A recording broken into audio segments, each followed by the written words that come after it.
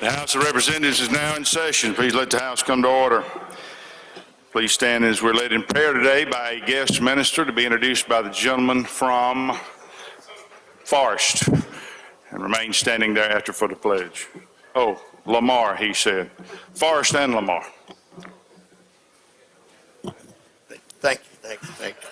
Thank you, ladies and gentlemen of the House. I'm honored today to introduce my pastor. He's been a big help in me in this this road through the legislature. I'm very proud to have him as a friend and introduced him. He's my pastor, Jeff Clark from Venture Church in Hattiesburg. Would you pray with me, please? Father in heaven, we thank you today for how you have so blessed us. As we think of all that's going on in Ukraine and around our world, God, we pray for them. We thank you for the president of Ukraine, the fact that he's standing up for his country, for his people. Pray that you'd protect him. God, we thank you for this great state. God, I thank you for the men and women who serve that you have put in this place for this time. God, bless them. God, nobody talks good about them. And God, we're going to say today, Lord, bless them, protect them, encourage them, lift them up. Let them know that they are loved, that they are your instruments. God, remind us today that no matter how important this moment is, in 40 or 50 years, everyone on this floor will meet you. And so, God, may we leave this place better than we found it. We thank you, we love you, we honor you. In Jesus' name I pray, amen. Attention, salute, pledge. I pledge allegiance to the flag of the United States of America, and to the republic for which it stands, one nation, under God, indivisible, with liberty and justice for all. Let's get a picture before you leave. Ladies and gentlemen, just for your awareness, our pastor who prayed for us today was a former basketball star at Mississippi College, and he also married a young lady from Biloxi. Father was Frank Gunn. Many of you from the coast may remember Frank Gunn, who was a pastor on the coast, no relation to me, but he married his daughter Alicia. So he married a Gunn. It means he's got good judgment, right? Open the machine, Madam Clerk.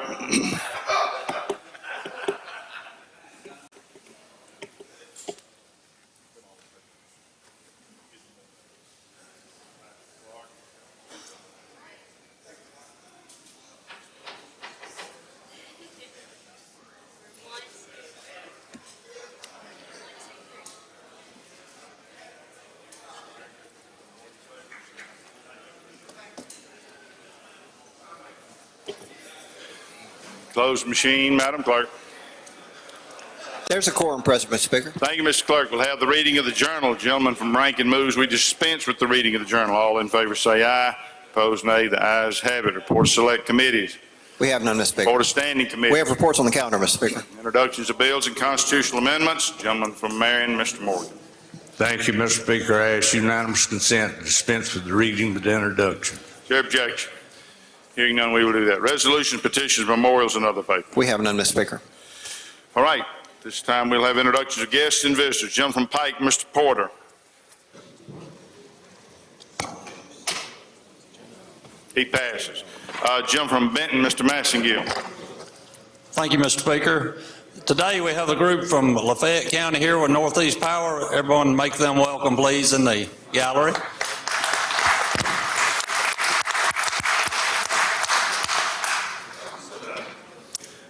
Gentleman from Newton, Mr. Rushing. Thank you, Mr. Speaker. On behalf of the gentleman from Leek, gentleman from Scott, and the gentleman from Neshoba, I'd like to recognize 3 students with a leadership program through Central Electric Power, Ms. Kaylee Bracewell, Sydney Killen, and Hayden Coates. If you will stand up and be recognized. Welcome to the Capitol.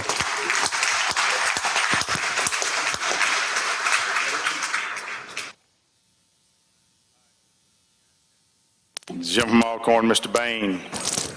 Thank you, Mr. Speaker. Mr. Speaker, up in the South Gallery, we have two students from Alcorn County here on the EPA Leadership Council. If you would, make welcome Jake Bronner from Concurrence High School, and Kaylee Lawson from my alma mater, Alcorn Central. If you would, make them feel welcome.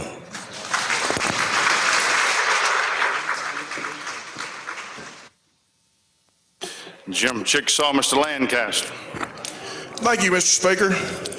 In the South Gallery, I'd like to welcome members of the Youth Leadership Conference from Webster County and Calhoun County, Anna Perez, Tucker Graham, and with them is Jacob Samuels.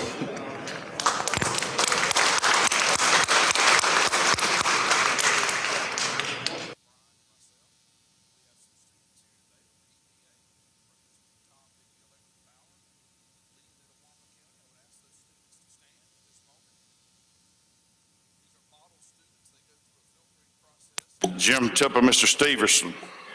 Thank you, Mr. Speaker. In the South Gallery with these young people with the co-op leadership group, have a dear friend's daughter that's among this group, and she's also the granddaughter of former Representative Bobby Howe. Please help me make welcome Lily Howe.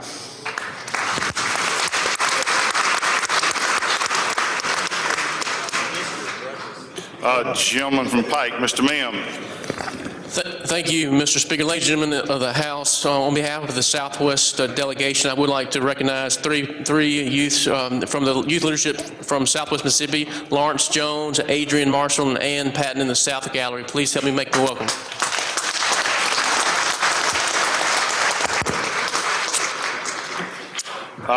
Lady from Jones, Ms. Robinson. Mr. Speaker, I'd like to introduce in the South Gallery from Dixie Electric Power Association, Pollyanna McGee, Communications Coordinator, Amanda Wells, Communication Assistants, and two outstanding students, Kelton Hosey from West Jones and Johan Gonzalez from Petal.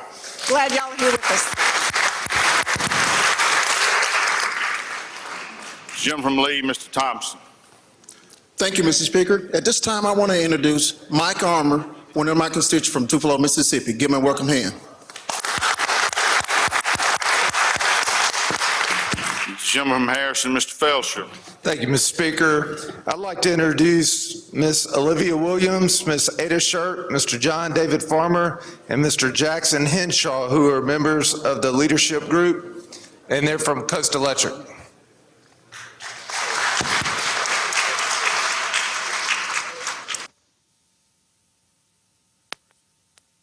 Lady from Lowndes, Ms. McLean.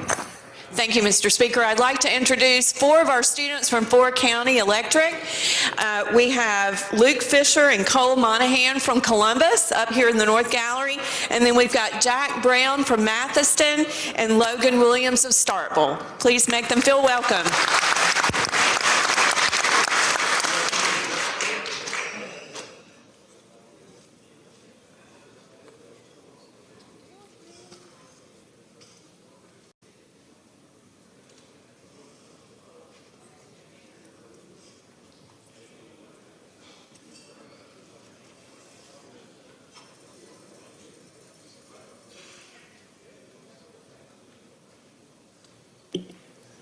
All right, I don't see any other introductions. I do have one announcement. Today's the birthday of the gentleman from Itawamba, Mr. Bell. Please wish him happy birthday.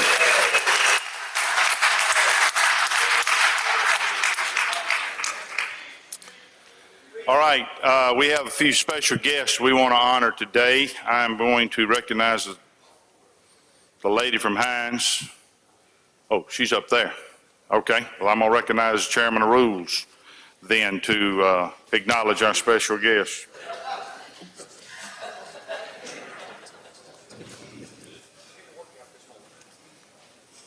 Thank you, Mr. Speaker. Ladies and gentlemen in the North Gallery, if you will look over and welcome the Bolton Edwards Middle School champions. We passed a resolution a few weeks back, HR 22, I believe, and if Madam Clerk would read that resolution while Representative Foster makes the presentation.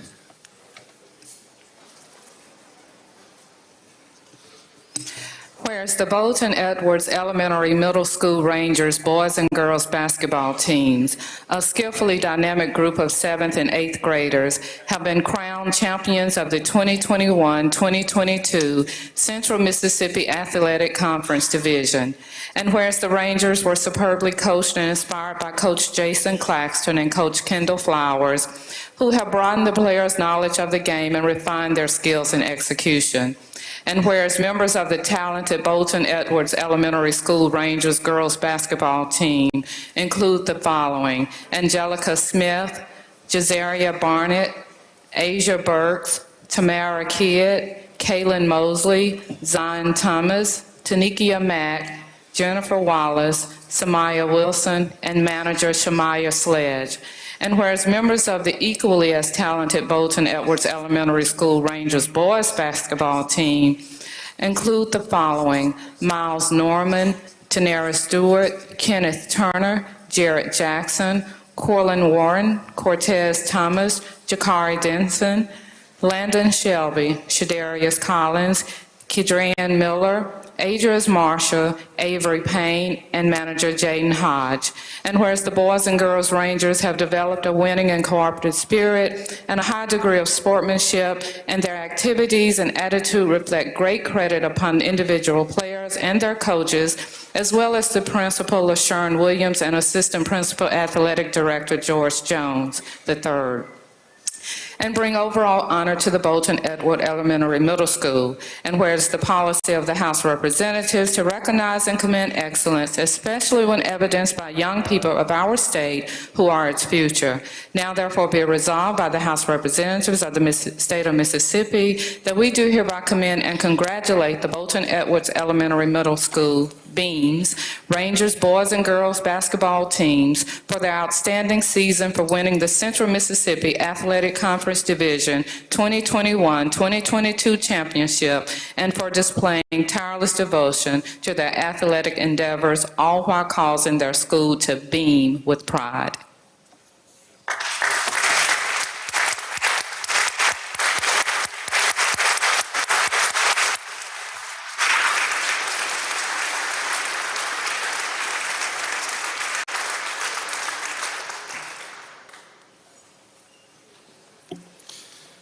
All right, next item.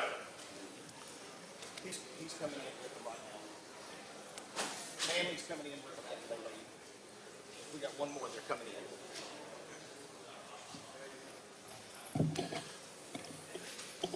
in. Chairman indicates there's another group to be recognized, but they're going to have to swap out up there. So in the meantime, I'm going to recognize the gentleman from Lamar, Mr. Tubb, for announcement. For what purpose? You seek recognition. Sorry. He passes. All right, he passes. Ladies and gentlemen, we have had another recognition to be made this morning. Unfortunately, the individual could not come. I would like, nevertheless, to acknowledge who he is. Many of you may have read a book written by Smitty Harris, who's a Vietnam veteran from Tupelo. He was a POW for 8 years, and I read his book recently. It was a phenomenal book, filled with pride, made you proud that we have Mississippians like him who went forth, defended our country, served the way he served, and I commend the book to you if you've not read it. We passed a resolution honoring him a couple of years ago, I think. We've been trying to get him here ever since. He was unable to make it this morning. I don't know the circumstances of that. I would ask for you to pray for him.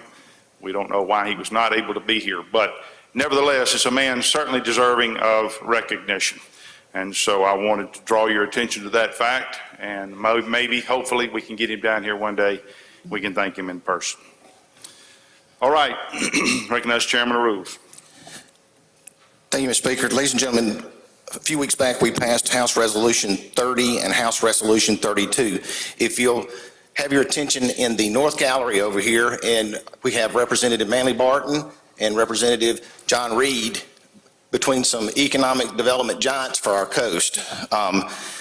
These then connect connect, and Jerry St. Pay basically made the coast look like it does today. They are some of the people that made some of the things happen.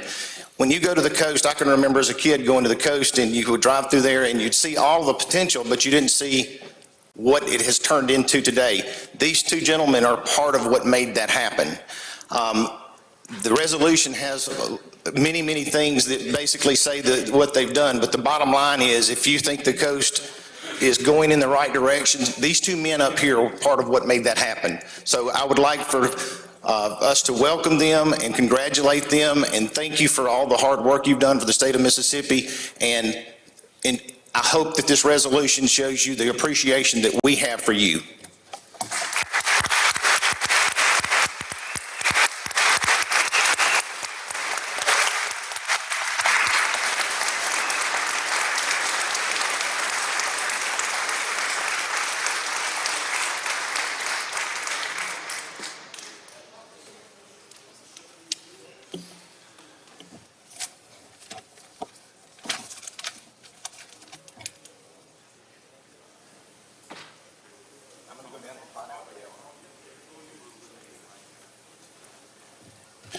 Ladies and gentlemen, there is a rules meeting right now. So if you're on rules, please meet me in the rules meeting. We have one more recognition to be made, and they are en route. So we're going to suspend business till they get here. Rules is meeting in the rules room right now.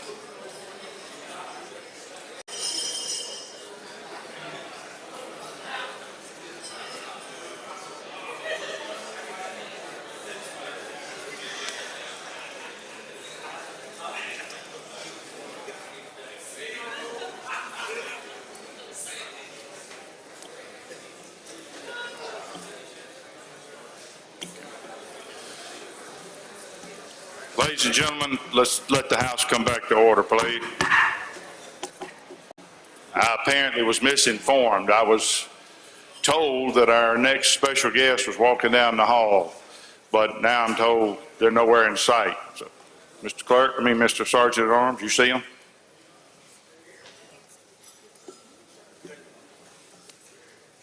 Okay. Well, they decided to show up. All right. Where's the Chairman of Rules?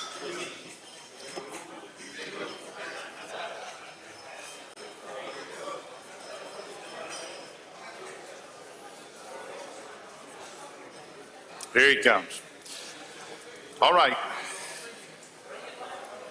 We have another special guest to be recognized.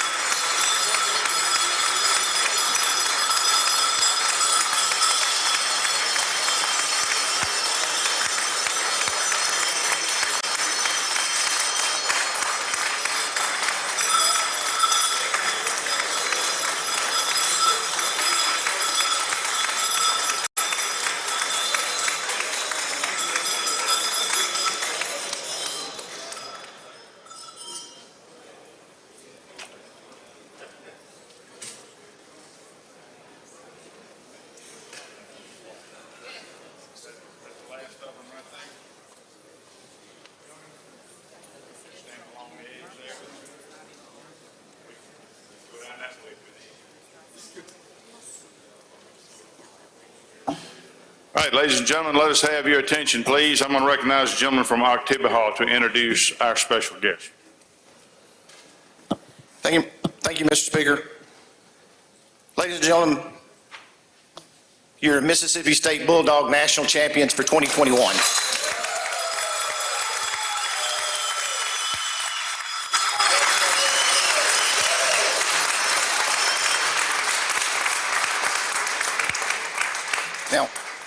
Now, some of you may not know this, but in the World Series, these guys did not have one error, not one, until they got me today.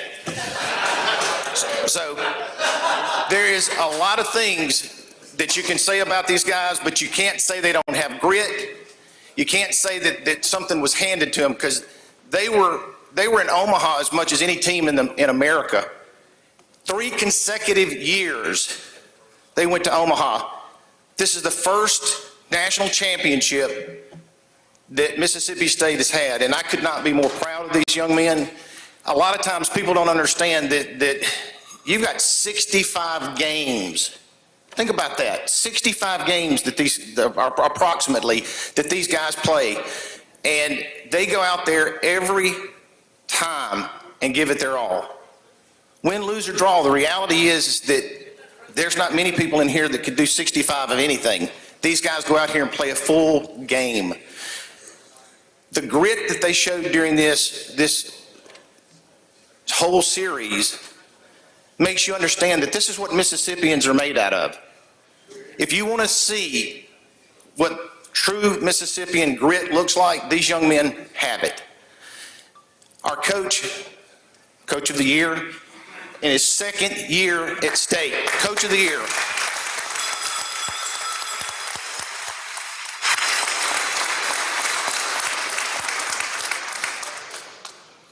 I've got a plaque that I'm going to give him, but frankly, it got left on the back. Never mind, here it is.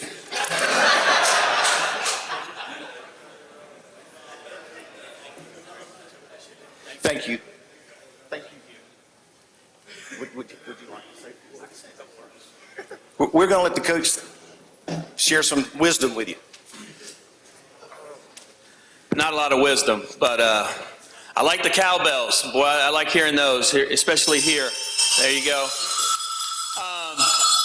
Thank you. It's an honor to be here, and I'm speaking for all my guys up here. It's an honor to be here and be recognized, and it's a really cool day for our guys. It was a magical ride. It was so much fun.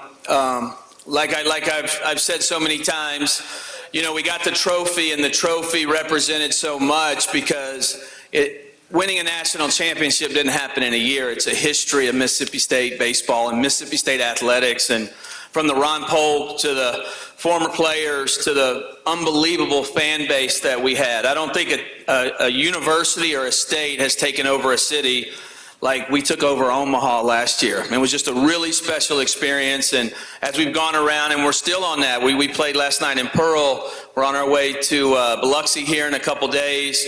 Everywhere we go, our state and our fans, they show out in such an unbelievable way. And I've said this earlier, even the Ole Miss fans, I'm getting text message and phone calls and everything else. And, sports in our state is huge.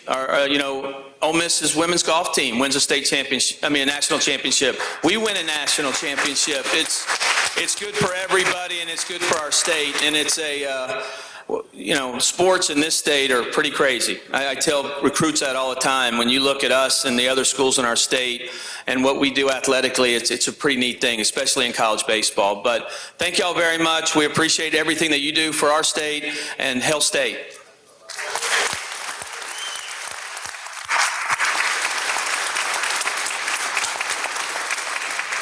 I did want to also recognize Dr. Keenum, in my opinion, the best president in all of our universities. We hear that a lot. But I did want to say that thank you, Dr. Keenum, for being here as well.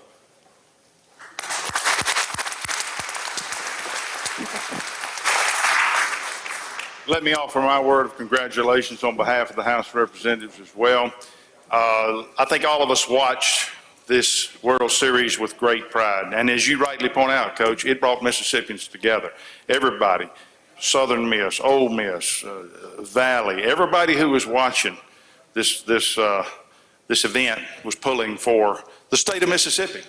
And these boys represented the state of Mississippi. But one of the things that struck me, Coach, and I will just commend you on this, is not that they were great baseball players, not that they went out and won a national championship, but one of the things that made me proud is the way they conducted themselves as young men and the way you conducted yourself.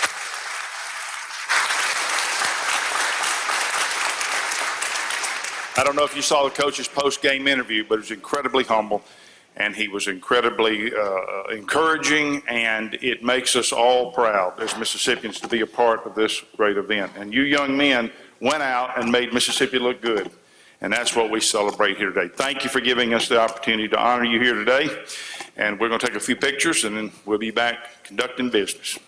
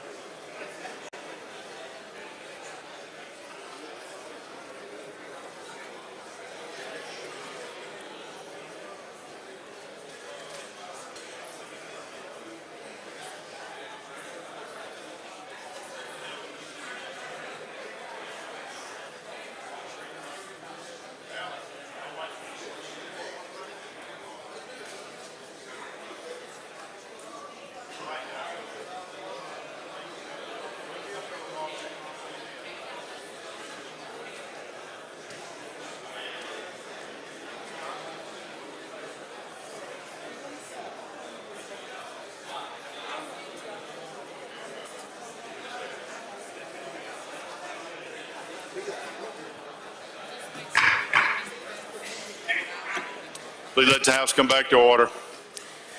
The gentleman from Walthall, Mr. Pygott, what purpose you seek recognition? Introduction, Mr. Speaker. Ladies and gentlemen of the House, in the South Gallery, I would like you to help me make welcome the Mississippi Agricultural Youth Challenge. These, standing, please. These young people are learning leadership skills in a wide variety of ag fields, so make them feel welcome.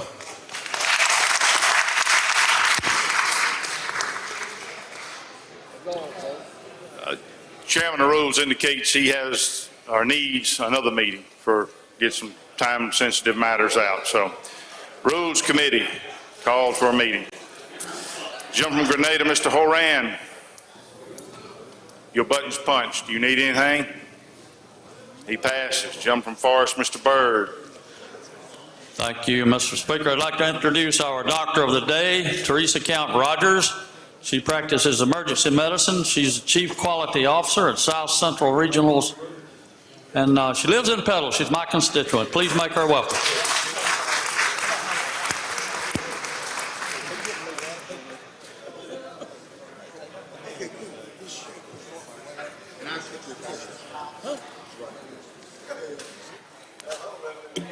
Gentleman Marshall, Mr. Kincaid. He passes. All right. I don't see any further introduction. No more special guests. We go to the calendar. Concurrence, non-concurrence calendar. Any chairman have an item here they wish to take up? Gentlemen from conference. All in favor say aye. Opposed, nay. Ayes have it. Gentleman from drug policy. Rankin County. Thank you, Mr. Speaker. I'd like to call up item number 2 and move that we concur and ask to explain the bill. You're recognized to explain the bill. Your motion. The motion. This is the second time I've asked you to concur on this bill. The Senate pulled it back last time and inadvertently left out a sentence at the end of the Uniform Controlled Substance Act that said nothing in this bill applies to the Medical Cannabis Act. And that was something that should have been in there, and now it's been added back in there. And that is the only change from what we did the first time. Remember, this was the bill where we made fentanyl Schedule 1. And so I would move that we concur. I'd be happy to answer any questions. Questions on the motion to concur? I don't see any. Open the machine, Madam Clerk.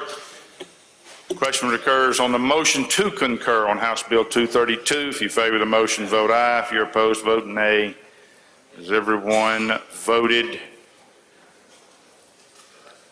Close the machine, Madam Clerk. By vote 115 yeas, 0 nays. Motion prevails. Gentleman from Neshoba. Thank you, Mr. Speaker. I'd like to go to item number 4, House Bill 1029, and move to concur.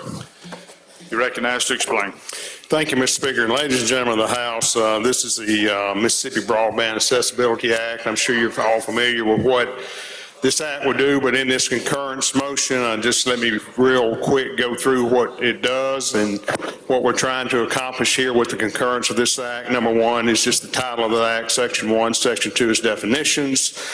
Section 3 sets up the Mississippi Broadband Expansion Commission. That was very similar to what we did in the in what we passed back in late January. It sets up the Mississippi Broadband Commission of 7 members, 3 appointed by the governor, 4 by the lieutenant governor, with 2 of the lieutenant governor's appointments being at the recommendation of the Speaker of the House. One important thing to remember here is to get this broadband moving and moving quick. These appointments have to be made within 15 days of the signature of the governor by this of this act. So we want to get those appointments made quick so this commission can begin to meet real quick. Let me tell you a little bit about this commission, what this commission will do, and I'm going to move on. Section 4 really gets into the meat of this, but this commission will approve, will look at the projects, broadband projects across the state that is has been looked at and verified by the public utility staff. They will approve these projects per the guidelines of the federal guidelines of these programs that we have, and that will be the role of the commission. They will not have an executive director. It will be the commission, and that's what they'll do. Section 4, the public utility staff is going to be very involved in this. If you'll look at Section 4 of the bill, they will be the ones that will be receiving the data for mapping purposes to determine unserved, served areas is determined by the federal guidelines. All of this that we're doing in this bill, ladies and gentlemen, far as looking at these grants, looking at approval of these grants and everything else is following federal guidelines. We have put nothing more restrictive in here than any additional state restrictions or anything like that. It makes it very neutral for broadband providers to apply for this money, but the public utility staff would make these recommendations to the projects and to provide broadband access in the unserved and underserved areas. Section 5, and y'all, this has been a concern for a lot of people, and we have addressed this in Section 5, and this is basically what we call overbill language, but on lines 190 through 197, we say that these funds from any grant program should be used only for projects to exclusively extend broadband to unserved or underserved areas. And then, of course, that all of these areas will be determined by the federal rules and regulations. Section 6 sets up the criteria for the projects, the process for the receiving applications. Section 7 sets up a website, mandates a website by the public utility staff to put forth those criteria, that information for projects.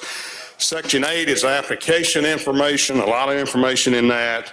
It does have a challenge process in there in Section 8 if a provider feels that there is some things that need to be challenged in there.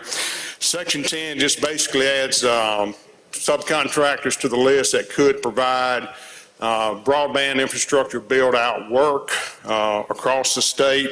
We feel like that with this big influx of federal money that we're going to have a lot of contractors needing a lot of work and a lot of help. Okay, so this will allow subcontractors to be able to enter into that and help with this broadband infrastructure build out. Section 11 just basically says from and after passage this act will go into effect. Ladies and gentlemen, that's a quick overview of the bill. Let me tell you what it does basically. We have sat here and we have gone back and forth and we have got a product. I'm presenting a product to you today that it checks all the boxes on the federal side. And the federal guidelines are the ones that we're going to have to be following as we begin this broadband grant build out and expansion program across the state. But it does check all of the boxes, ladies and gentlemen. It develops a statewide broadband plan. It allows for a small portion of the federal funds to be used for administrative purposes. It defines and says that per the federal regulations to go to the unserved and underserved areas first as determined by the federal maps. And it addresses overbill per the federal guidelines.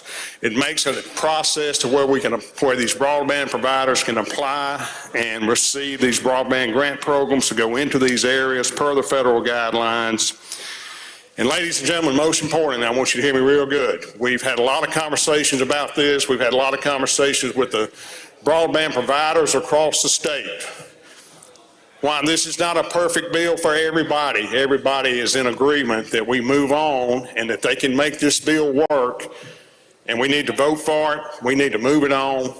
We need to get this commission appointed, get it sent to the governor's desk, and let's begin the broadband build out. And Mr. Speaker, that's an explanation of the bill, and I'll answer any questions. Questions, Jim from Adams, Mr. Jones. Thank you. Will the gentleman yield? Yes, sir. Will this commission be in place in enough time? I understand there's a broadband infrastructure bill that you have to qualify for by September 1st. Yes, sir. So this legislation, far as the establishment of the commission, says that once this bill is into law, which may after the governor's signature, and I would hope that the governor would certainly consider this and sign this, because we do have to have a broadband plan, and this is part of our statewide broadband plan. But in answer to your question, this commission has to be in place 15 days after this act goes into place, and they go to work immediately. And yes, gentlemen, you are exactly right. The Capital Projects Fund, which is the first $162 million of broadband build out, we have to have a plan in place by September the 24th of this year. Exactly. Correct. Thank you. And that'll give this commission enough time to set up rules and regulations and operating procedure that they can do that? Yeah, gentlemen, let me tell you, so if you recall back in 2020 when we did the CARES Act, we gave that to the public utility staff. They'll be the one that will be setting all this up. So they've already got the experience to go. The executive director over there and the staff over there, they're ready to hit the ground running. We're ready to go, gentlemen. You're confident we won't forego taking advantage of that $162 million? Gentlemen, we're not only going to take advantage of that $162 million, we're going to take advantage of the other probably $1 billion plus that's coming down the pipe in federal funds over the next 4 to 6 years. Okay. And my only other concern I want to ask you about this, any consideration be given to, as you set up this commission, that they just won't be all made up of industry people? There's some restriction on that. And the reason I say that is there are a number of cooperatives, just to lay the foundation, that have members who are owners of that cooperative. And so we don't ever seem to think about the people who we're trying to serve helping make decisions other than people in the industry. It's like we appoint people like the Fox, over hen house. Yeah, gentlemen, so on lines 110 through 117, it says members of the commission shall not have any direct or indirect interest in undertaking that puts their personal interest in conflict with that of the commission and shall be governed by the provisions of Section 109 of the Constitution. Thank you, Mr. Chairman. I appreciate it. All right, I don't see any further questions. Open the machine, Madam Clerk. Question occurs on the motion to concur, House Bill 1029. In favor of the bill, vote aye. If you're opposed, vote nay. Has everyone voted? Close the machine, Madam Clerk. By vote 112 yeas, 6 nays. Motion to concur passes. Anything else on the concurrence, non-concurrence calendar? All right, rules. Rules won't do any more? Passes. Appropriations. Ways and Means. Passes. Brings us to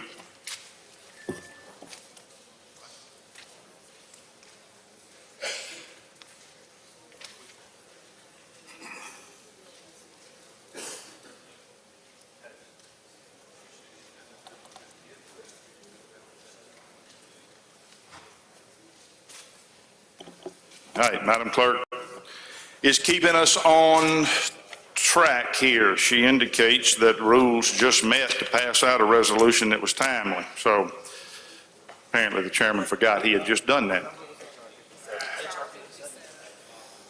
Mr. Speaker, if we could call up H.R. 57. I recognize Madam Clerk to read the report of the Committee on Rules. Report of Committee on Rules, H.R. number 57, Major General Billy M. Neighbors, commend exemplary and outstanding service to the Mississippi National Guard upon his retirement. Time sufficient to be adopted. Chairman's recognized. That's the explanation. This is a resolution for someone that's retiring that we need to get out so that it could be done, and that one of our representatives can present it this weekend. That's my explanation. Questions on the resolution? I don't see any. If you favor the resolution, indicate by saying aye. Opposed, nay. Ayes have it. Anything further? No, sir. You want immediate release? Yes, sir. Any objection? Hearing none, we'll do that. Okay, that brings us down to the general calendar.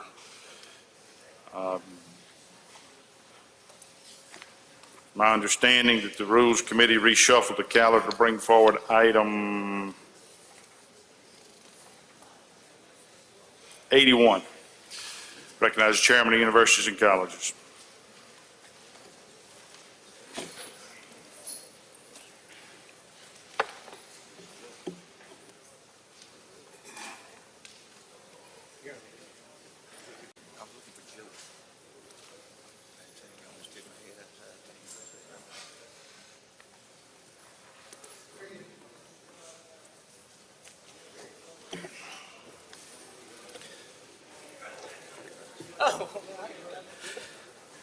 Thank you, Mr. Speaker.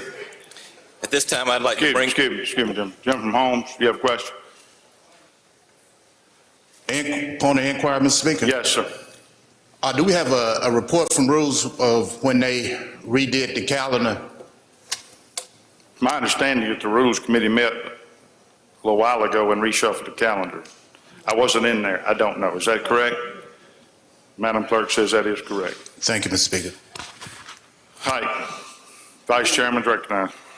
Thank you, Mr. Speaker. At this time, I'd like to ask that you bring up Senate Bill 2113, make the usual motions, and I would like the gentleman from Choctaw to handle the bill. All right, it's been read the third time, so we'll recognize the gentleman from Choctaw to present the bill. Thank you, Mr. Speaker. Ladies and gentlemen of the House, Senate Bill 2113 is a bill that says no public university, community college, public school will teach any course of action that any child is superior or inferior from each other, and that is an explanation of the bill. Questions? Gentleman from Hines, Mr. Stamps. Thank you, Mr. Speaker. Will the gentleman yield? Absolutely. What effect will this bill have on the First Amendment expression in our universities and colleges? It's not going to have any effect on the First Amendment. There is a part in this bill that says if any part of it is invalid, that it will be struck down and the rest will be allowed to proceed. That is in section number 5. Thank you. What role does religion play in critical race theory? All I know is, gentlemen, I'm here to discuss on the merits of the bill, but freedom of religion is a First Amendment right that's protected by all Americans. And if any of it was infringed upon, then it would be, if it became invalidated by this act, then the rest of it would still be in play. Thank you, sir. Mr. Speaker, I have a minute at the appropriate time. All right. Gentleman from Hines, Mr. Bell. Thank you, Mr. Speaker. Gentlemen, you yield. Absolutely, gentlemen. As you describe this piece of legislation, could you give me a brief explanation one more time? Gentlemen, under line 27, it says that no college, public university, community college, school shall teach that any sex, race, ethnicity, religion, or national origin is inherently superior or inferior. Okay, so does this bill prevent children from going to the Mississippi Civil Rights Museum? This will not prevent anything of that nature. It's not going to prevent any teaching of history in our schools. It's just going to say that you cannot teach anything that says someone is inferior or superior. And that's all this bill says. It's not going to keep us from teaching about our past, about Mississippi history's past, about history in and of itself. That's all this bill says is that there's not going to be anyone that says that a child's going to be taught that one race is superior or inferior. I understand that, but can you explain to me how can that be in a history class when history always talks about reasons why we go to war, reasons why we're in certain economic states? How can you ensure that that won't be taught? Well, gentlemen, it will be up to the local school boards to develop the curriculum. The curriculum will go to the State Department of Education. The State Department of Education will approve what curriculum is there, but this bill in no way keeps from teaching about the history of our state or any of that nature. It just says that if we're going to be, any public child is in a classroom, we're not going to say someone is superior or inferior. All right, thank you, gentlemen. Thank you, Mr. Bell. I appreciate you and respect your opinion. Gentleman from Sunflower, Mr. Anthony. Thank you, Mr. Speaker. I'd like to speak on this bill at proper time. All right. Gentleman from Tallahatchie, Mr. Rosebud. Thank you, Mr. Speaker. I have a motion at the proper time. Okay, state your motion. Motion is to table this bill. Motion is to table. Those opposed have 5 minutes. Any opposed? I don't see any. If you favor the motion to table, indicate by saying aye. Aye. Opposed, no. No. Noes have it, noes have it. Roll call is demanded. Open the machine, Madam Clerk. In favor of the motion to table, vote aye. If you're opposed, vote nay. Has everyone voted?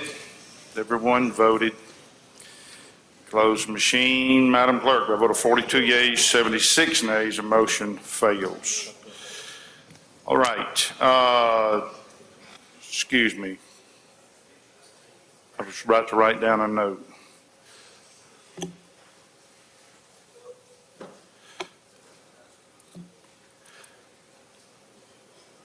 Gentleman from Sunflower, you're the one that said you wanted to speak, correct? All right, let me make a note of that. All right, gentleman from Holmes, Mr. Clark. Thank you, Mr. Speaker. Would the gentleman yield? Absolutely, gentlemen.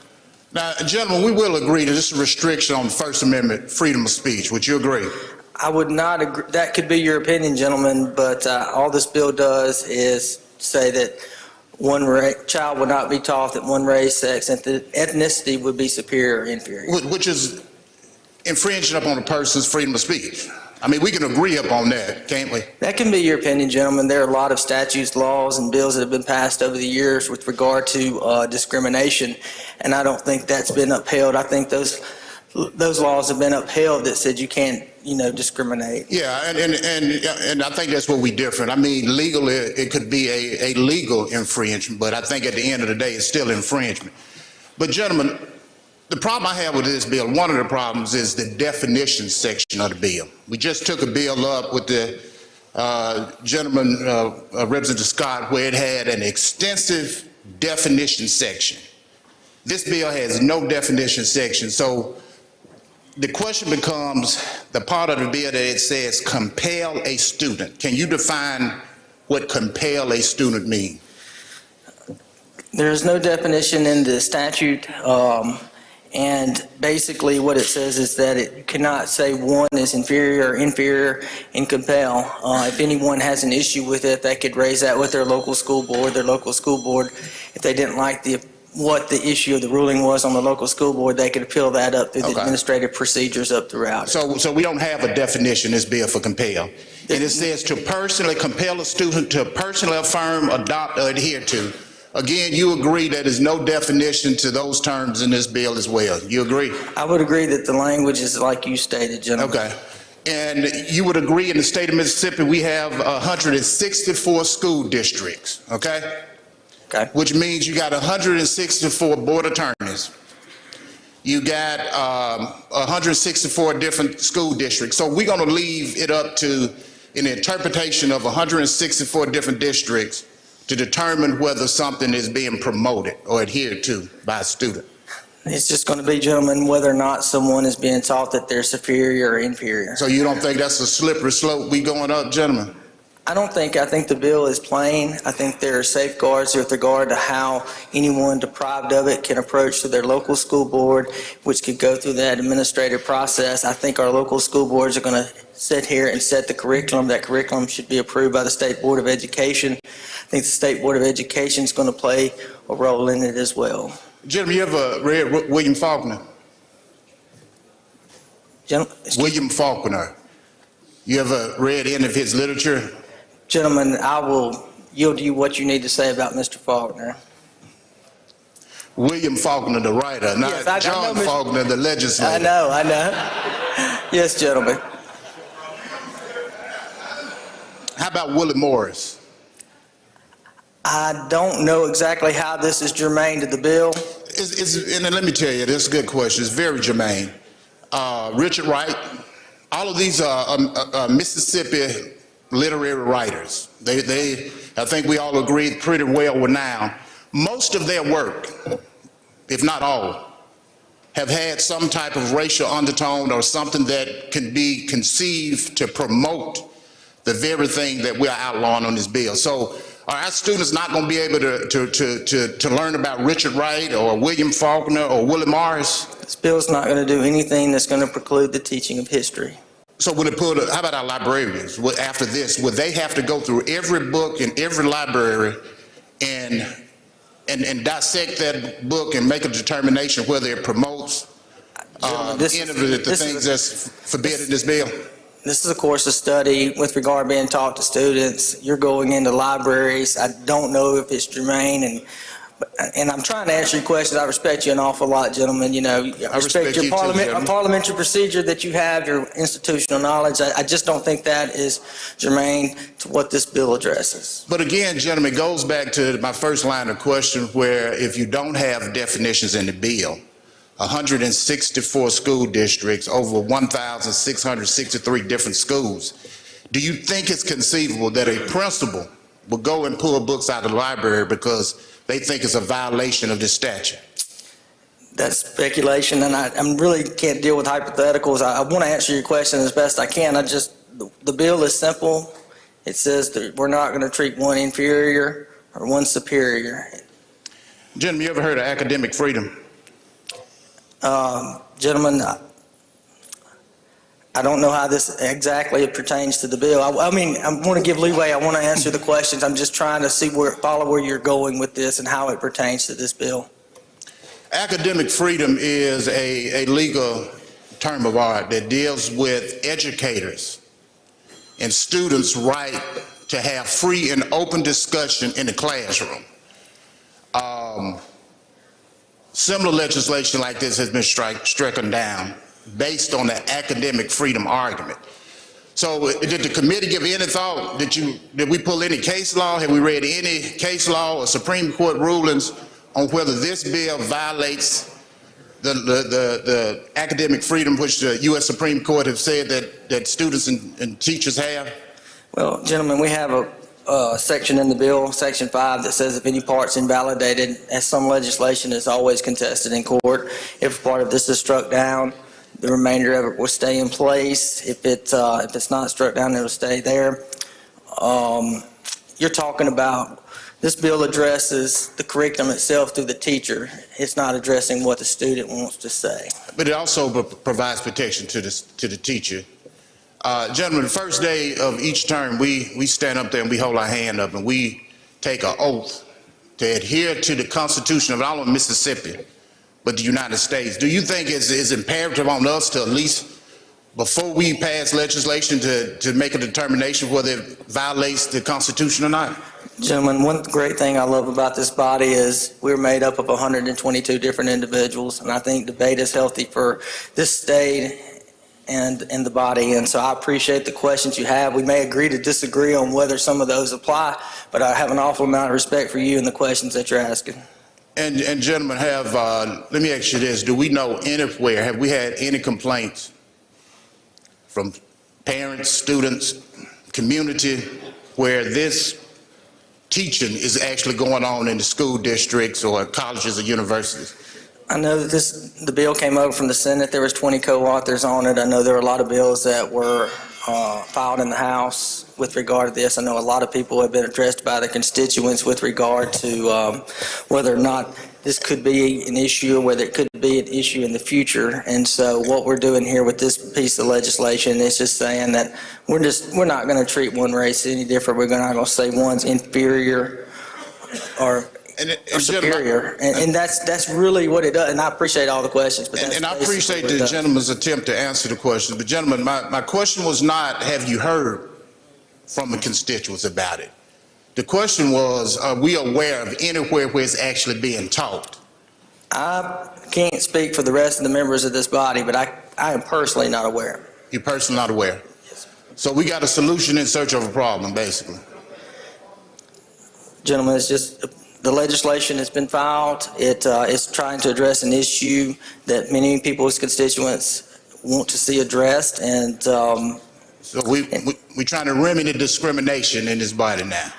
I don't think it's discriminatory to say that you're going to not treat one race inferior or one superior. So we got a hate bill that's been introduced year after year that will give an enhanced penalty if somebody commit a violent crime on a person based on gender, sexual orientation, or race. I mean, don't you think that have a little bit more teeth in it to remedy discrimination in the state of Mississippi, gentlemen? Gentlemen, I appreciate all the questions you're asking. I know that you do a great job with your district and the people that you represent and the people across this state. I just don't think that issue's germane to the bill that we're dealing with curriculum right here. I do appreciate it. Gentleman's argument was that we trying to remedy discrimination. So I'm just simply bringing forward of other legislation I've introduced and legislation other members of this body have introduced. I think it's very germane to this legislation. I appreciate the question, gentlemen. I have an awful amount of respect for you. Mr. Speaker, at the proper time, I also like to be recognized to speak on the bill. All right. Gentleman from Madison, Mr. Blackman. Thank you, Mr. Speaker. Jimmy Hill. Absolutely, gentlemen. The title of this legislation is critical race theory. Can you tell me where that term originates? I can't tell you, gentlemen, where it originated. I know that a lot of people have a lot of different definitions of what critical race is. The way this bill is drafted, even though it's not explicitly defined in it, would be that it's going to be precluded to have any sex, race, or ethnicity, religion, or national origin be treated inherently superior or inferior. Well, as I understand it, the actual critical race theory, I want to ask you if you heard of this, whether or not the committee considered it, grows out of I don't want to call it a movement, but scholarly pursuits by scholars and researchers to look into and to see if they could find out why the issue of race is so embedded in so many aspects of our society, such as housing, employment, justice, even things that we have done and still do in this legislature, in order to have a better understanding of what the problem is, where its origin, and perhaps how we can minimize or even stop or remove some of it. Did you all look into that part of how this term even began to make an appearance onto our national scene?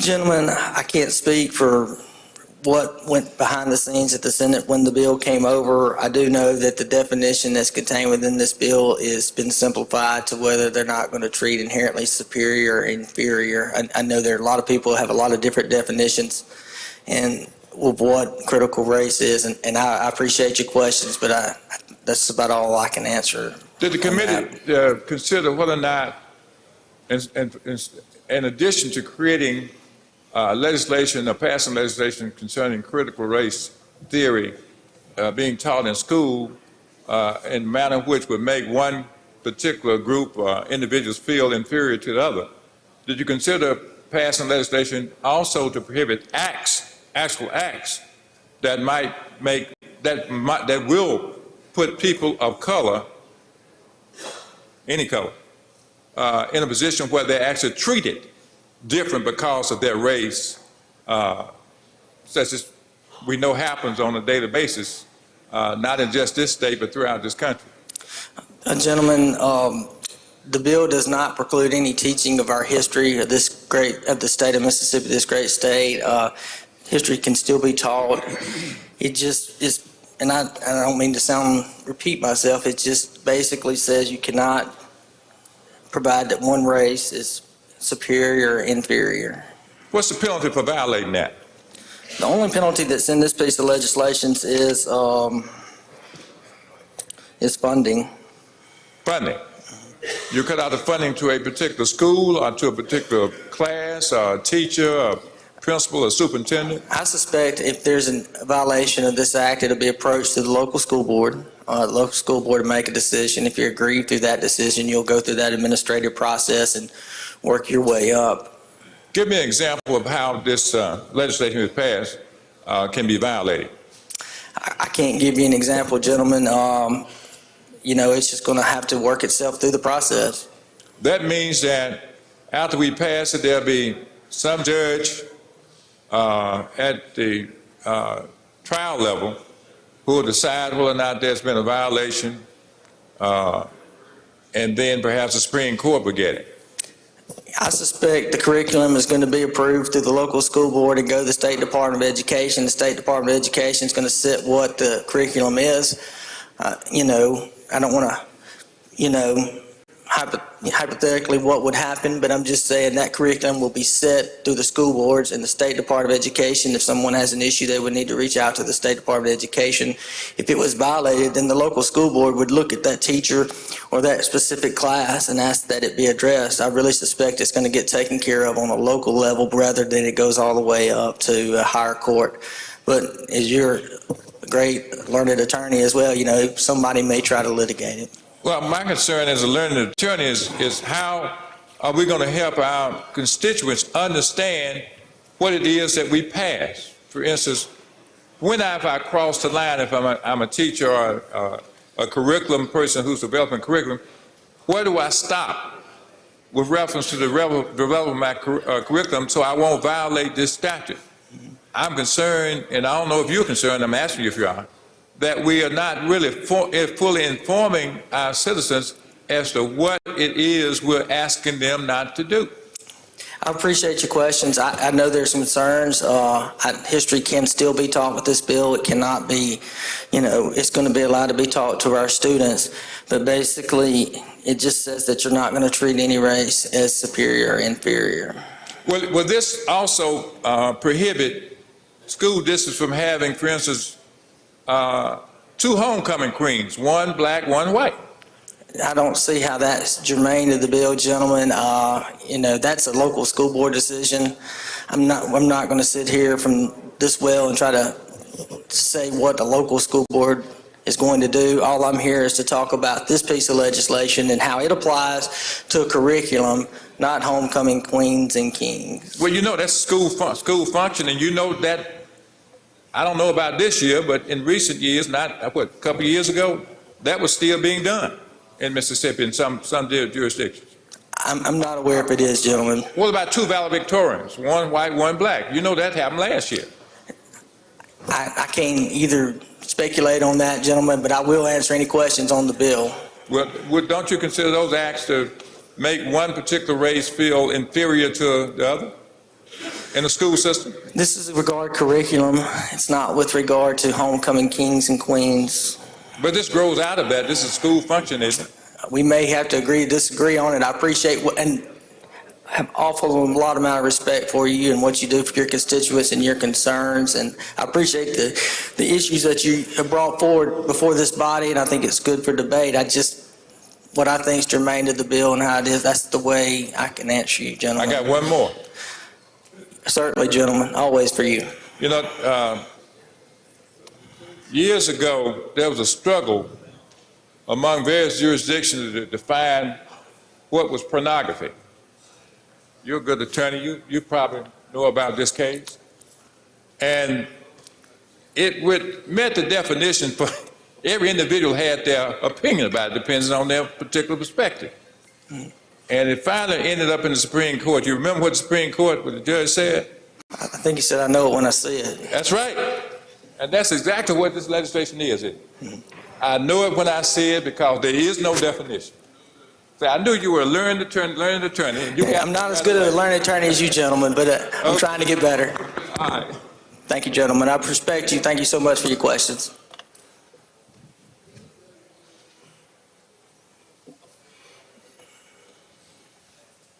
Lady from Hines, Ms. Yates. Yes, please. Will the gentleman yield? Absolutely. To my knowledge, there's only one critical race theory class being taught in the state of Mississippi. Do you know where that class is being taught? I'm not personally aware of where it would be. The University of Ole Miss Law School. Would this bill prevent that class from being taught? This bill says that they're not going to treat any race superior or inferior. That's the curriculum that's based off of, and that would be up to the University of Ole Miss to determine. But the title of the bill says critical race theory prohibit. And the only critical race theory in this entire state that's being taught is at a law school, at a graduate level law school class, to adults, some of whom are paying their own tuition. So you're going to tell adults that they can't take and pay for a graduate level theory class if they want to. If that's your opinion, lady, yes. That's my question to you. Well, lady, the bill says what it says. It says we're not going to allow, the critical race is technically not defined in the bill, but as we all aware, this is what the questions are revolving around. And it's not to teach that any race, ethnicity, religion is superior or inferior. So if critical race theory is not defined in the bill, is there a reason that the title of the bill is critical race theory prohibit? You'd have to take that up with the Senate over there, lady. This is a Senate bill, but I know there are a lot of House members that filed bills on this issue, and that's an issue. I think the language is pretty clear in it with regard to who this applies to with public universities, with community colleges, with public schools. which would include the University of Mississippi Law School. Is that correct? Lady, if this bill passes, it says that no public university, community college, or high school can teach a curriculum that says one religion is superior or inferior. And that would include the University of Mississippi Law School. Is that correct? They are a public university in this state. Okay. And according to Merriam-Webster's dictionary, the definition of critical race theory is a group of concepts that race is a sociological rather than biological designation, and that racism pervades society and is fostered and perpetuated by the legal system. That sounds an awful lot like a legal theory that might be taught in a law school class. Do you agree? Lady, you know, you read me a definition off. I don't see it. If that's your opinion of what it is, that's your opinion. My opinion on the bill is that it's simple, that it says we're not going to treat someone superior or inferior. And this Does the definition that I just read to you, it's not in the is it bill. in line with what's in the bill? I can't speak to what the definition that you just read off. I can speak to what's in front of me. A lot of different people have a lot of different theories of what critical race is. The legislation that is in front of you today, if you define critical race, it says we're not going to have a curriculum in a public school, a high school, community college, and IHL that says one sex, race, ethnicity, religion is superior or inferior. Other than the title of the bill, is this bill a critical race theory bill? Lady, that's the definition of what this bill is that we're not going to teach curriculums that say one race is superior or inferior. And it's not limited to race in this bill, is that correct? It's not. It's sex, race, ethnicity, religion, or national origin. And who will make a determination as to which funding is pulled from which school district or from which college or which university for which courses or for which teachers or professors? I would assume it would be the State Board of Education. I'm assuming that a lot of these local school boards will address these issues before they even get there. But any issues that you have with regard to what curriculum is taught will go through State Board of Education or IHL. Thank you. Thank you, lady. I appreciate your questions. Jim from Adams, Mr. Johnson. Thank you. Will the gentleman yield? Absolutely, gentlemen. Are you okay today? I'm pretty good, gentlemen. All right. Because you can't seem to look at a bill and read the lines and understand any question anybody's asking. So I just want to make sure I direct you where you need to go on these Well, issues. I think I've read it, gentlemen, and sometimes you and I are going to agree to disagree. You're a good, learned attorney. And, Don't do that. Let's get to the bill. Look, I want you keep saying curriculum. Can you show me in this bill where the word curriculum is located in the bill?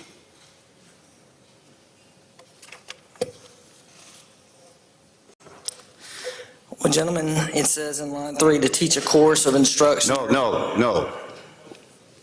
You keep saying curriculum. Now, teaching a course is different than an actual organized curriculum. The State Department of Education directs curriculums. Is curriculum stated in this bill anywhere? I see a course. I don't see curriculum. Okay. You also keep saying that the title of the bill is critical race theory. Now, the title, you understand what a short title of a bill is, right? I do, gentlemen. And are you looking at the committee substitute for Senate Bill number 2113? I am, gentlemen. Do you see critical race theory anywhere in the short title of this bill? I don't see it in there. Okay. But it might, I mean. No, there's no might. If you can show me where it is, just show me where it is. I don't see it in there, gentlemen. Okay. We don't see critical race theory. We don't see curriculum. We don't see either one of those in the bill. Is that correct? That is correct. It also doesn't say anything about what a school can teach. What it says shall direct or otherwise compel students to personally affirm, adopt, or adhere to any of the following tenets. Am I reading that correctly? On line 22 through 26. Line 22. Section 1. I've got it. Shall direct or otherwise compelled to personally affirm. I think the language that you're looking for would be in subsection 3. No, I'm not looking for any language. I'm just talking about that language right there. You were talking about. It doesn't say anything about curriculum. It doesn't even say teach. It doesn't even say teach, does it? Nowhere in that section does it say teach. In fact, find me in here anywhere in the bill, anywhere where it says teach. We're talking about teaching, but tell me where in the bill where it says teach, anywhere.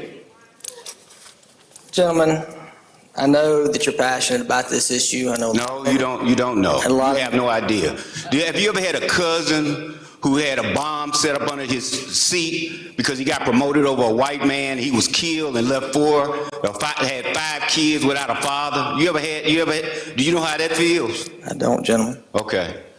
Well, I appreciate you handling the bill, but please don't tell me how I feel. Right. No, I'm not done. Oh, I'm sorry, gentlemen. I apologize. You say that on line 44, no funds shall be expended by the State Department of Education for any entity under the Department of Education's jurisdiction or purview or school district, public charter school, community junior college, the Mississippi Community College Board, and the Board of Trustees of Institutions of Higher Learning or public institution of higher learning for any purpose that would violate the provisions of this section. You said in section 6, there was something about curriculum.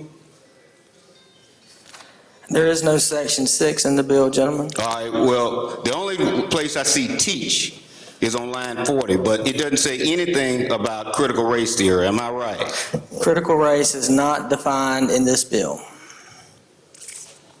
The words critical race are not in the bill. And there's no definition for a course of curriculum or anything. The only definitions are in line 27 and 29. So have you ever read the Declaration of Secession that was written by the Confederacy and by the state of Mississippi? Have you ever read that? Gentlemen. It's a yes or no question. Gentlemen, have you ever read it? I am here to talk about this bill. I don't see how that's germane. I'm here to answer any questions that you would like on that bill. Germane is to the point of order. It has nothing to do with what question I ask you. You can either answer the question or not answer it, which I understand. But I just asked if you have read the Declaration of Secession, of why we seceded from the Union. Have you ever read that? In a history class when I was in school. Well, I've read it. And as an African American, in the second paragraph, they clearly define that people of African descent are inferior. That way, they should be property and they should be slaves. So that's history. Are you suggesting that that history is something that we shouldn't know anything about because it defines a race of people as being inferior? I said earlier, gentlemen, it's not going to preclude anything in teaching of our schools about our history, our past.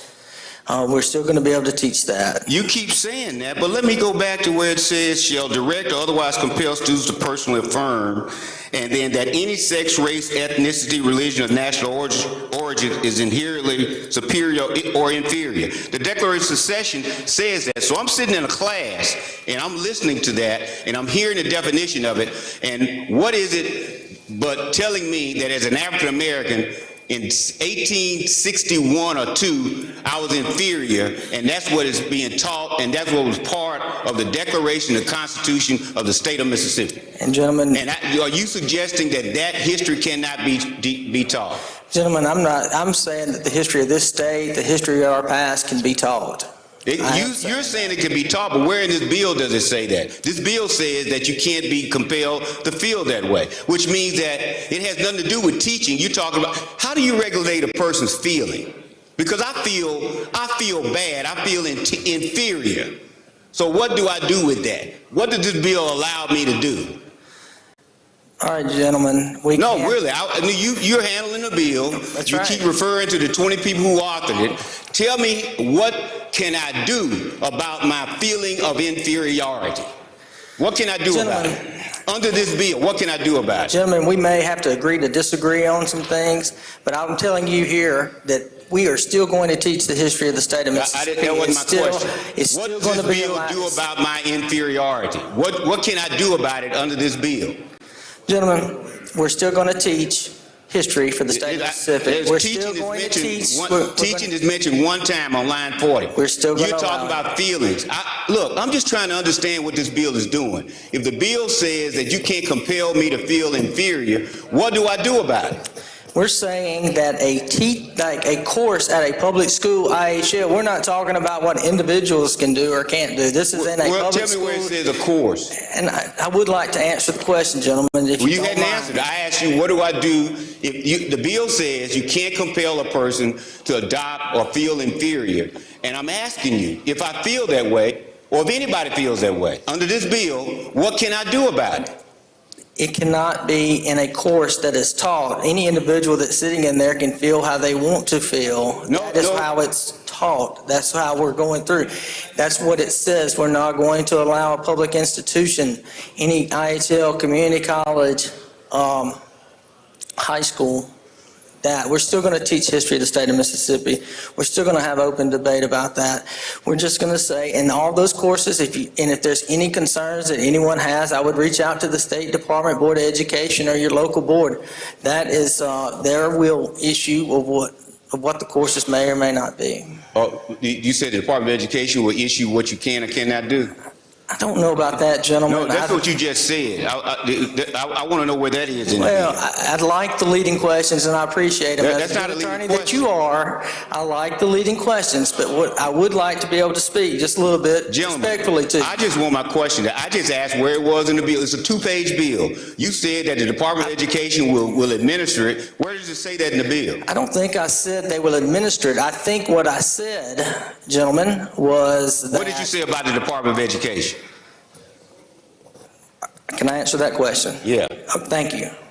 What I said was if anyone had a concern about it, I think it would be, the courses would, when you're dealing with high schools, would be addressed by the Board of Education on your local level. Then if it was an IHL or community college board, then they would look at that. And then if it was a State Board of Education, they could look at that. I would think that on the local level is where a lot of these courses would be addressed, of whether they're going to be taught or not. Gentlemen, how long have you been practicing law? Too long, gentlemen. More than 10 years? Yes, gentlemen. And so, do you know any statute that regulates or defines what you can and cannot do under the law that says, I think that's what you can do? You know any law that says that? Gentlemen, I know we're going to... But you keep saying that, but all I want you to do is show me where it says the Department of Education or the school board will tell you whether or not you can feel that way. Where does it say that? Because that's all it talks about in this bill. It doesn't talk about a course. It doesn't talk about curriculum. It just talks about what a person is compelled to do. And I just want you to tell me, where does it say the school board will tell you, or where does it say the Department of Education will tell you? Is it in here anywhere? Am I missing it? It's not in this bill, gentlemen. All right. Okay. That's what you think. I think... That's what you think. This is what I think, gentlemen. I think that our local school boards have issues that deal with our curriculum for our local students. I think our State Department of Education has oversight with that. I cannot cite you those code sections. It is not in that bill. You and I may just have to agree to disagree on some of this, but what the bill says is what it says on line 27 and 29. That any sex, race, ethnicity, or religion or national origin is inherently superior or inferior, or that the individual should be adversely treated on the basis of their sex, race, ethnicity, religion, or national origin. And again, I will ask you, because we got a bill, we're passing a law. If that happens, what can I do about it? With regard to a course that's being taught? No. What can I do about if lines 27, you pointed them out to me, so I'm going to go back to them. Line 27 through 30, if any of those things happen, what can I do about it? Gentlemen, or as a student, or just you as an attorney? I'm talking about, who are you talking about? Who does this bill refer to? Gentlemen, the bill is addressed to those public institutions that would teach those courses.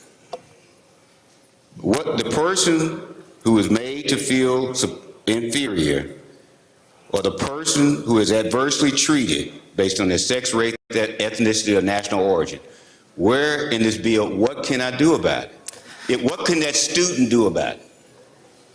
The student, they can complain to the local school board or Where the does it say? principal and work it. What is this? This is my point. You keep saying that what they can do, but it's stated nowhere in the bill. I mean, I know you practice law, and you can't practice law unless the law tells you what to do. You have to follow a statute. And you keep referring to a bill and saying things that are not in the bill. There's nothing about curriculum. There's nothing about going to your school board. There's nothing, not one mention of the Department of Education. And you keep saying that, but where is it in the bill? That's all right. It's not in there, and you know it's not in there. Thank you. Thank you, gentlemen. I appreciate all your questions. I'm going to recognize the gentleman from Jackson, Mr. Busby, for an introduction. Thank you, Mr. Speaker. On behalf of Representatives Reed, Zuber, Geis, Barton, and Anderson, the shining stars of Jackson County are with us today in both galleries. Please help me make welcome the current class of leadership of Jackson County.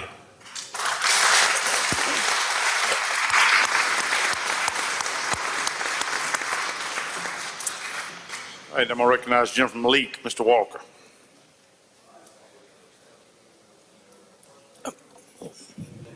Try it now, gentlemen. Okay. Gentlemen, question? Yes, gentlemen.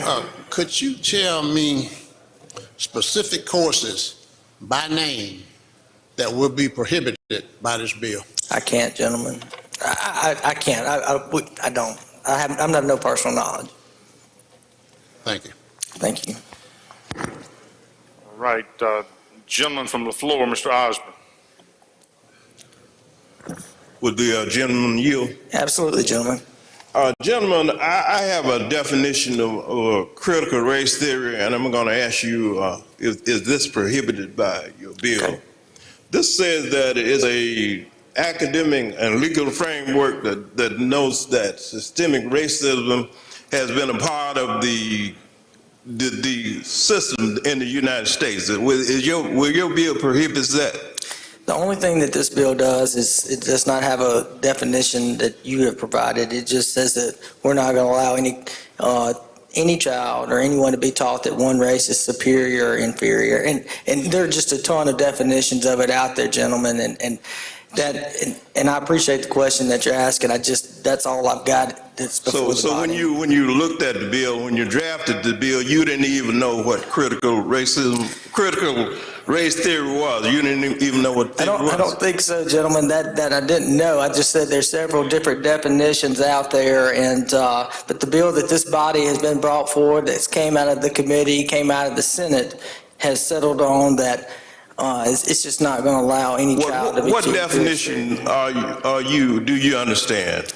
This is the definition that I understand that's in front of this bill, gentlemen. You understand the critical, let me just hear your definition of critical race theory, since you have it as being prohibited by this particular piece of legislation. What is that you think it prohibits?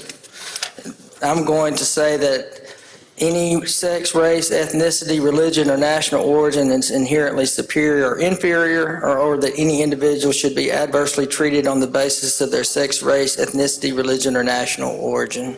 And that's your understanding of what critical race theory is? Gentlemen, it's not defined in the bill, but it seems to be the issue that's surrounding that. It's up here on the board. I'm saying that's what prohibited. That's the definition that I'm presenting to you today. So your bill wouldn't prohibit the teaching that this country has some of the policies and laws passed in the past have prohibited, have discriminated against people on the basis of race. Your bill wouldn't prohibit the teaching of that.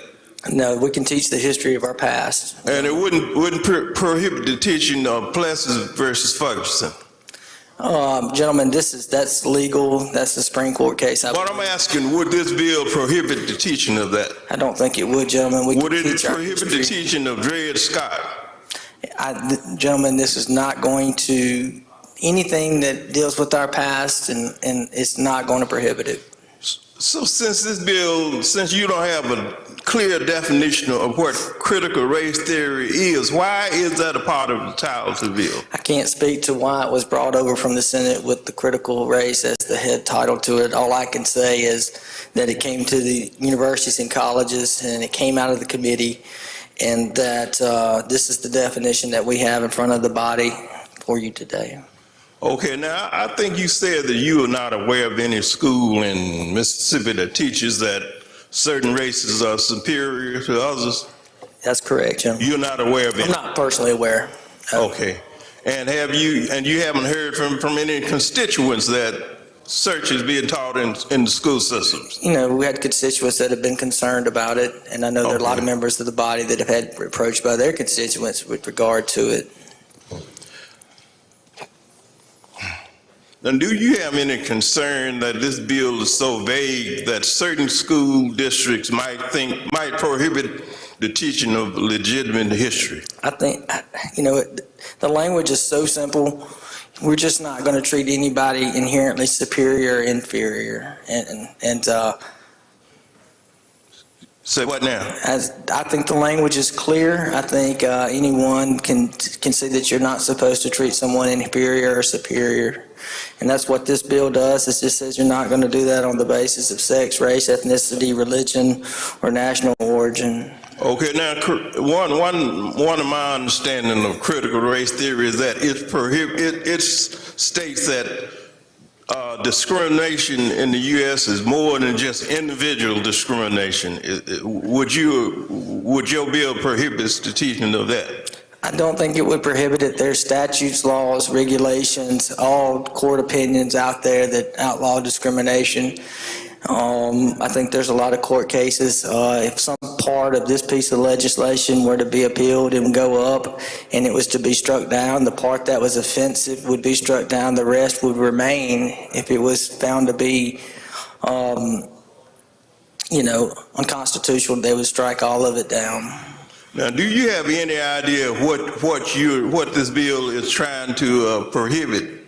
Just trying to say that we're not going to have in colleges, community colleges, or public schools that we're going to teach that one child is superior or inferior to the other. Okay, and you also said you're not aware of any school district or educational institute that teaches such. I'm not personally aware, no, gentlemen. Okay, so what is the point of this bill? Why was it introduced? The bill was introduced in the Senate. It was introduced on the House by several different members, and it was, you know, going forward, if this bill were to pass, we're not going to say that one child, sex, race, or ethnicity is superior or inferior to the other. I understand that, but you said that's not occurring. So why is this bill necessary? Because that's to address if there are any issues or concerns. You're trying to prohibit something that might occur in the future. I'm not personally aware of something that's happened. I'm not saying that other members or other members of the other side of the body are not aware of it. I just can't personally affirm or tell you one way or the other.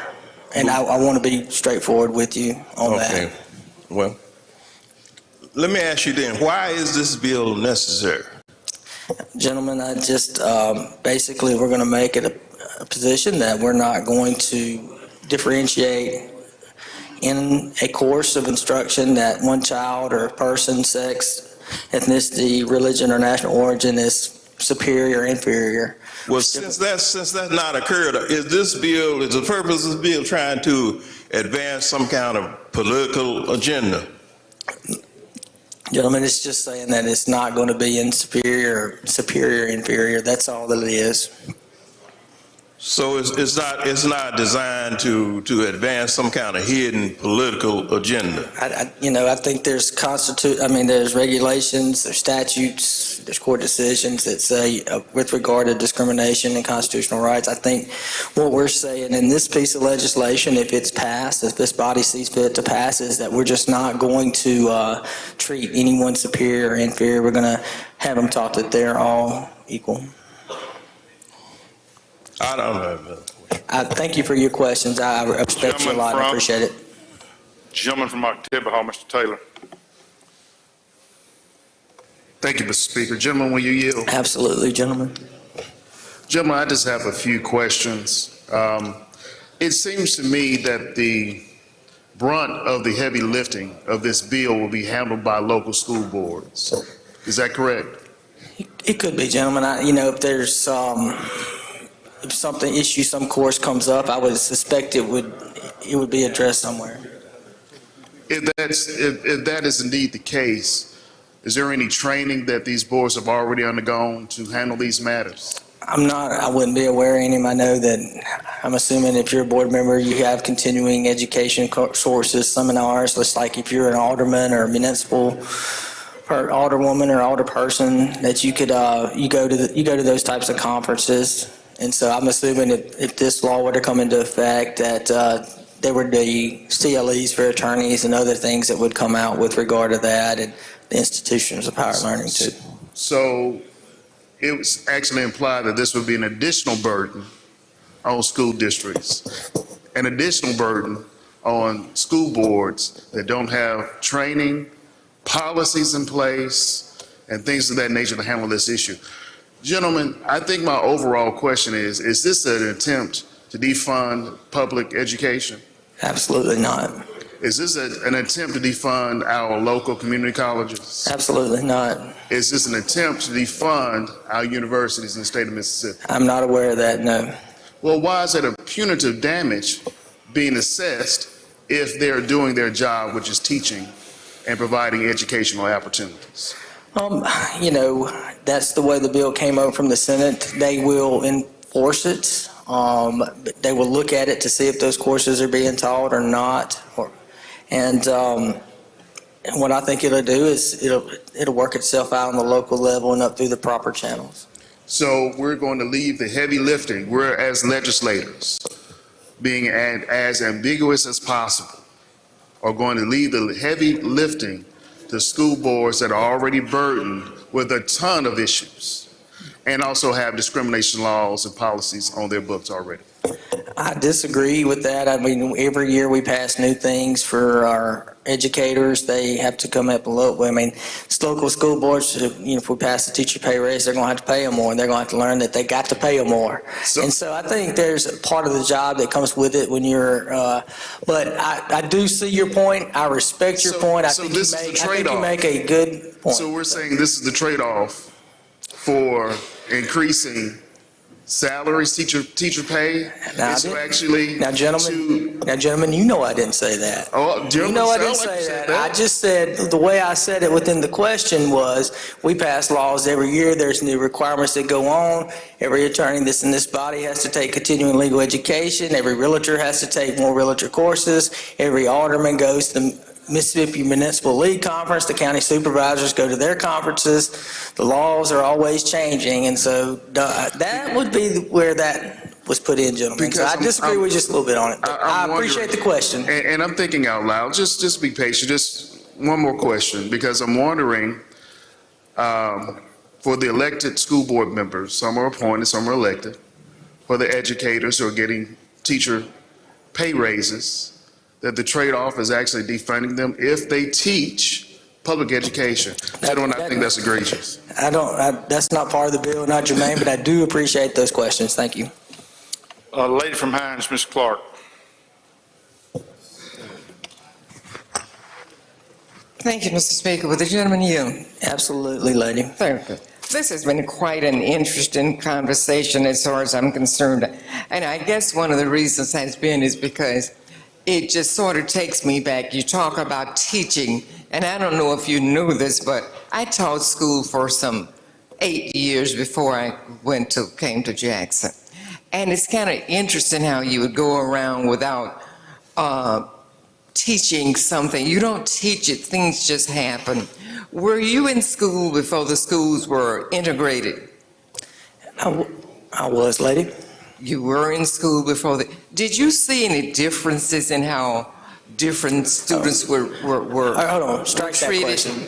Pardon? I was in school when it was integrated, not integrated. Okay. Okay. And when you were in school, they taught you about the Reconstruction in Mississippi, right? Yes, lady, they did. And you learned a lot from that. Yes. I hope you learned a lot from the Reconstruction time, the things that they showed you. But I don't understand. Our students would not be able to take advantage of those kind of things, would they? History is important, yes, lady, and I was taught that in school. You were taught to reconstruct. Why would it be wrong for us to be able to teach the students coming up about the Reconstruction in Mississippi? We're still going to be able to teach, lady, about our past, our history, the state of Mississippi's history, its past, and American history past. All we're just saying is that it's not going to be a course that says that someone is superior or inferior. Okay. But I know you know, like I know, if we were to do that, that would be something this says that you could not do, right? I don't know if I'd agree with exactly how you stated that question. All I can tell you, lady, is that we're going to continue to teach history in this state. We're just not going to have courses that say or something that says someone's superior or inferior. But we want to tell the truth, don't we? And if we tell the truth, there was a difference in how they were treated. Would you not agree?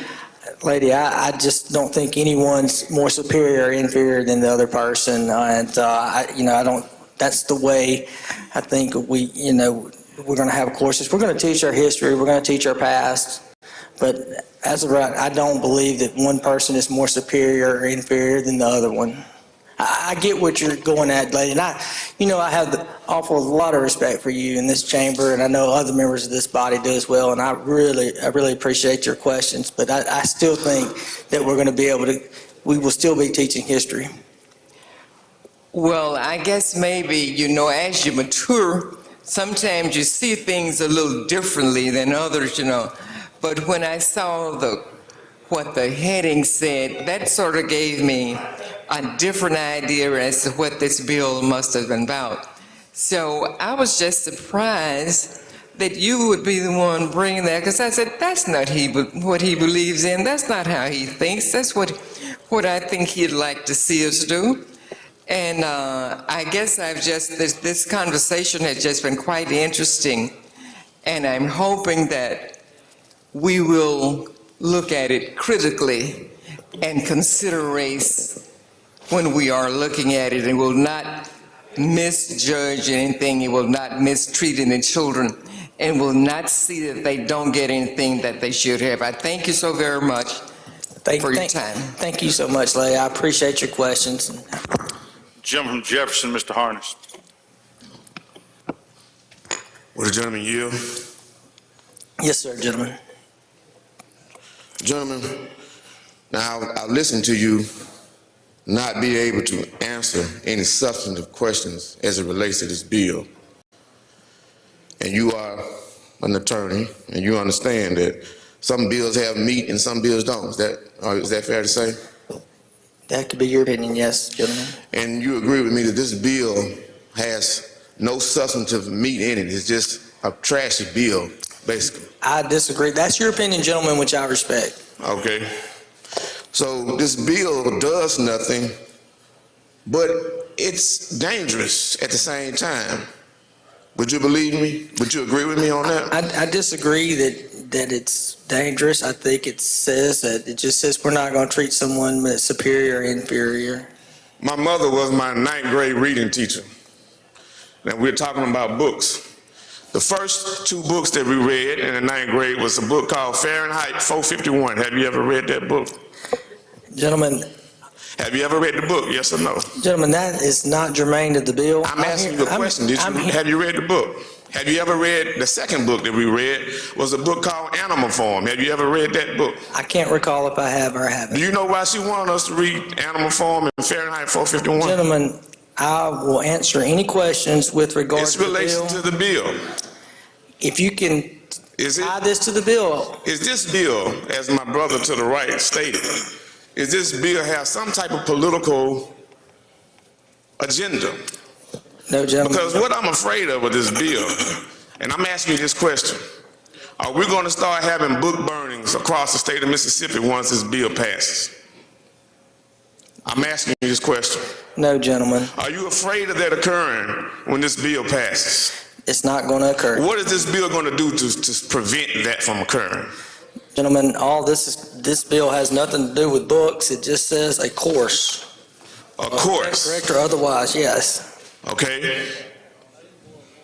How are we going to go about preventing a group of individuals from saying, we don't want James Orwell read in this class, we don't want such and such a person read, students reading these books. You do remember Animal Farm. Are we going to be able to, are our students going to be able to read Animal Farm? Gentlemen, I think it says that the school's not going to direct that. I don't think the students are free to read what they want to read. There's free will. They can find it on the internet. I agree. I'm just going to have to agree to disagree with you on some of it, gentlemen. I do appreciate what you're saying and the concerns that you have. Well, what my concern is these young people in front of, behind you. Okay? Mr. Speaker, I'd like to speak on the bill at the proper time. Thank you for those questions. I appreciate it. All right, Jim from Washington, Mr. Bailey.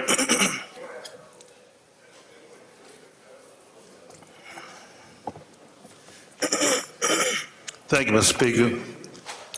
Jim, I want to ask you some questions I think you ought to be able to answer. Thank you. Thank you, sir. You don't serve on universities and colleges, do you? I do not, gentlemen. And yet you're handling this bill that came out of universities and colleges. That's correct. Could you tell me why you were selected to handle this bill? I've handled a couple of tough bills on the floor, gentlemen, so I guess that's why I'm handling it today. Okay. And does it mean that you got some expertise on critical race theory? I don't think anybody has to have expertise with regard to the language in the bill. I get your questions and I appreciate them. It just basically says that nobody's inferior or superior. And so I think anybody can handle it. But as you know well, this body is a great body. It's a body of debate. I have seen a lot of great debates in my time in this body, and I appreciate every one of them. And I think we're having another good one today. Let me ask you this question. Have you attended any hearings in this body on this bill? I have not, gentlemen. Did the university and colleges hold any hearings at all to invite the public for input on this bill? I'm personally not aware of any hearings. Which school did you go to in Mississippi? Ole Miss? Mississippi State. Mississippi State. You're proud of Mississippi State, is that right? I am. Did you invite anybody from Mississippi State to come in and talk about this whole bill before you all took it up? I'm not personally aware. I'm not the chairman of universities and colleges. They may have reached out. Their representatives may have reached out to them. I just can't personally say what was happened or what was said or not. Well, you handling the bill, you had to have some knowledge about it. So where did you get your knowledge about this from? I read the bill. You read the bill? Yes, you just depend on what the bill is. I read the bill. Was there any public hearing where a superintendent of education spoke to the committee about the bill? I'm personally not aware of any. Are you aware of any teacher that came before this committee in this body and talked about this bill? I'm personally not aware of any, gentlemen. Can you name me any educator in the state of Mississippi that came before this body and talked about this bill? I'm not aware of any, gentlemen, personally. Then why are we taking up a bill that we have not allowed the education community, the public school community, why we have not had any input whatsoever from any of those bodies out there? Why we're taking up a bill that affects them when they were not invited to add any input? They may have had input, they may have spoke to the chairman, but as the way this legislative body works, members are elected by the people. They're asked to draft bills. That bill was drafted. And I think you have valid concerns, and I do appreciate those questions. Don't placate me. Have you, and I'm asking you, have you read any treatises where they advocate that critical race was bad or good? I have not personally. Pardon me? I have not personally, gentlemen. So you have no personal knowledge at all about what critical race is about, do you? I know that if this bill were to pass, we're not going to have anyone that says they're superior or inferior. All children, all sexes, all race, all ethnicity, all religion, all national origin is equal. Dan, would you agree with me that when this bill come on file and pass it, all the white people are going to vote for this bill? I would just have to look at the board, gentlemen. And would you agree with me, all the blacks are gonna vote against it? I'm just gonna have to look at the board, gentlemen. So it's something about the bill that's dividing us, is not bringing us together, is that right? It's definitely had a healthy debate on it, and there's some in this chamber that are supporting it, and there's some that are opposed to it. And now, two more questions. Yes, You're sir. familiar with slavery in this country? I am, gentlemen. Did Mississippi ever pass one bill prohibiting slavery in the state of Mississippi? I know that the constitutional amendments, 13, 14, 15th Amendment, those were all adopted by the state of Mississippi. That's not part of this bill, but I do want to answer your question. I understand that, but I'm asking you this. During Jim Crow, when there was segregation that made it legal to discriminate against black people, did Mississippi have any law on the books prohibiting discrimination against black people? I was born in 1976, gentlemen. I can't answer that directly, but I can say that in 1965, the federal government passed the civil rights. I know that there's lots of court cases that have come out. I know that there's court cases and regulations that are designed to prevent discrimination. I appreciate the questions that you're asking. I can't answer some of them because it was before my time, but if this body passes this bill today, we're going to make a statement that says we're going to treat all people equal. Well, tell me, gentlemen, why did it take over 200 years for you all to get concerned about how people feel about race? Gentlemen, we're just going to have to agree. I can't answer that question for you, gentlemen. All I can say is I can answer questions on the bill, and I respect you tremendously. You've been in this body a long time. You have a lot of institutional knowledge, and you're well respected amongst all our members, and I appreciate it. But this is where the bill is today. This is where in 2022 we're going to go forward if this bill passes. And I am going to ask you one last question. I will always yield for you, gentlemen. You're going to disagree with me. I'm going to ask you anyway. Okay. You're going to disagree with me. This bill is only before us so that some of you can go back home and have something to campaign on. Is that correct? I disagree with that, gentlemen. The bill is up here because it says we're not going to allow any person to be treated differently, inferior, superior on sex, race, and religion. I appreciate your questions. We're going to agree to disagree on that one. And by God, that's what we're going to campaign on. Is that right? Gentlemen, I'll answer any questions on the bill. Thank you. Gentleman from Lawrence, Mr. Evans. Thank you, Speaker. Gentlemen, you. Absolutely. Gentlemen, would you agree or disagree with me that this is a solution looking for a problem?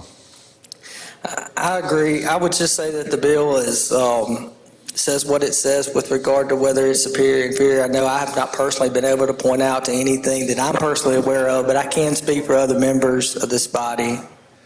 I appreciate that answer for two reasons. One of them is that you realize that that's exactly what it is.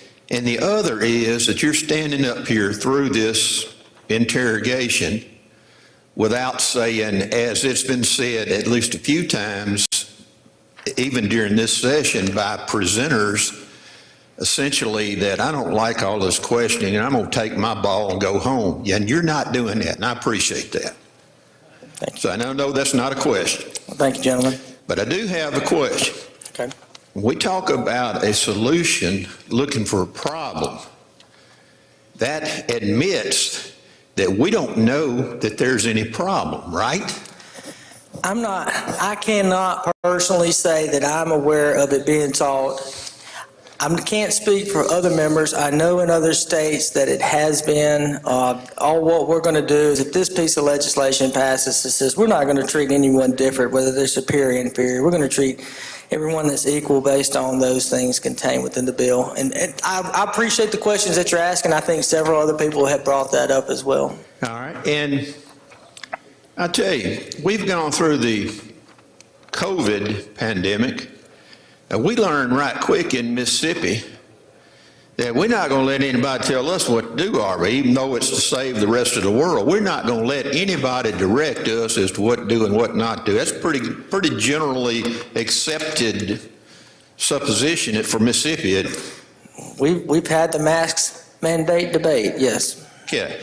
And I'm looking at the bill itself.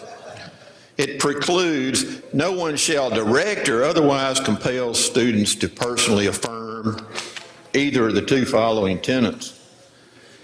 We in Mississippi ain't gonna let anybody direct or otherwise compel our students to pay homage to anything, are we? That could be said, gentlemen, but if the bill passes, it's just going to be with regard to courses to those institutions. I see what you're saying. We're hard-headed sometimes. I will agree with you. Yeah. And I see where you're trying to go too. And I'm proud. I'm a proud Mississippian, and I'm proud to be hard-headed as well. Okay. So. And I am too in a lot of respects. And also I know a lot of other respects that pride's not the correct appellation, if you want to call it that. But nevertheless, bills that come before this House for debate are necessarily presupposed to be important, aren't they? Or they wouldn't be here.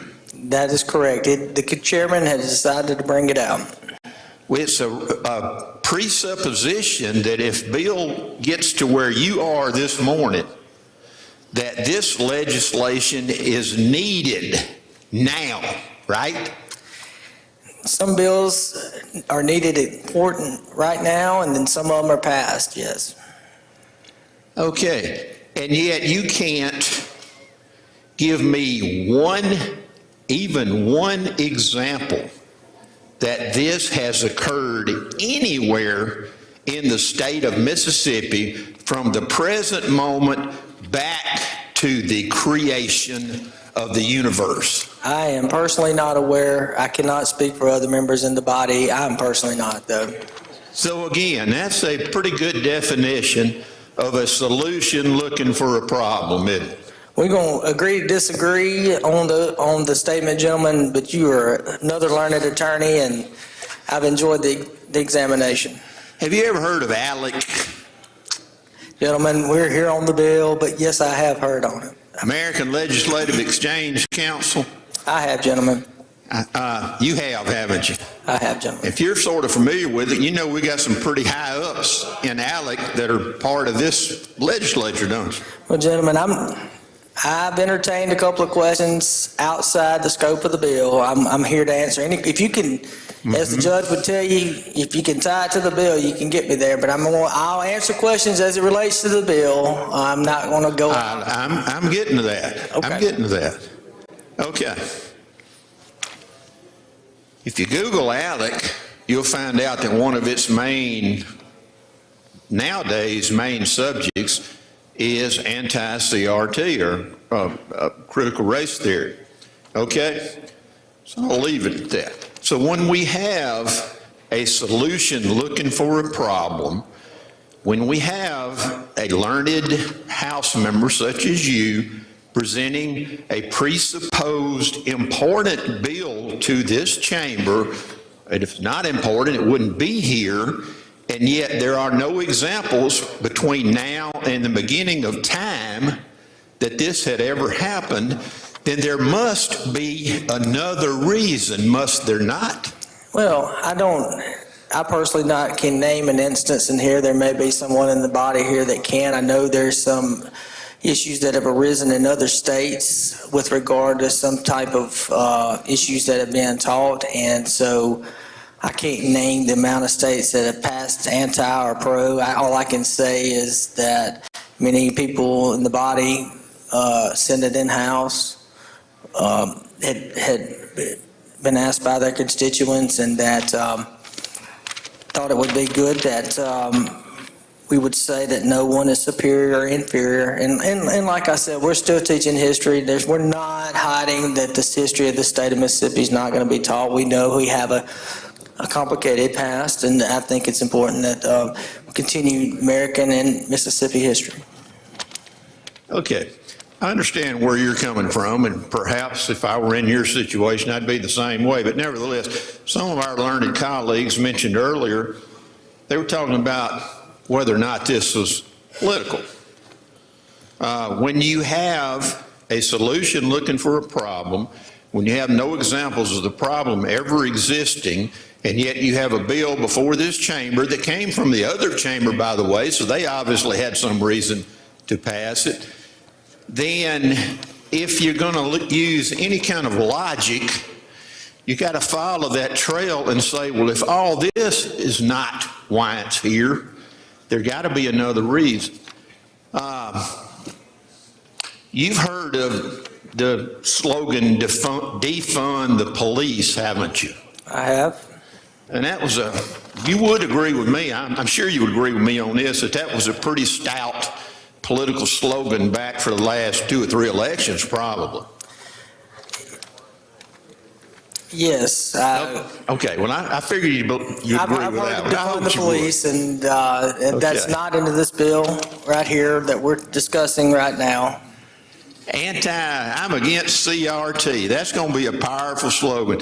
Do not let them teach our kids that our kids are inferior to any other race, creed, color, religion, whatever, for any reason. And if you don't vote for this bill, you're voting to allow them to do that. That's going to be a powerful political slogan down the line, isn't it? I disagree with a lot of the statements. I appreciate them. A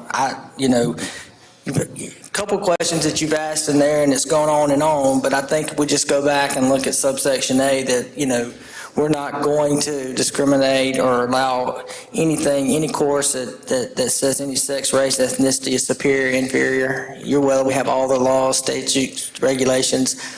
And I understand where you're going with it, and I appreciate those leading questions, and I know where you're going, but we're going to have to agree to disagree on ultimately where you're going with that. This is what the bill is about. It's whether it's inferior or superior. Well, I certainly knew you were going to agree to disagree with me.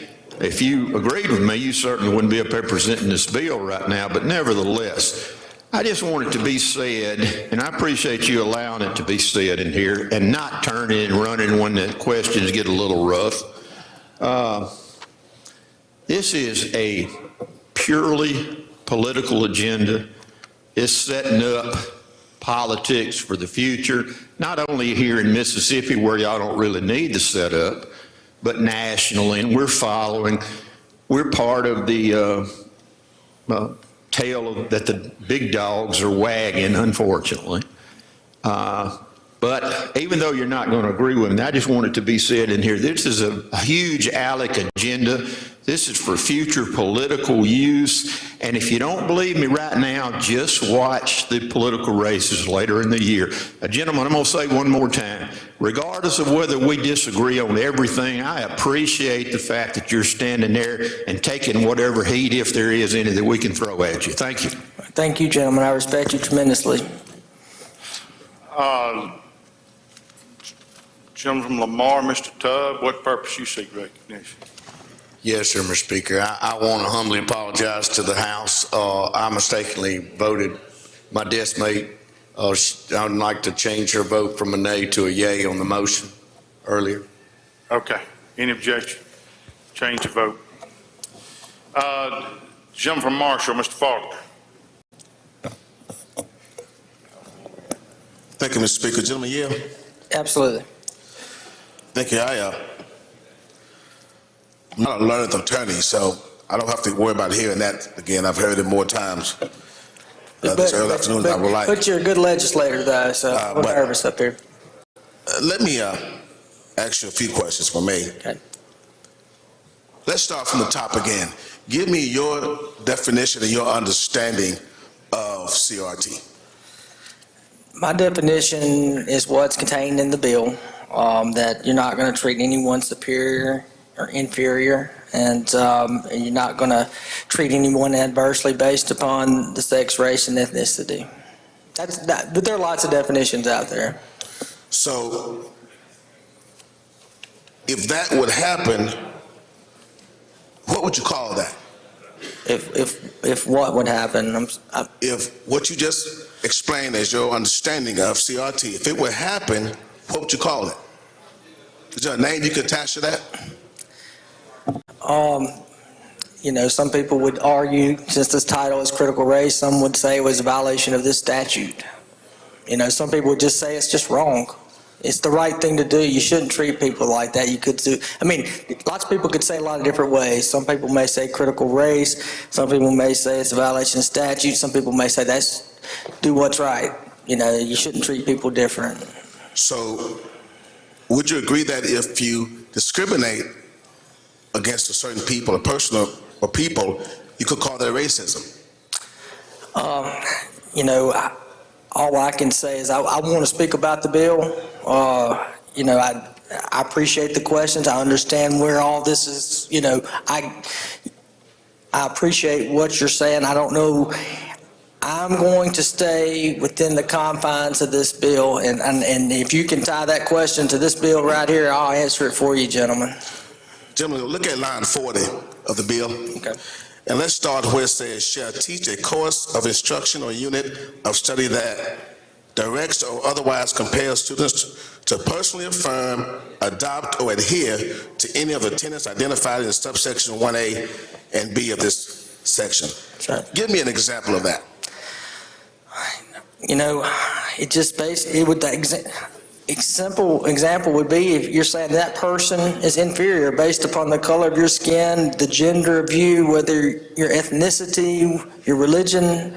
That's the example I would say. It's just that, you know, if you say one is better than the other, or superior or inferior, I'm assuming that would sort of tie it together. But yes, that would be the example I could provide for you. It's just, you look at those two words and you apply them to the section. So a lot has been said about the history of this country. Sir?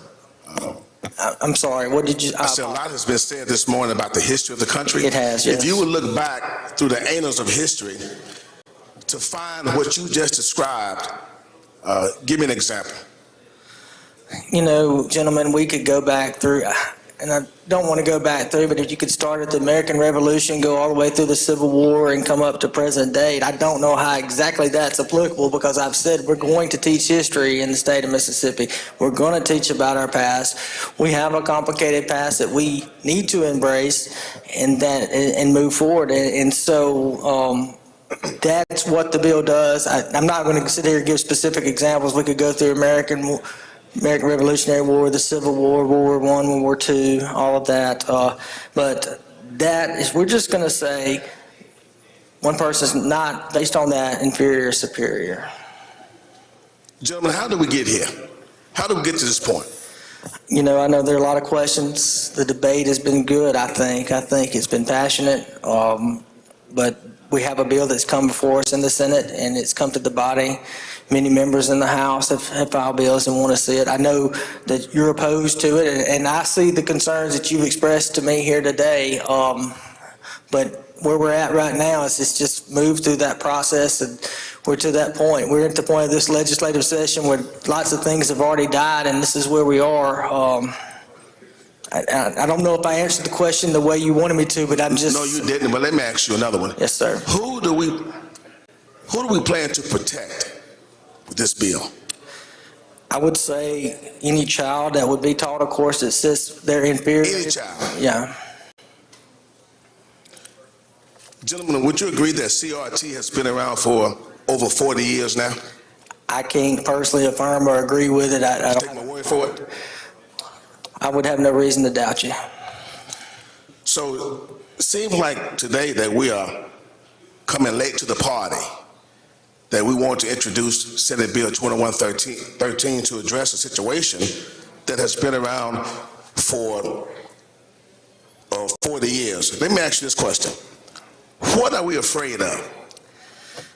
I don't know. I don't think anyone's afraid of anything. I think basically what they're saying is they've seen that other states have passed things, that we are going to pass legislation in this thing that just says you're not going to discriminate and say one's superior or inferior. That's what the bill does. I know a lot of people have concerns like you do, and I think the debate's been good on it. And how many other states has passed similar legislation? I can't personally tell you. I mean, you know, just have to Google and see, but I don't trust Google all the time either. So I wouldn't hate to sit there and say that I've known something based off Google. Just because it's on the internet doesn't mean it's true. During the last presidential campaign, there was a question that was asked, and I'll ask you that same question. Do you believe that this country is racist? Gentlemen, I believe in Mississippi. I believe in this body. I believe in this process. I believe in the individuals that have been elected and sent up here. And I believe that this body, unlike other bodies, when we leave here can agree to disagree. I appreciate those questions. I'm willing to answer questions that's based on that bill. And you and I, but that's where we are. I'll answer the questions on the bill. And I'm not wanting to get outside the confines of that. I appreciate what you're asking. But I believe in the process, I believe in this body, and I believe in the people that elected this body to make these decisions. Thank you, Jim. Let me ask this question. It was asked you earlier about the state superintendent having spoke to us, to this body about CRT, and you said that it hadn't happened, right? Are you aware of any hearings that she's attended? I'm sorry, repeat the question. I didn't hear it. I'm sorry. Are you aware of any hearings where the state superintendent spoke to the legislature about CRT? I'm not aware of any. You know that she did meet with the Senate committee. Oh, did she? Education committee. I'm not aware. I'm sorry. She represented, excuse me, she represented that CRT is not being taught anywhere K through 12 education in Mississippi. And even if this bill passes, the local school districts determine the curriculum. Were you aware of that? If you say so, gentlemen.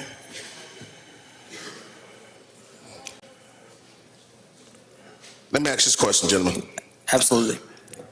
Will you agree that in the last decade, events have increased the public awareness about things like housing segregation, and the negative impact of criminal justice policy in the 1990s, and the legacy of enslavement on Black Americans? Would you agree?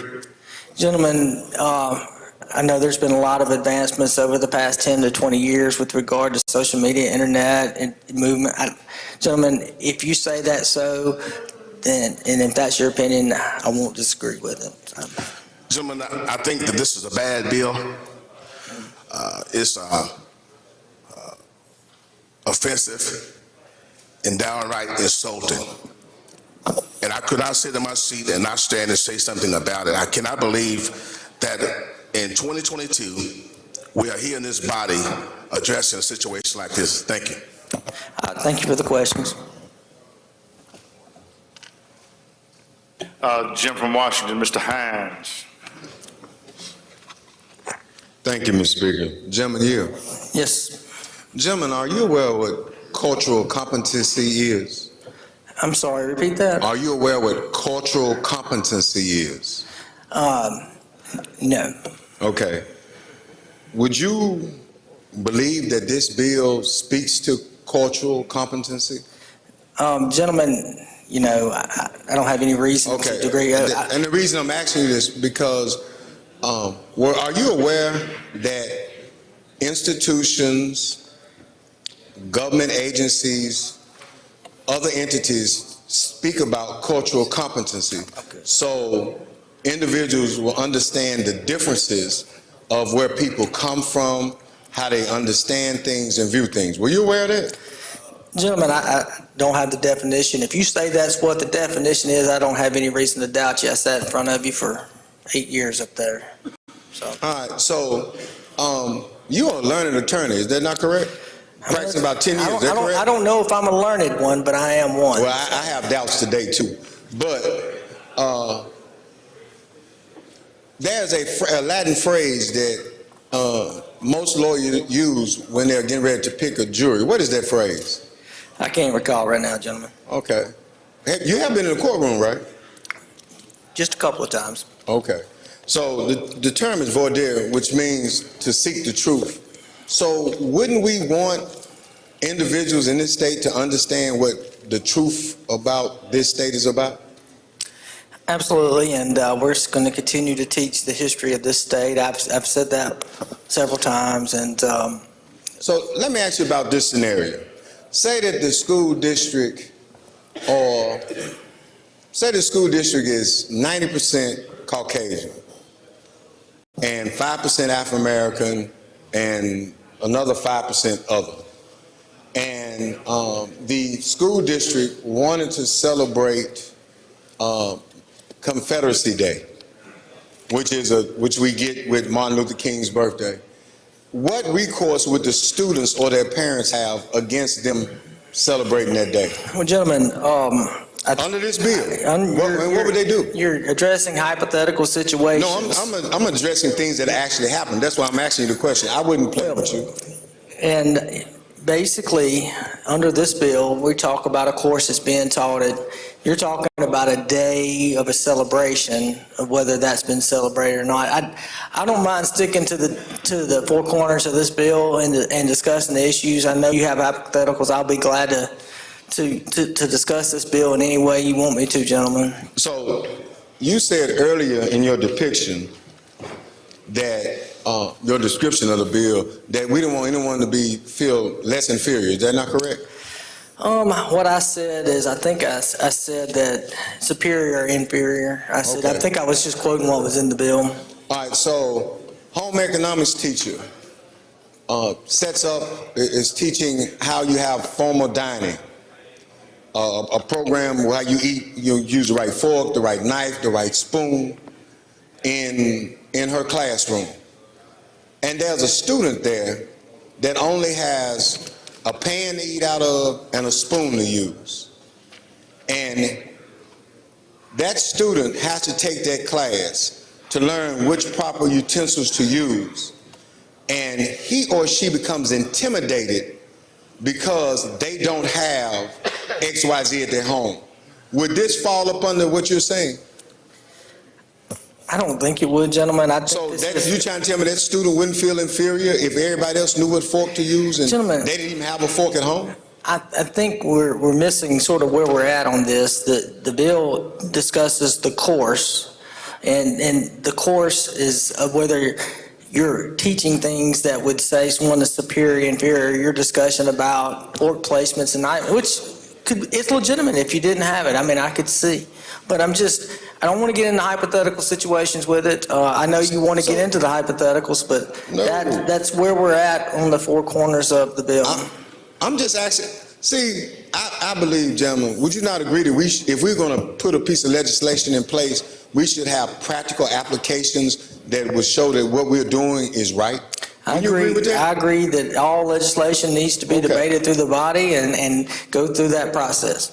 So my concern is, how do we determine, or first of all, how do we determine what is proper and improper when there's no curriculum?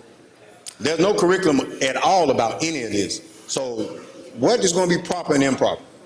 Whether you say someone is superior based on sex, race, ethnicity, religion, or national origin. Okay, so who determines if Jesus Christ is more popular than Buddha? Who determines that? I'm asking. Because these are questions we're going to have to answer when we go back home. That's right. And so people have different viewpoints on stuff. So I'm hoping that you, being such a learned attorney, I thought I wouldn't learn it earlier. Well, I'm just, I want you, confession is good for the soul. Would you not agree? Well, I'm telling you, gentlemen, sitting beside the gentleman from Adams back there, you're a pretty good attorney yourself, I think, with this examination. I'm just an everyday guy taking care of everyday people. All right.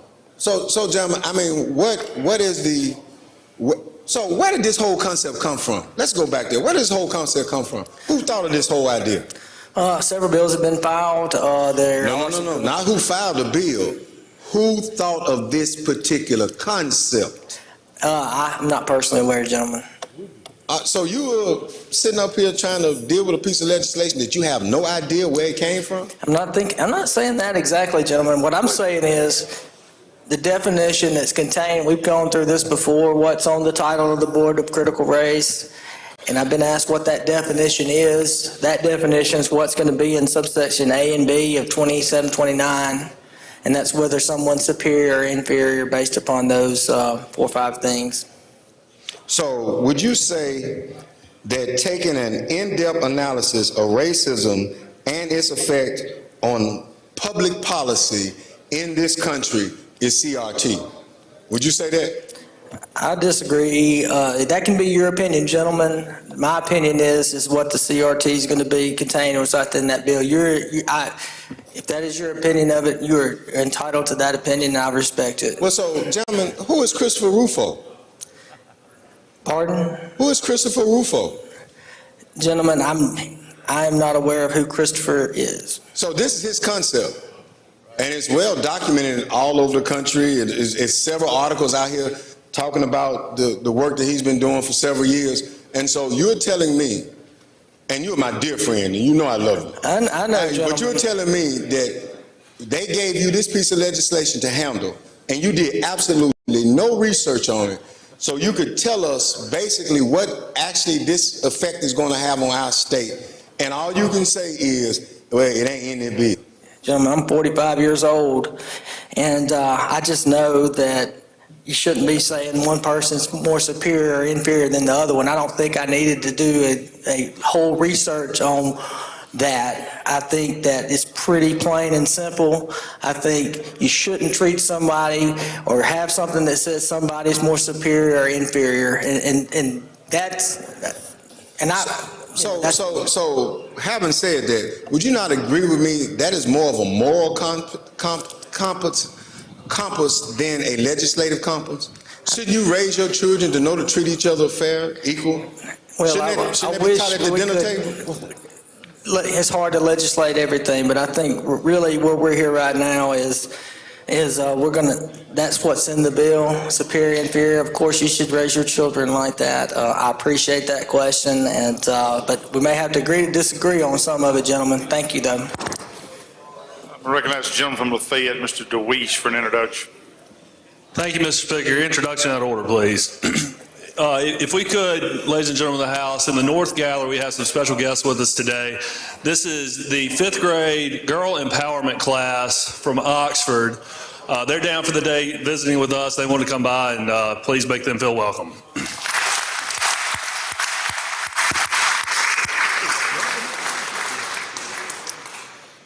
All right, gentleman from Hines, Mr. Brown.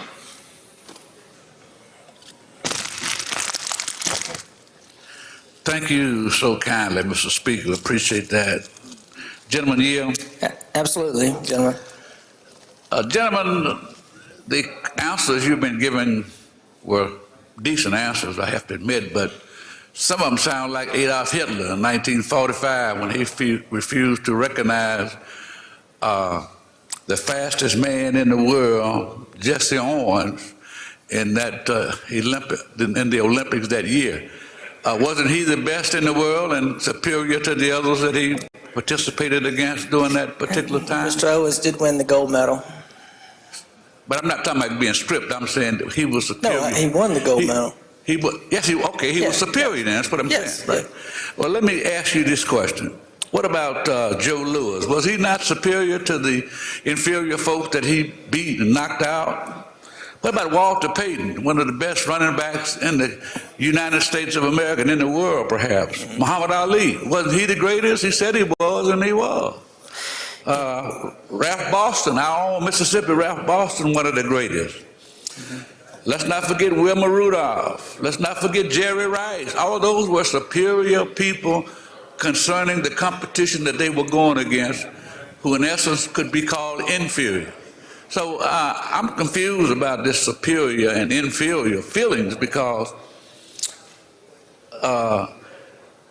if you're good at what you're doing, you're superior to the ones that you're competing against. I'm in the arena of sports, of course, now, but I would think that academicians and professionalism, careers, and everything boils down to the best and the worst. And how can you get that out of the whole notion of this critical theory thing that we're promoting? That's what I want you to please, sir, answer that. How can you eliminate superior versus inferior when it does exist in reality? Well, easily with what you said. Well, you said you were naming athletes. There's nothing about athletic events in subsection A or B, or whether one's superior, inferior. You're talking about events and coaching events the term superior. where they won athletic events.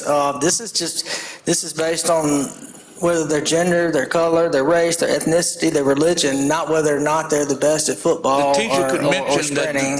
The teacher could mention, to correct you, the teacher could mention the fact that these persons I mentioned were superior to their competition. That's still using superior, inferior. You're discussing athletic events. This is based upon whether their sex, race, and ethnicity. Walter Payton was great. He scored a lot of touchdowns. Another thing, these people happen to also be black, so that would be race hooked into superiority. We may have to disagree on that. He is. That's race. I appreciate your questions. Thank you. Lady from Hines, Ms. Summers, for what purpose? Question, Mr. Speaker. You recognize. Will the gentleman yield? Absolutely. Thank you, gentlemen. Can you define for me superior? It's not in the bill, no. Okay. Well, the definition of superior is higher in station, rank, degree, importance, above the average in excellence, merit, intelligence, of higher grade or quality. Can you read for me section 3 and 4 of this bill? No public institution of higher learning, community, junior college, school district, or public school, including public charter schools, shall teach a course of instruction or unit of study that directs or otherwise compels students to personally affirm, adopt, or adhere to any of the tenets identified in subsection 1A and B of this section. No funds shall be expended by the State Department of Education, any entity under the Department of Education's jurisdiction or purview, a school district, public charter, community, junior college, the Mississippi Community College Board, the Board of Trustees of State Institution of Higher Learning, or public institution of higher learning for any purpose that would violate the provisions of this section. Okay, so you've been saying a lot today about not saying or making anyone feel or being treated inferior or superior, but the language of the bill speaks to affirming, adopting, or adhering. Is that correct? That is part of the parts of the bill. Okay. Mr. Chairman, are you an American? I am a proud American. You're a proud American. Mm-hmm. And after we say our prayer, what do we say after we say our prayer every time we come into session? Pledge of Allegiance. We say the Pledge of Allegiance. And we're able to say the Pledge of Allegiance because we are a sovereign nation. Is that right? I would agree with you. Are you familiar with the Revolutionary War? I'm aware of it. And what did the Revolutionary War do? We fought for our freedom and won. And we won. We won our independence, right? We did. Would you say that America was superior in that war? I would say, like I've said earlier, lady, that we're going to continue to teach history. We're going to continue to teach what happened in the Revolutionary War, the Civil War, World War I, World War II.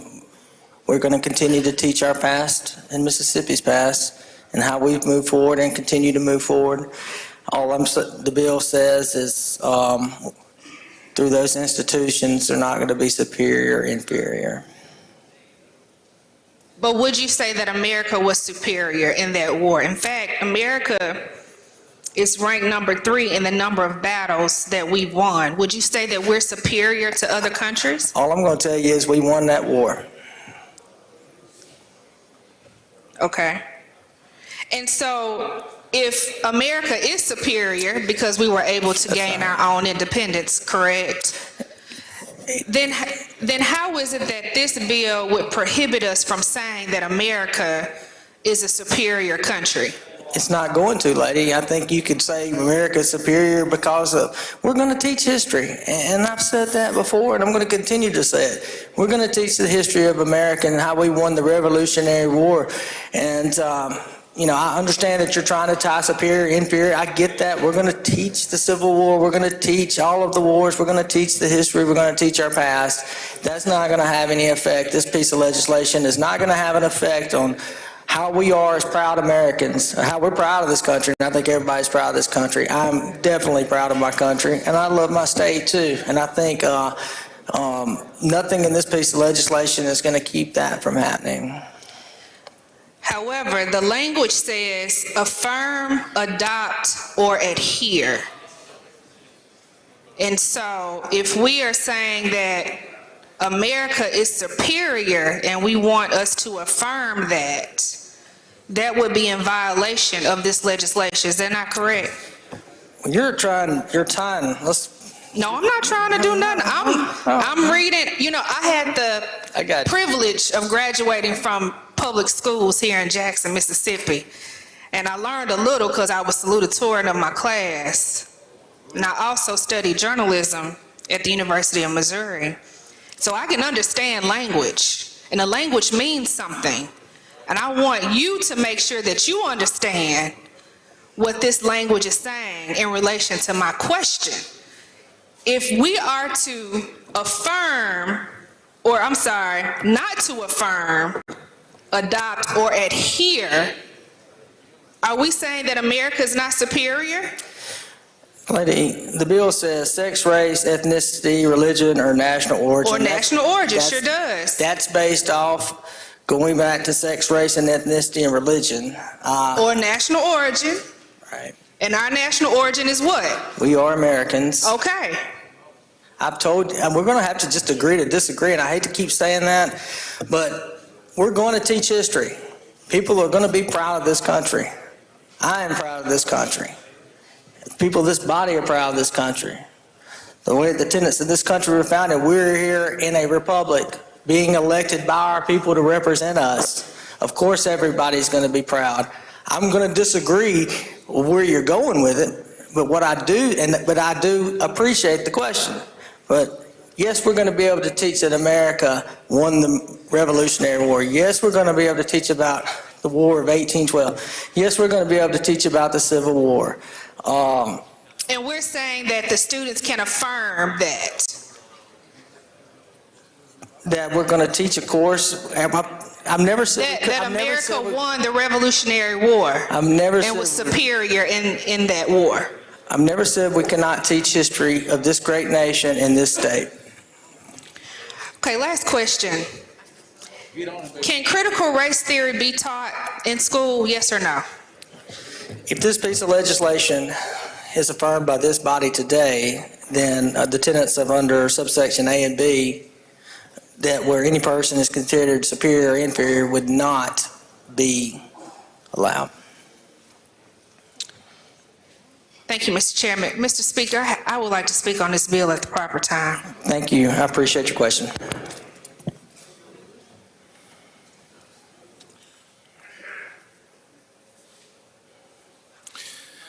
All right, Gentleman Pike, Mr. Porter. Thank you, Mr. Speaker. Gentlemen, will you yield? Absolutely. We'll start with, I understand that you appreciate my questions, you appreciate my opinion, and you appreciate me. So we can get that part out of the way. My question to you is, and you've stated it several times already, but with this bill, we'll still be able to teach history, correct? I'm sorry, repeat the question. With this bill, if this bill passes this body today, we'll still be able to teach history in our schools? Yes, yes. Now tell me how. Just the courses would be approved through the courses would be there, the students would be taught. Would you agree with me that Mississippi, you said earlier, a complicated past. I'm going to say Mississippi has a racist past, correct? Gentlemen, I'm just going Does Mississippi have a racist past? Gentlemen, I'll sit here and speak about the bill with you all you want, and I appreciate the question. And how about I say I like the question? Look, we already understand you appreciate my question. I will Does answer Mississippi the question. how about this? I'll answer it for you. Mississippi has a racist past. Gentlemen. So, if Mississippi has a racist past and it's part of Mississippi's history, how can that be taught? Gentlemen, I said that the history of the Mississippi's past will be taught. It's going to continue to be taught. I've never told this body that we're not going to teach Mississippi history. I agree with you. We're on the same page. But with Mississippi having a racist past, would you agree that within that past that there were certain individuals that felt as if they were superior to other individuals based off of the color of their skin? We definitely have a complicated past and a racist past. And I appreciate your questions, but I'm going to answer the questions that's based on the bill and stay within those four corners of that bill. And you didn't answer my question. How can history, Mississippi history, this country's history, be taught in our schools if you're going to avoid talking about who's superior and who's inferior? Is that or is that not a part of our history? Gentlemen, it can be taught. I've never said that this bill is not going to teach the past. It can be taught that there were a group of people, even today, that feel as if they are superior to another group of people based off of the color of their skin. Gentlemen, the history can be taught. I've never said it can't be taught. You just can't say that this group of people felt as if they were superior to this other group of people based off their race. Gentlemen, you are entitled to your opinion. It's not my opinion. And I respect it. And I respect it. I'm asking you a question. If you will let me answer. Can that be taught? I've told you, and in the court of law, as you're a learned attorney, that question's been asked and answered about 4 times. Maybe more than that throughout this debate. But history in Mississippi can be taught under this legislation. And I'm asking you, given Mississippi's history, where there were a group of people who felt as if they were superior to another group of people based off of the color of their skin, how can it be taught? It can be taught like it's being taught now in the school books, in the course books, and how we've gone through the American Civil War, the Civil Rights Movement, all through the 60s and 70s is what's being taught. Can a teacher go over to our museums, take her class over to our museums and teach about our state's history? Anyone can go to those museums, are a great asset to the state of Mississippi. And schools and students can still go there. Have you been over to the museum? I have been to the museums. Would you agree that there are a lot of things in the museum that shows that another race felt as if they were superior? It goes throughout the history of the state of Mississippi and addresses a lot of issues. And yes, I mean, it goes through. Yes, they can do that. Yes, if this bill passed, they can do that. Yes, I've been to the museums, and yes, I think it is a good, and I would encourage all Mississippians to go visit those museums. I understand that you've been to the museum, and we both can agree what's in the museum. I'm asking you if a history teacher or a teacher in any of our schools can take a class to the museum and allow them to learn Mississippi's history, because in that museum, it shows that there's one race who felt as if they were superior to another race based off of the color of their skin. They can take someone to go to our museums. Okay. Mr. Speaker, I'd like to speak against the bill at the proper time. Thank you for those questions.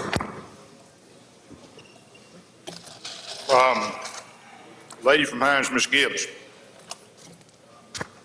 Thank you, Mr. Speaker. Gentlemen, you yield? Yes. Thank you. And not trying to be redundant, you may have already answered, I just couldn't hear it all. When you were given this bill, did you have any heartburn by any parts of this bill?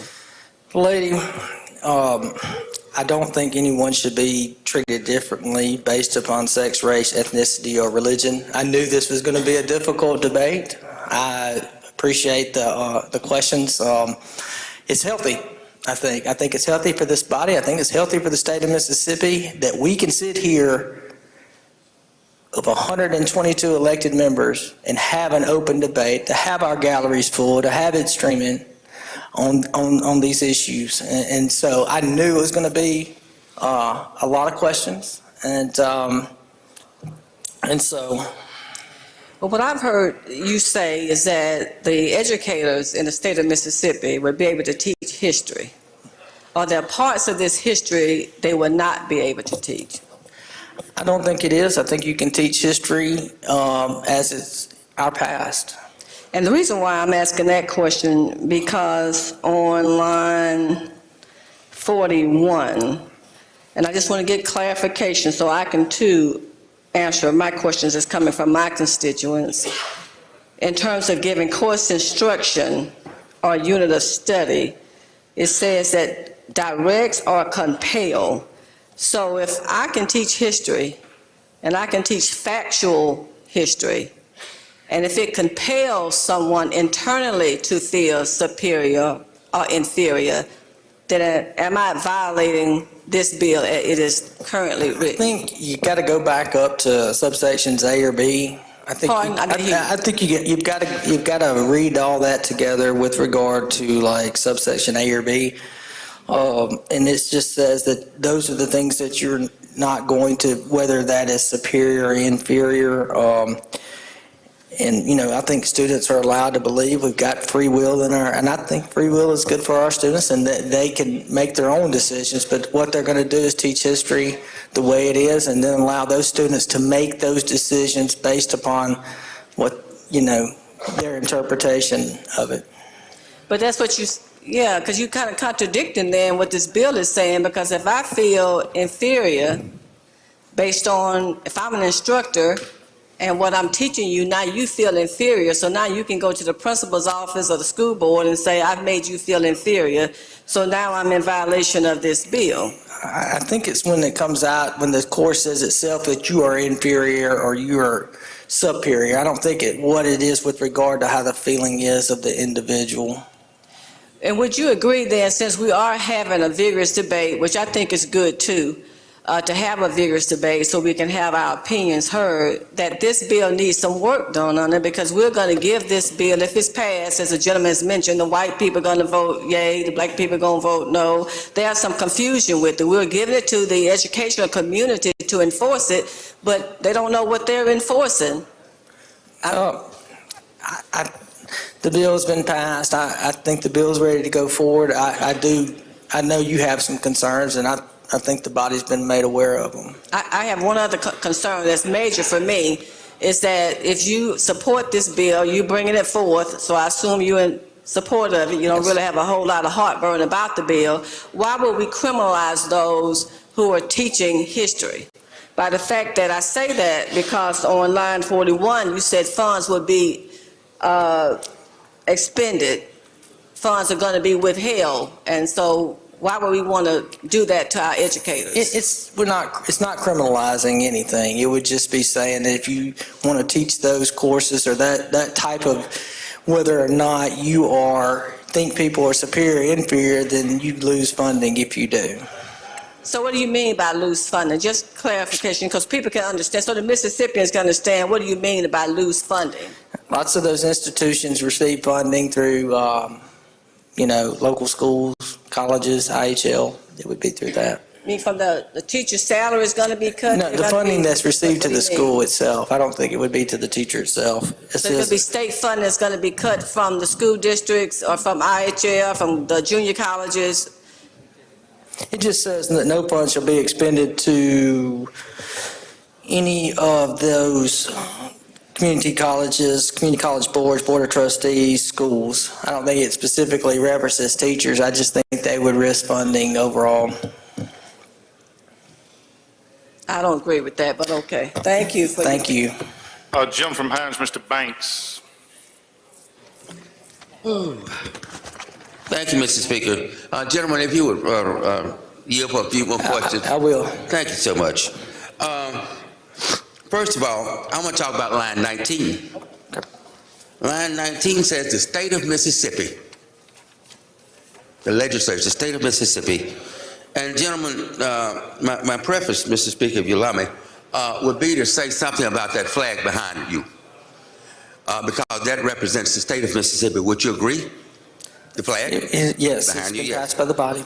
And I would like to say to you... And voted on by the people. Would you believe me if I would say that some years ago, because of the speaker's leadership and making a motion and making things happen and put in motion things to change that flag. And it finally happened, of how proud it made me and other members of this Black Caucus and Black America and Black Mississippians and other people, especially the 44 or so people here in this chamber, Republicans, who voted to change that flag. That made us very proud. Would you believe that? I think so, gentlemen. Well, we felt very proud about that flag being changed. And here I feel today that I'm here now dealing with a bill that may be taking us back a step. Would you think of that? I might feel that way? I disagree, but you're entitled to your opinion on that. Well, gentlemen, that is my opinion. And I'm sorry you don't feel that I could feel that way. Gentlemen, I never said you couldn't feel that way. I just said that that is your opinion, and I respect it too.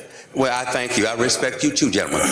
But gentlemen, this is a Senate bill, isn't it? It is, gentlemen. And it was authored by 24 senators, isn't it? It was. 24, more or less. And in this senatorial list of authors, I don't see a Black member or Black caucus member listed here. And to me, that would be of some concern if I'm talking about race here in Mississippi, and I can't have a Black member here in the House or Senate, of course it's in the Senate, to be an author of this bill. Would that bring some concern or alarm to you? I'm just asking, gentlemen. Gentlemen, I knew this bill would be a lot of concerns. Yeah. There was a lot of healthy debate on the Senate side, and I knew it would be. If the Senate has a healthy debate, you know the House of Representatives is going to have a debate. Well, gentlemen, as we say, whose baby this is. I know this is a Senate baby, but it came over here, and you look like you're the foster parent for it over here. So, I'm sorry, excuse me? I said, as we say about bills, legislation, this is a Senate baby. Oh, yes. But over here, you look like you're the foster parent for it. So, I'm presenting the bill, gentlemen. And I know you are. I know you are. But I want to go on to ask you more about the body of the bill. In here on line 27 and 30, of course, we talk about sex, race, ethnicity, religion, or national origin. But on line 34, after the word race, it's just a comma. It doesn't say anything about sex, ethnicity, religion, or national origin. Why is that? Why was that language removed right there on line 34? Huh? Gentlemen, it was authored over there, and it says, but not be construed to prohibit any type of required collection, reporting of demographic information. So there may be something federal or something that I'm not aware of, and that would what we learned attorneys would be called speculation. So I don't know if I need to go there or not. Well, gentlemen, I just feel that if our national U.S. Constitution talks about, race, sex, religion, so forth, national origin, then we should talk about it in all places, not just pick out some place here or there to talk about race, just race. It's because we had these young ladies here earlier, beautiful young ladies from Lafayette County. I mean, come on back, gentlemen. And what we have is a section here that doesn't say, hey, we don't need to make women feel inferior to men. We don't need to make national origins, whether Asian or Islamic by religion or Buddhist by religion or whatever, inferior to anyone else, that all men are created equal. Doesn't that say that in our Constitution? All men, meaning women too, are created equal? Yes. Well, gentlemen, I'm not feeling that constitutional phrase written by the founders of the Constitution in this legislation. Why can't I feel that?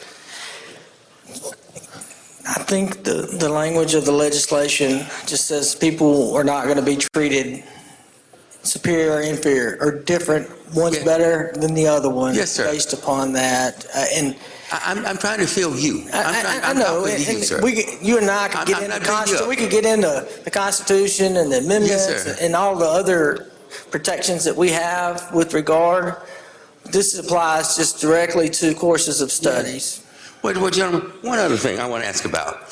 When I go out here, and I go to the front of the Capitol, right here on the south side of Mississippi Street, I see a beautiful monument that I don't care for, but it marks the heroes that this state felt were in the Confederate War. in the Confederate War. And I see that in Canton and different municipalities all over the state of Mississippi. Well, we talk about the Confederacy. Have you ever read the succession document from Mississippi going into pulling out of the Union, where it talks about one of the prefaces why we're doing that was because of slavery? It wanted to keep slavery. I read that, gentleman. You're familiar with that? Yes. Well, do you know how I feel knowing that my great-great-grandfather was a slave? And Mississippi's history says, well, we want to keep slavery, we want to keep you enslaved. Therefore, other relatives of my family, generations down, maybe even me today too, who knows, could be a slave here in Mississippi. You know, that caused my heart to anguish. That gives me a feeling of inferiority to think about that. Would you disagree with that? Gentlemen, I think this piece of legislation says that we're not going to discriminate or say that any person is superior or inferior. I think this is moving forward. I think it's we may agree to disagree on it, and I understand that. I would love to just stay within the confines of this bill. I'm trying to answer the question, and I'm trying to, and as a member of this body, you know, I probably said I respect you a lot, and I do, because I sat right in front of you for 8 years when I was there. And what you're saying is, and I know you may come speak on this bill, but I really would just want to stick to what's in the bill. I think we've answered that.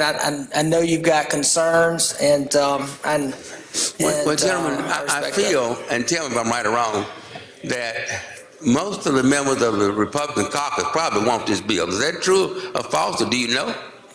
You know, you know what the saying is around here? You got to look at the board. So you got to look at the board. Got to look at the board. All right. I'll accept that. Well, gentlemen, I think one last area I have to ask you about would be this, sir.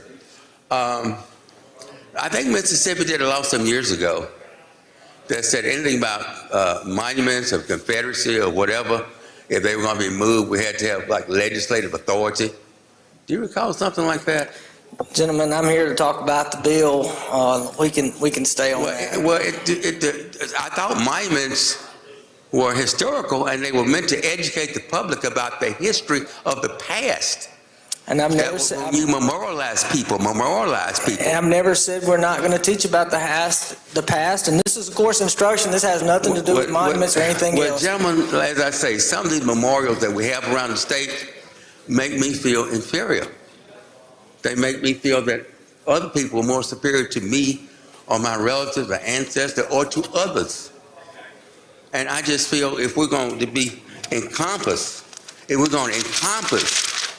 something, let's encompass everything. Let's not do it piecemeal. Let's not do it partially. And I think this bill does that. Thank you for your time. Thank you.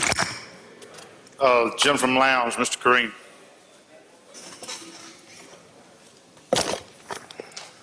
Gentlemen, will you yield? Absolutely. Gentlemen, I've been listening to all the debate today, and I guess my question is, aren't we infringing on home rule as it relates to education? I don't think so. We are providing some sense of censorship to what can be taught inside the classroom.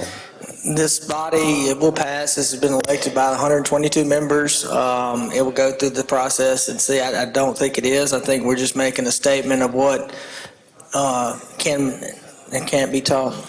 And look, I understand that, yeah, you got the votes to do, but aren't we practicing with this bill what you're supposedly trying not to do inside the classroom with inherently superiority, because you have the majority of votes in here that you can do what you want to do on this particular bill? I disagree with what you're saying, but you know, I think that's your opinion. And I know that we've been talking about race, but what about sex? What if something different between, as it relates to sex, is not talk about man and woman? What if it's talk about the LGBTQ community or trans community? What if that's being taught inside the school? What liabilities or burdens are going to be on that teacher? you know, I don't know if there's the liabilities on the teacher. Like I said, we've got sex, race, ethnicity, religion, or national origin. You know, we've got a lot of recent Supreme Court opinions with regard to that say that due process applies to the 14th Amendment. So I think a lot of the concerns that you may be having or what you're saying apply through that due process protection clause. And like this bill says, if something's found to be unconstitutional, it will be struck. The rest of it will remain. And so we've got a lot of cases out there with regard to those types of groups, sex, race, ethnicities, origins, that type of thing, of how the 14th Amendment would apply and to that. Gentlemen, I want to go back to the penalization of a district. What if you have one teacher that is in a district that is teaching what this bill says they should be teaching? How is that going to affect that funding of that district? I mean, it seems like you're putting a lot of burden back on that school district with interpretation. How is that one teacher can affect that district? You know, I think we've got administrators, we've got principals. They know the courses that are going to be taught. They have at the beginning of the school year, they know what's being taught, and that would preclude it from the very beginning. And if someone went out on their own, they would have already received their funding. So I would think what would happen, well, or, you know, the principals and administrators would be knowing that, and that would be the process. But according to the bill, sir, it depends on indoctrination. And if you read the bill, so during Black History Month, if it's redundant of talking about Black history, you're talking about you're in the school, you're playing James Brown, I'm Black and I'm proud, and it's redundant, and little Johnny goes home and say, hey, you know, in the classroom today we learned about Black history and Emmett Till, and we learned about, they had a session in the class where they talked about Robert G. Clark, first Black to be elected to this body, but this body wouldn't seat him, cut his desk in half and sit him over by himself. If little Johnny goes home and tell his parent that, and they come up to the school and raise sand with the district, what happens to that teacher? What happens to the district? Well, it says that funding could be withheld, shall be withheld. I think that all that will take care on the front end of what is being taught. History can be taught. There's nothing going to keep history from being taught of what happens in our past and how we've moved forward and how we continue. I know you have the concerns, but I think a lot of it will be held out. The State Board of Education will play a role in this. They you know, help regulate some of that. Those are board members that are appointed. There's plenty of avenues to explore how that would happen. Mr. Speaker, at the proper time, I have an amendment to the bill. Thank you.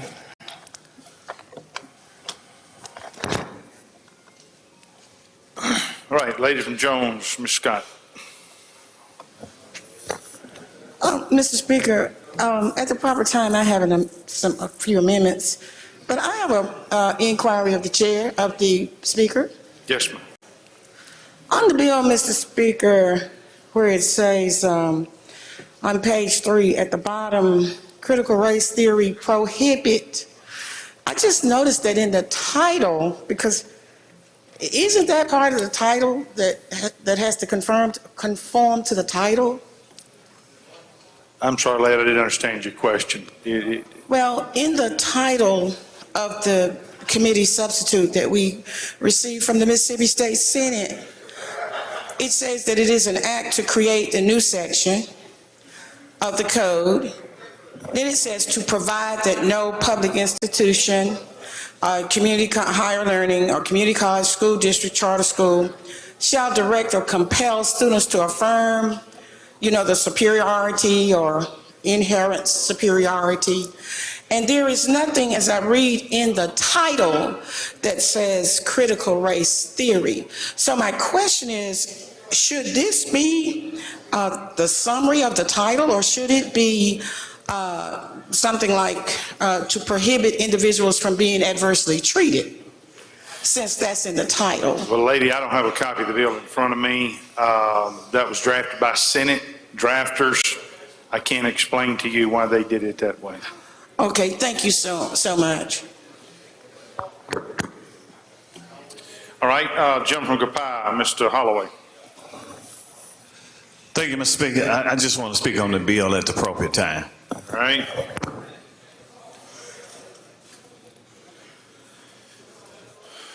All right, gentleman from Madison, Mr. Blackman.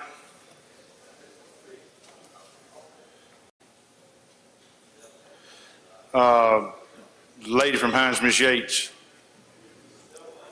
I have an amendment at the proper time, Mr. Speaker. Okay. Gentleman from Adams, Mr. Johnson. Yes, Mr. Speaker, thank you. I want to speak, and I have an amendment at the proper time.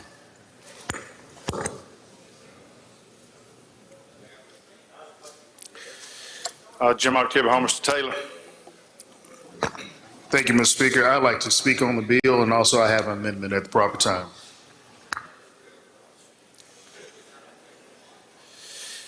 Gentleman Lee, Mr. Thompson. Thank you, Mr. Speaker. Did the gentleman yield? Absolutely. Okay, on line 44 through 50, can you read that for me, please, sir?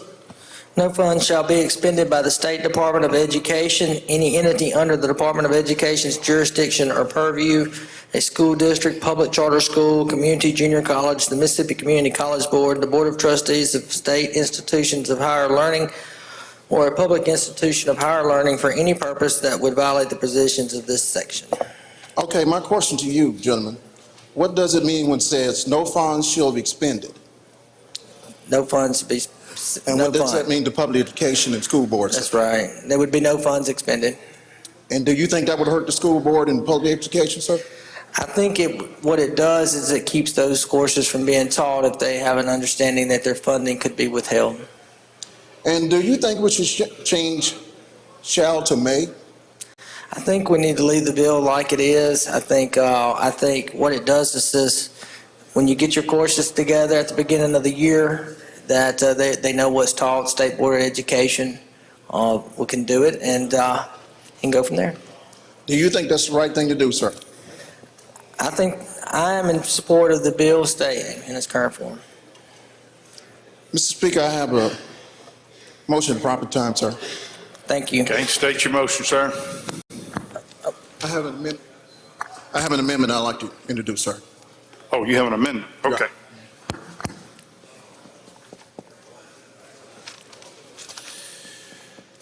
All right, gentleman from Bolivar, Mr. Sanders. Thank you, Mr. Speaker. Gentleman, yeah. Thank you. Yes. You know, I was sitting here and I listened at some of the things that were stated. You know, some of our school districts are already on life support. And when you have things being imposed upon them and they haven't been taught, you know, a lot of times in law we always say, hey, whether or not that was intent, correct? Yes. And I'm sure there's some things that occur in human error. And there are some that made error and didn't know they had error. So with that being said, I just want to make sure that some of our districts are being told, given an orientation process, because I think it's unfair to them when they have penalties imposed upon them and funding taken away that they haven't even went through an orientation process. Does that make sense? I understand. Okay, thank you. All right, thank you. Gentleman from the floor, Mr. Osborne. Mr. Speaker, I just want to speak against the bill. Okay. Gentleman from Holmes, Mr. Clark. Thank you, Mr. Speaker. In addition to speaking, I'd like to be recognized for amendment at the proper time. Okay.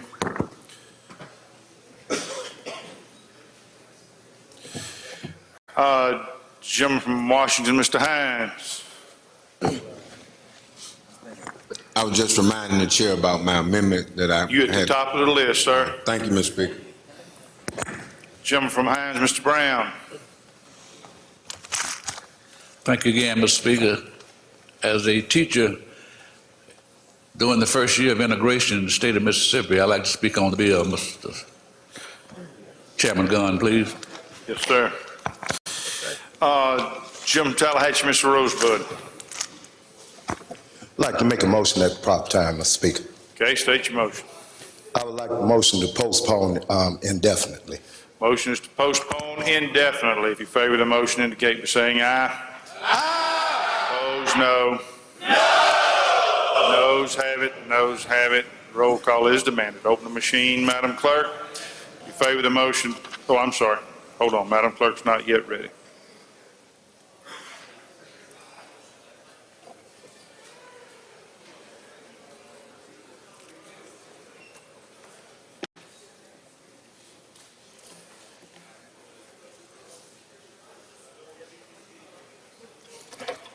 All right, we're ready. Open the machine, Madam Clerk. If you favor the motion, indicate by voting aye. If you're opposed, vote nay. Has everyone voted?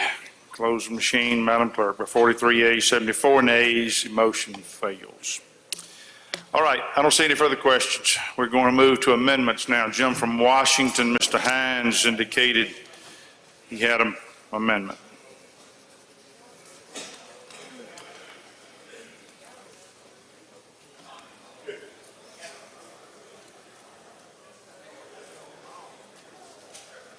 Thank you, Mr. Speaker. Can the clerk read the amendment, please? Madam Clerk, read the amendment, please. Amendment number 1 by Representative Hines and Gibbs of the 72nd. Amend by striking all after enacting clause and inserting in lieu thereof the following. Section 1, the following shall be codified as Section 3713(2) of the Mississippi Code of 1972. Each public institution of higher learning, public community or junior college, public school district, and charter school shall, in accordance with the history curriculum adopted by such educational institutions and approved by its respective governing board, teach a true and accurate depiction of Mississippi and United States history. This act shall take effect and be enforced from and after its passage. Amend the title to conform. Thank you, Mr. Speaker. Ladies and gentlemen, House, it's quite simple. I asked the chairman a specific question about the term voir dire, which means speak the truth. And I think we're here because the truth hadn't really been told over all the auspices of the educational system. And so this gives us an opportunity for everybody to understand what the history of this state and this country is. And the governing boards will then make sure that the curriculum is established where everything will be fair and equal. The problem is, folk don't understand each other. They really don't have an understanding, a concept of who we are individually and how policies and other things over the past has impacted all of us. The truth of the matter is, we really need to understand why a person feels this way about this particular issue and why a person feels this way about that particular issue, so we can become a better, more cohesive state. Most of us in here speak to each other, but don't have a relationship with each other. And in order for us to have a relationship with each other, we need to understand each other's plight in life. What this does, this teaches us all, equally and fairly across this state, what the true history is of this state. Now, some of it is good and some of it is bad. But the truth heals. Whether it's good or bad, if it's the truth, it will provide a healing. We need a healing in this land, in this state. I applaud the fact that the Speaker stepped out on a ledge to change the flag, which meant it was time for us to look and take a true depiction that our past was not as good as we wanted it to be. And now we're in the future. In order for us to continue to change and make Mississippi a better place to invite companies, business, and people in general, we need to make sure our kids understand the truth. Because some people are teaching around their dinner table, other folks are not. The one common place where all truth can be equally is in the classroom. If the curriculum is established right and people are taught right, they will learn and they will begin to accept each other better. We're in a cycle of change, ladies and gentlemen. A complete cycle of change will take effect when everybody understands the true history of this state and how it has impacted our culture, how it has made our culture either stronger or weaker. If you have the truth, there's no need of anybody feeling inferior. If you have the truth, there's no need of anybody feeling left out or left behind. If we have the truth will change where we're going in this state. All my amendment does is ensure that it is a true and accurate depiction of what took place in this state and this country.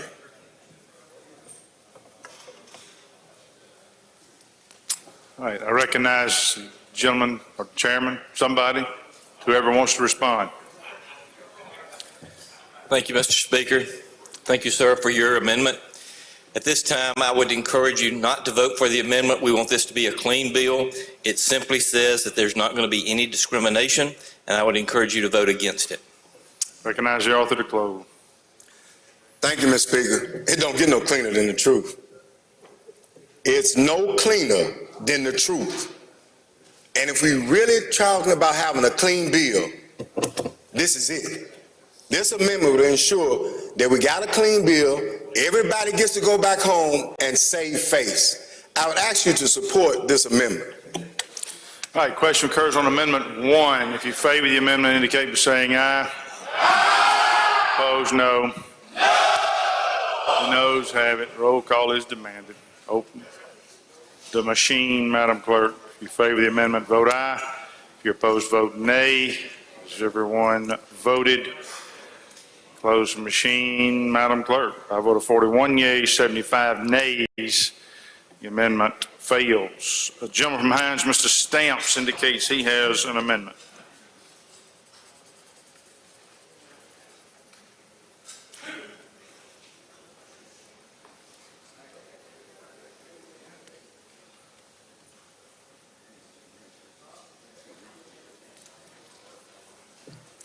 Thank you, Mr. Speaker. I'd ask the clerk to read the amendment, please. Madam Clerk, recognized. Read the amendment. Amendment number 2 by Representative Stamps. Amend on line 27 by striking the following language, religion. Amend further on line 30 by striking the following language, religion.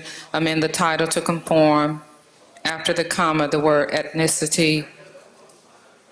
And the title on line 5 by striking the word religion. Thank you, Mr. Speaker. Thank you for all of y'all for having a good day of healthy debate on the future of our state. My amendment is really simple.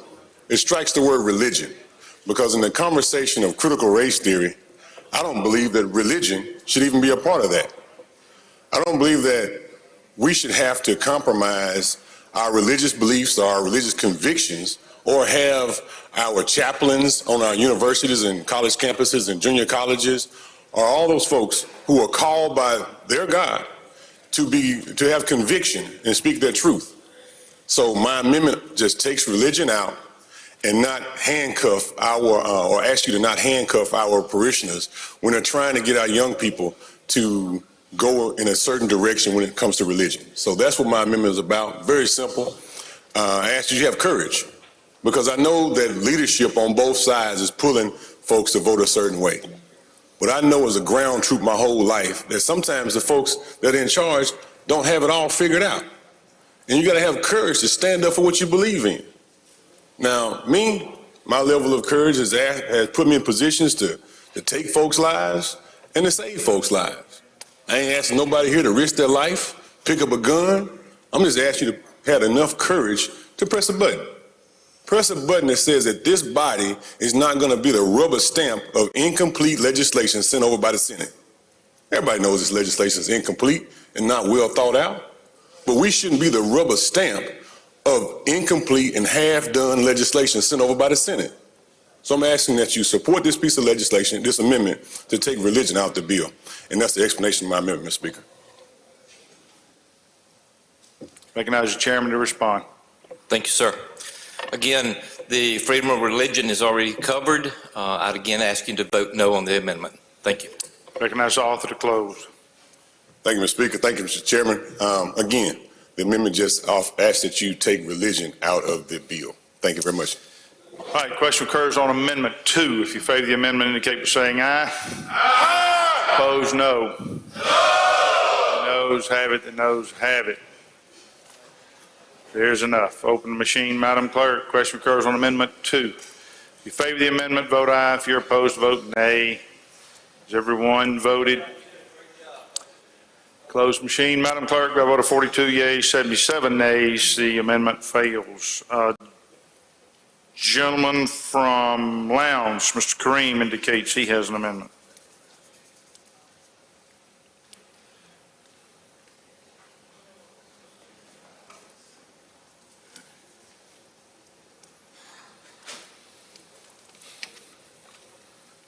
Thank you, Mr. Speaker.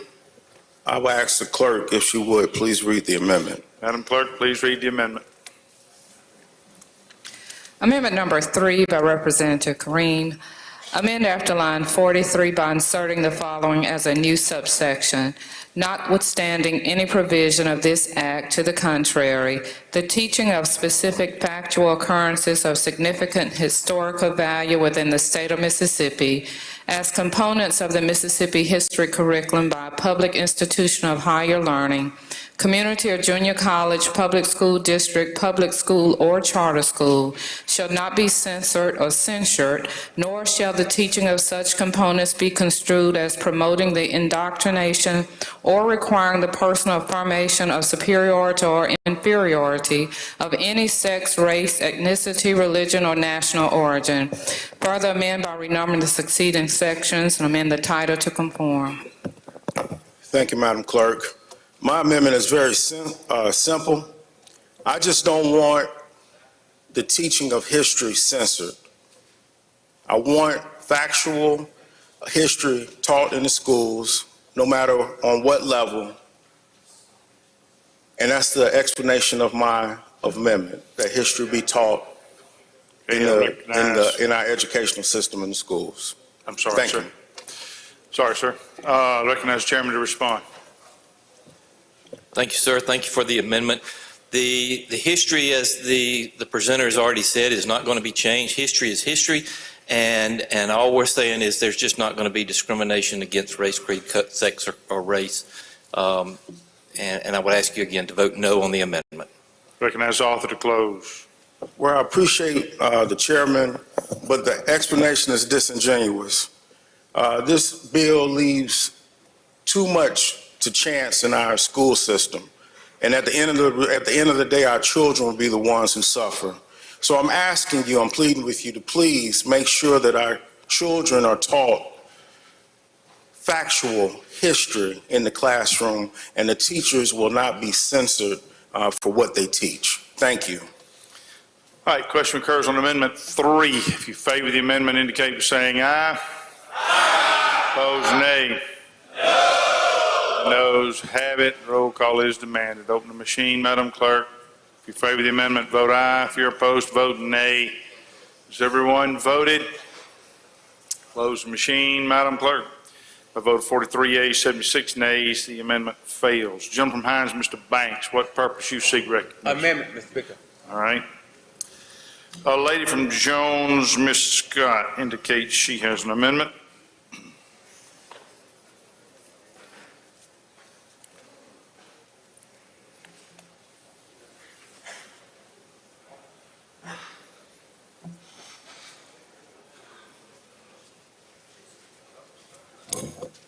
We need a copy, lady.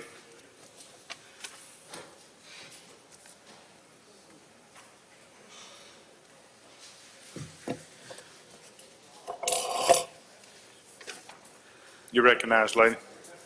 Thank you so much, Mr. Speaker. Ladies and gentlemen of the House, what this amendment does, it allows for the teaching about the birthplace of America's music and some of the people, famous people from Mississippi who are exceptional artists in this area. This amendment will allow for children to be exposed to B.B. King, The Thrill Is Gone, from Indianola. For Tyrone Davis, the gentleman said, baby, can I change my mind? He's from Greenville. Muddy Waters, if he were here, he'd tell you I got my mojo working, baby. It's Sequina County. And Robert Johnson, we all know his story that he sold his soul, yes sir, to the devil so that his guitar and his music would be transformational in the blues world, from Hazelhurst. My husband and I, our favorite, Michael Henderson in the Nighttime from Yazoo City. David Ruffin, gentleman from Lauderdale, from Why Not, Mississippi, one of the greatest Temptations, and was the lead singer of the Temptations. And finally, the man who, you know a lot about Lou Rawls, but the man who sang Ain't Understanding Mellow, Hey Western Union Man, Jerry Butler from Sunflower, Mississippi.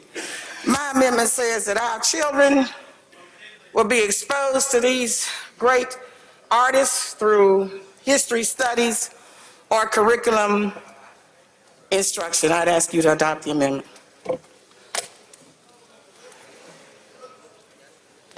Recognize the chairman to respond. Thank you very much for your amendment, my colleague from Jones County. However, this basically has nothing to do with this bill, and I would ask you to vote no on the bill, on the amendment. Thank you. Recognize the lady to close. Ladies and gentlemen of the House, I believe the bill speaks about, well, I believe the gentleman who handled the explanation of the bill said that we would be teaching history. All that my amendment does is that when you're teaching history and developing these curriculums, just don't forget these fellows. B.B. King, Tyrone Davis, Muddy Waters, Robert Johnson, Michael Henderson, David Ruffin, and Jerry Butler. That's all this amendment does. And so I would ask the House to adopt it. Question occurs on Amendment 4. If you favor the amendment, indicate by saying aye. Aye. Opposed, no. No. Noes have it. Roll call is demanded. Open the machine, Madam Clerk. If you favor the amendment, vote aye. If you're opposed, vote nay. Has everyone voted? Close the machine, Madam Clerk. By a vote of 43 yeas, 76 nays, the amendment fails. You have another amendment, lady? Yeah, I had a few. Okay, you're recognized. Thank you. Mr. Speaker, ladies and gentlemen, I'm very pleased to bring this amendment to you. It is about a lady from my area that we're very, very proud of. And her name is Miss Leontine Price. Miss Price lives right over there off South Fifth. Her home is still there, I mean. When you come through Laurel on the interstate, you can see Miss Price's home. Lady from Jones, she's right across the track from the police station. She went to the Great Oak Park High School. She then matriculated to Central State University and then on to Wilberforce. Miss Price then studied operatic singing at the Juilliard School of Music. But let me tell you, in her second year at Juilliard, Miss Price sang Salome for the Metropolitan Opera. This was the first time an African-American student had ever been allowed to do that. One of Miss Price's greatest operatic performances was El Trovatore, which she performed in 1963. The people said that Miss Price had a 35-minute standing ovation. Miss Price says that it was 42 minutes, according to her friends who did the actual timing. In Laurel, we're very pleased and really proud of Ms. Price and what she has done. 201 performances at the Metropolitan Opera and other opera houses all over the world. Ms. Price has played 16 roles, Aida and Cleopatra, two of her most famous roles. You all know that she's a lyrica spenta soprano.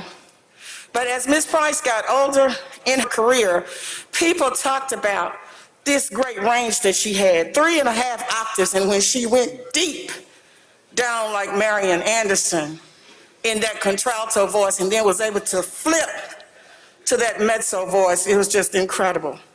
So I'm asking you to make sure that Mississippi's children will know about this lady, and I'm asking you to adopt it, so we'll make sure that her accomplishments, her life, this woman is known as really the greatest mezzo-soprano to ever live. So I ask you to adopt it. Recognize the chairman to respond. Thank you, ma'am. Thank you, sir, for the nomination. At this time, I would agree with my colleague that Leontine Price is a very famous person. She represented Laurel extremely well, represented Jones County well. However, again, this is not related to the bill, and I would encourage you to vote no. Thank you. Recognize the author to close. Thank you. And again, I would have to say, according to the gentleman from Choctaw who handled the bill, he says that repeatedly he told us that they would be teaching history. And all my amendment is saying is that when you're teaching history, don't forget Miss Leontine Price. And children can be curious about Miss Price because her brother, who is equally as famous as she is, General George Price, who is well known all over the world from having worked in the military for this country, has his own story. Miss Price's mother, who was a midwife in Laurel, named many, many babies, delivered so many. Miss Price's father and the work that he did in telling children to get their education. So I'm just saying to you, let the children know about Miss Price, let them exercise their curiosity through education, and when we're developing these curriculums, let's don't forget Leontine Price. I would ask you to adopt the amendment. Question occurs on Amendment 5. If you favor the amendment, indicate by saying aye. Opposed, no. Noes have it, noes have it. Open the machine, Madam Clerk. If you favor the amendment, vote aye. If you're opposed, vote nay. Has everyone voted? Everyone voted. Close the machine, Madam Clerk. By a vote of 42 yeas, 75 nays, the amendment fails. I want to recognize the pro tem at this point. He has an introduction he'd like to make. Thank you, Mr. Speaker. Ladies and gentlemen of the House, if I could direct your attention to the South Gallery. We've got some, Dr. Jim Haffey, president of Holmes Community College, is here today. They're here for MEC days, but he's got 4 of his top students with him who I happen to know either them personally or their parents. So I want to introduce those students to y'all and have them stand. Lucas Price, Livy Howell, Addie Burrell, and Haley Haffey. They're here in the South Gallery. Help me make them welcome.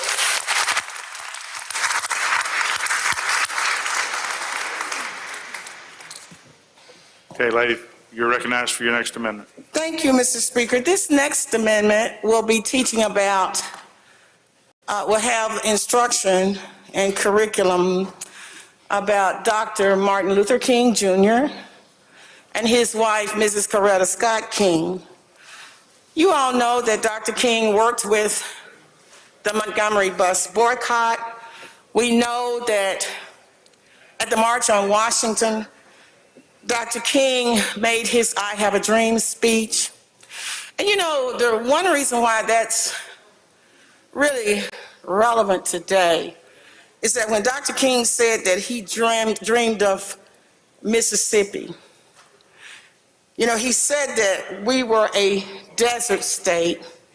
He said that we were sweltering with the heat of injustice and oppression. But you know what else Dr. King said?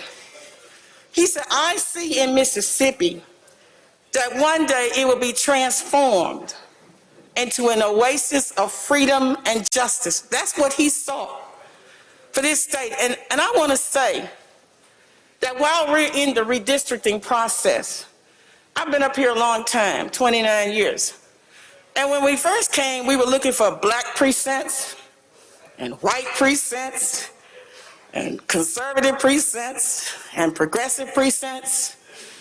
But you know, right now, the demographers over there are telling us that we've integrated. And we don't have as many of these black precincts and white precincts. And so when we think about Dr. King's dream, then we can see that Mississippi is changing.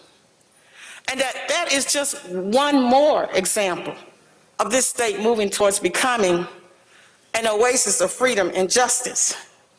As you all know, Dr. King was to be in Laurel, Mississippi on April the 2nd, 2 days before he was assassinated. He was moved 3 to 4 times. As a matter of fact, lady, Miss Price's church was the first place he was supposed to speak. The mayor of Laurel, the late Henry Buckaloo, begged Sam Bowers and the Klan members, please don't kill this man here. And he begged them. And they heard his cry. And Dr. King was able to get out of Laurel alive. We had no idea that 2 days later, when he was at the Memphis sanitation boycott, that he would be assassinated. But again, Mississippi doesn't have that blemish. And then his beautiful wife, as we talked about Mrs. Price, the students will learn that Mrs. King also was an accomplished operatic singer. She attended the Antioch College in New England Conservatory of Music. She was an accomplished woman in her own right. She was a civil rights activist in her own right. She was a Christian woman of God in her own right. And so we're asking you to make sure that Mississippi's children have an opportunity to learn about these two individuals. And so I would ask you to adopt the amendment.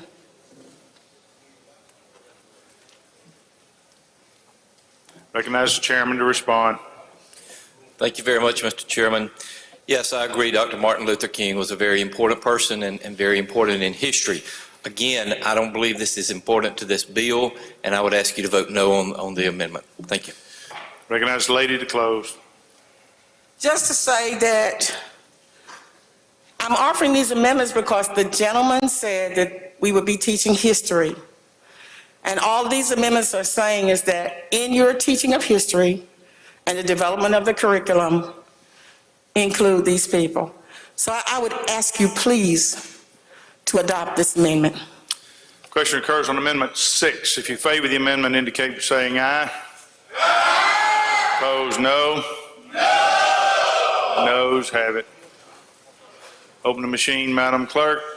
If you favor the amendment, vote aye. If you're opposed, vote nay. Has everyone voted? Everyone voted. Close the machine, Madam Clerk. By a vote of 42 yeas, 76 nays, the amendment fails. You have another item, lady? Yes, I do, Mr. Speaker. Mr. Speaker and ladies and gentlemen, this amendment would have Mississippi's children to learn about 4 gentlemen who served in this legislature.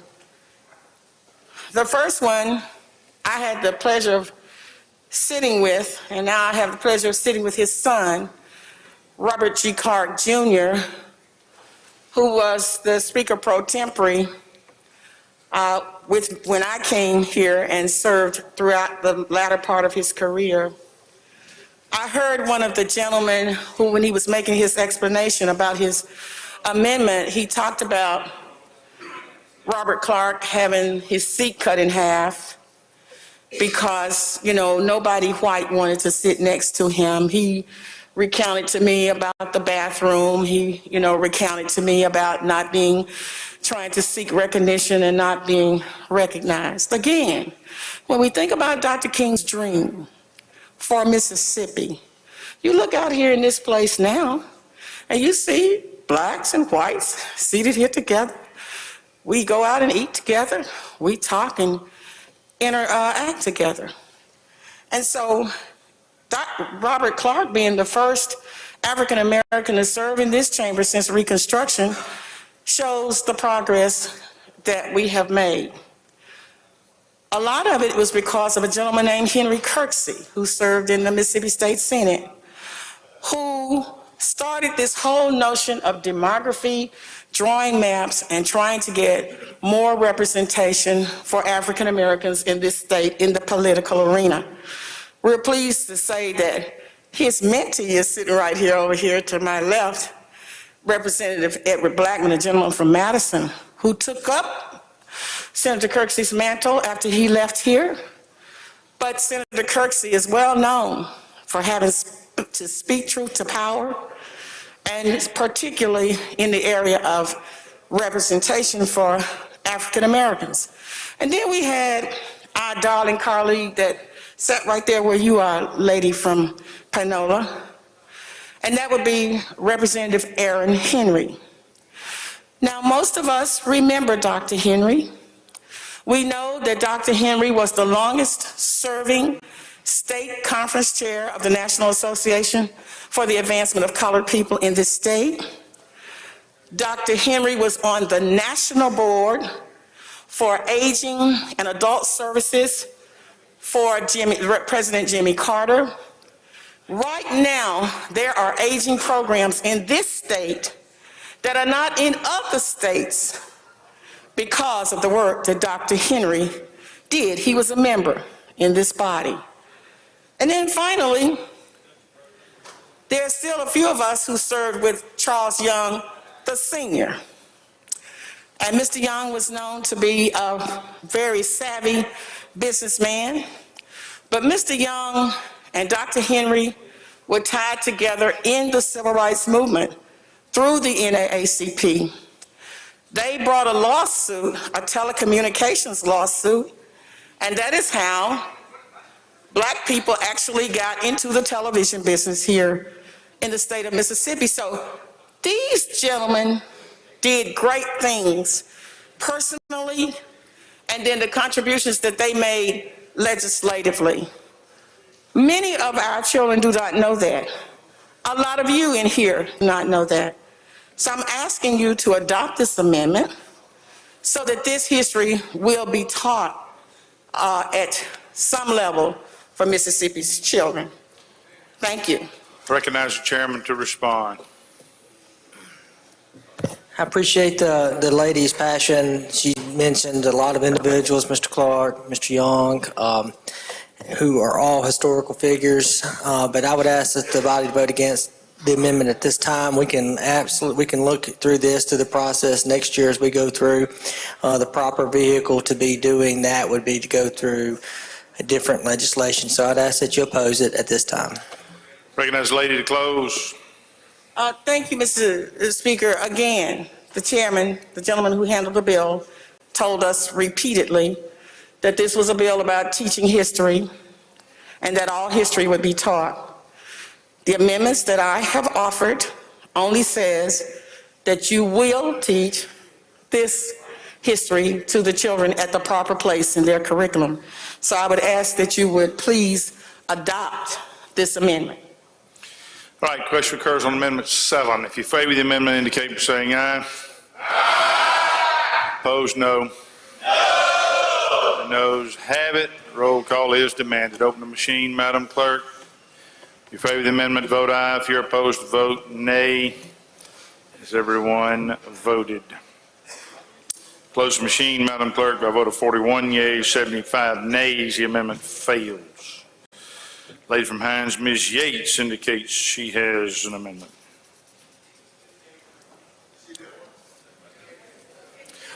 Oh, I'm sorry, we had another one. I apologize. Lady from Jones indicates she has another amendment. Thank you, Mr. Speaker. This amendment will allow for our students to learn about our 44th President of the United States of America. As you know, he was a state senator, a United States senator. He was the 44th President of the United States of America. And we want to just make sure that Mississippi students will learn about President Barack Obama. The reason why that's critical, you all, is because if you were to ask some of Mississippi students right now about President George W. Bush, they couldn't tell you. If you asked them about President Harry Truman, they couldn't tell you. I'm hoping that if we adopt this amendment, that when these boards and these people decide these curriculums, that they will be serious about teaching about presidents. And that it won't be the only president that they teach about is Abraham Lincoln. We need to learn about all of the presidents, and I'm hoping that this amendment will open that discussion about all of our presidents of the United States. So I would ask that you would adopt the amendment. Recognize the chairman to respond. Thank you, ma'am, for the amendment. Yes, Barack Obama was the president, and yes, I'm sure he did some good things while he was in the president's office. But again, that's not related to this bill that we're talking about, and I would ask you to vote no on the amendment. Thank you. Recognize the lady to close. Mr. Speaker, I would ask the members to adopt the amendment that is talking about history that we have heard for 3 hours. Is that what we were being told that this bill was to make sure that history, all history could be taught. So I would ask the House to adopt it. Question occurs on Amendment 8. If you favor the amendment, indicate by saying aye. Aye. Opposed, no. No. The noes have it. Roll call is demanded. Open the machine, Madam Clerk. Question occurs, if you favor the amendment, vote aye. If you're opposed, vote nay. Everyone voted. Close the machine, Madam Clerk. By a vote of 43 yeas and 75 nays, the amendment fails.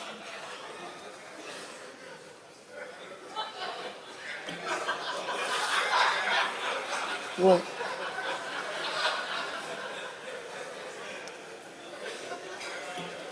all right, you're recognized for your next amendment, lady. This amendment speaks to the gentleman from Hines, Mr. Bo Brown's concerns. This amendment would allow for the recognition of Kenny Payne, who played at the University of Louisville, who is now an assistant coach for the NBA New York Knickerbockers. Clarence Witherspoon, the gentleman from Crawford, Mississippi, graduated from the University of Southern Mississippi, went on to the NBA to play as a 76er, as well as Kenny Payne. It would allow our children to learn about Jerry Rice, and I'm reminded that on last week, I believe, primetime Deion Sanders was here, and we all know that they had a great rivalry, Jerry Rice and primetime Deion Sanders.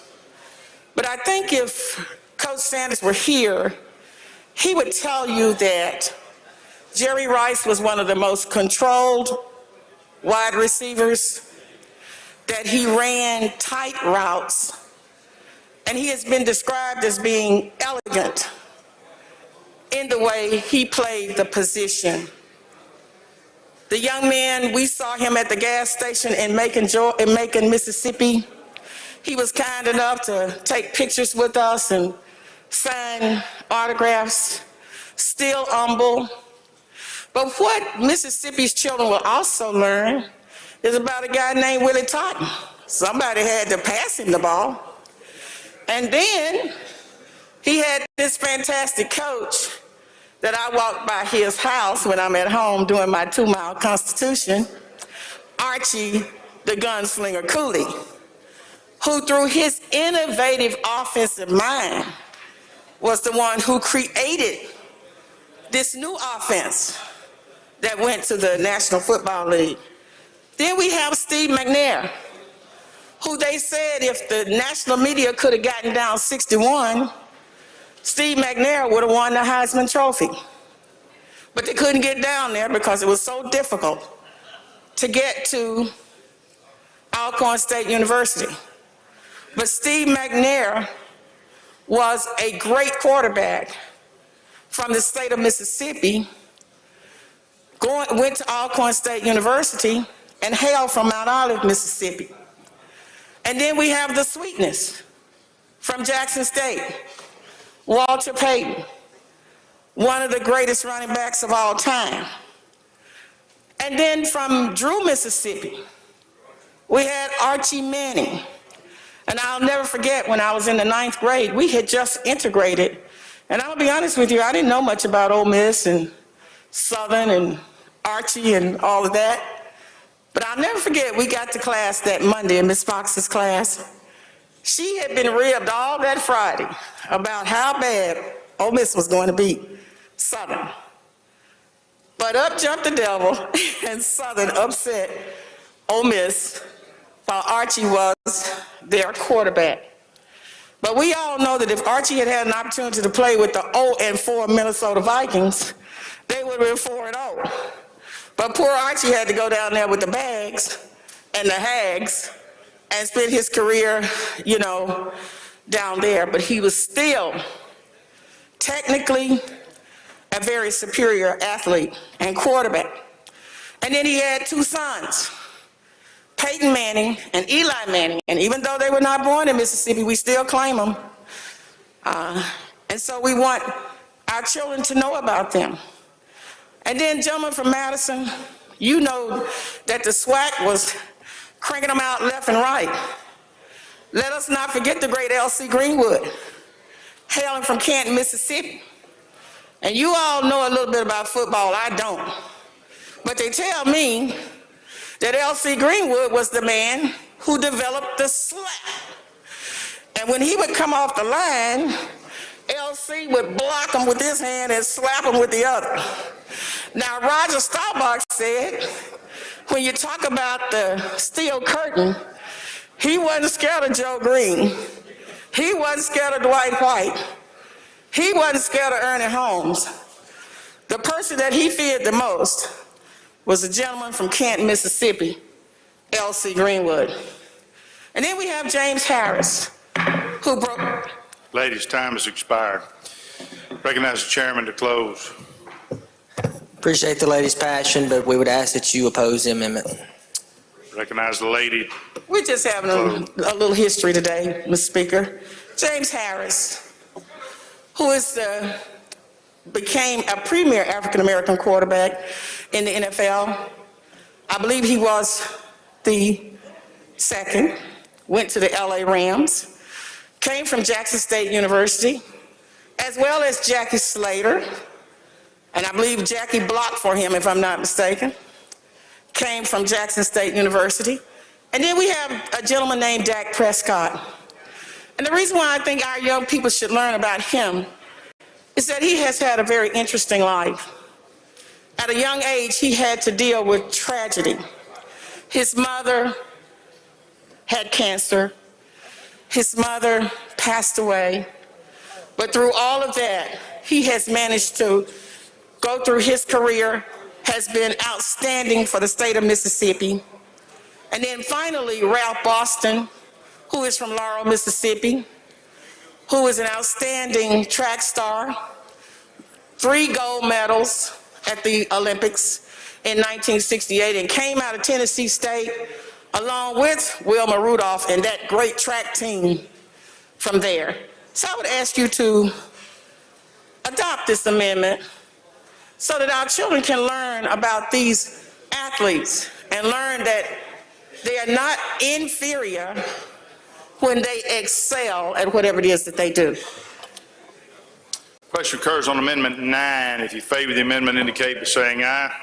Aye. Opposed, no. No. Noes have it. Roll call is demanded. Open the machine, Madam Clerk. Favor the amendment, vote aye. If you're opposed, vote nay. Has everyone voted? Close the machine, Madam Clerk. By a vote of 40 yeas, 76 nays, the amendment fails.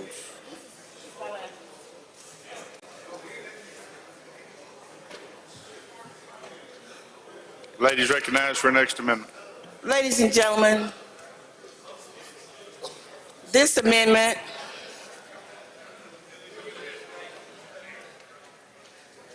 is the literary review of the entire context of the James K. Vardaman speech that he gave during the 1890 Mississippi State Constitution. And the reason why we are so disturbed by this bill is because of the vestiges of the 1890s Constitution. Now, I had an amendment that would have it taught, but I know that you're tired. But I am going to read to you why it should be taught. And I am going to read to you why we have many of the policies that we have in place in the state of Mississippi. There is some ugly language in this speech. I'm going to tell you right now, I'm not going to say that word, but we are going to read his speech to you. The race question is one of the most serious problems which confront the civilization of the present century. The entire republic is interested in it, but the South, where the NIGGER lives in such large numbers, is of course more widely affected and therefore more materially and visually interested. The election in Maryland and the interest manifested by the people of the whole republic, and this is your governor, James K. Vardaman, 1903. The election in Maryland and the interest manifested by the people of the whole republic bids me to hope that a way may be discovered whereby destructive attrition will be avoided for many years at least. The first thing to be done to bring about the beginning of the process which works matters to a satisfactory issue is to bring our statesmen, philanthropists, sociologists, conservative businessmen, and misinformed preachers to a sane consideration of the real, inbred, God-planted, and time-fixed moral and mental qualities of the NIGGER. In the solution of this problem, we must recognize in the very outset what Thomas Jefferson recognized 100 years ago and what Abraham Lincoln endorsed 50 years later, that the NIGGER cannot live in the same country with the white man on terms of social or political equality. It is one of the impossible things. One of the other of the races will rule. They will not mix. Another thing must be done. The truth must be told about these matters, and the NIGGER must be given to understand just what is expected of him and what will be done for him. I am very much in favor of protecting the NIGGER in pursuit of his happiness and the full employment of the products of his labor. I believe in being honest in all business dealing with him, as I believe in being candid in the discussion of his political and civil rights. I am opposed to the NIGGER'(S) voting. It matters not what his advertised moral and mental qualifications may be. I am just as much opposed to Booker T. Washington as I am to voting by the coconut-headed, chocolate-colored, typical little coon, Andy Dotson, who blacks my shoes every morning. Neither one of them fit to perform the same supreme functions of citizenship. Some people may say that that is prejudice. It may be. But it is a wise prejudice founded upon the experience of all ages. Did you ever think what we are indebted to this prejudice for? It is to this prejudice we are indebted for the purity of the Anglo-Saxon race, the master race of the world. We are indebted to it for the literature of the English-speaking people, for all the great discoveries in science, for the incomparable original plan of the government under which we live. In a word, all the glories which crown and glorify the civilization of the 20th century. But it matters little what I think or what others may say. That prejudice will live as long as the Anglo-Saxon race retains its virility, its genius for government, and its unconquerable will to rule. When it shall cease to exist, then indeed will the scepter of world rulership pass to other hands, and the glorious achievements of the heir of all the ages shall crumble and fall, and over it all will drift the Sahara sands of oblivion. The absolute domination by the white race means race purity. Ladies, time has expired. Recognize the chairman to respond. Thank you, ladies and gentlemen of the House. We've had a good, healthy debate here. We've gone back and forth on having good policy discussions here. Appreciate the lady coming up with her amendments, but this is a vehicle that I've said repeatedly, history will be allowed to be taught, that we're going to see that no one's inferior. And so to keep this a clean bill, to move this through the process, I would ask that you oppose the amendment. Question now recurs on amendment number 10. We're way over time, lady. Please make it brief. I give 5 minutes to close, don't I? But when the NIGGER is taken into partnership in the government of the country, demoralization, retrogression, and decay ensue, just as surely as night follows the day. I want to do what is best for the races. I am the NIGGER's best friend, but I am friendly to him as an NIGGER whom I expect to live, to act, and to die as an NIGGER. A great deal of money, more than $250 million, has been spent since 1861 to 1865 by white people of the North and the South in a foolish endeavor to make more of the NIGGER than God Almighty ever intended. How well these efforts have succeeded, this extract from an address by a Northern man attests. I want to call attention to the fact that these statistics are entirely free from the suspicion of race prejudice, for they were collected by Professor Wilcox of Cornell University, a native of Massachusetts, and Dr. Winston, president of the North Carolina Agricultural College. These are the conclusions. The Negro element is the most criminal in our population.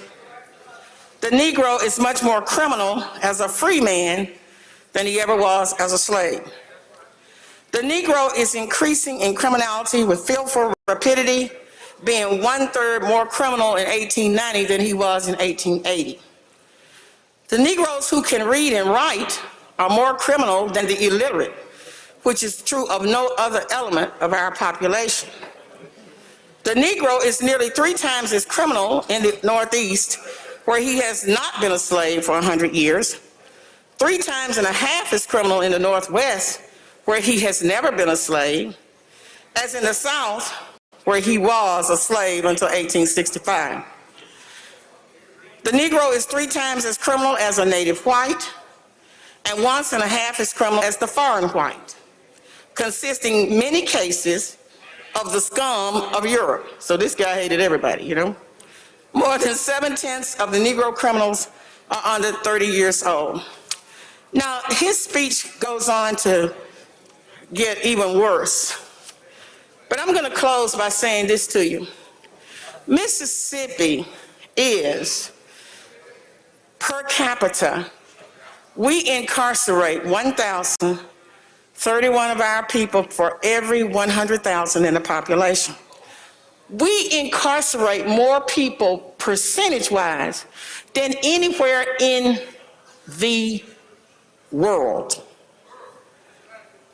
Black Americans in America are 5 times more likely to be incarcerated.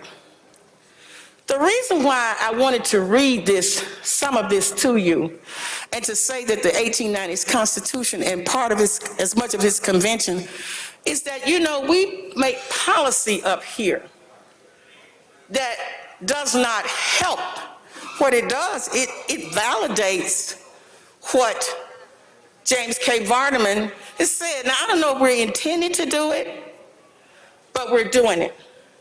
Then, Vardaman talked about the vote. And, he told you he didn't even want the man shining his shoes to vote. He told you that an intellectual like Booker T. Washington shouldn't vote.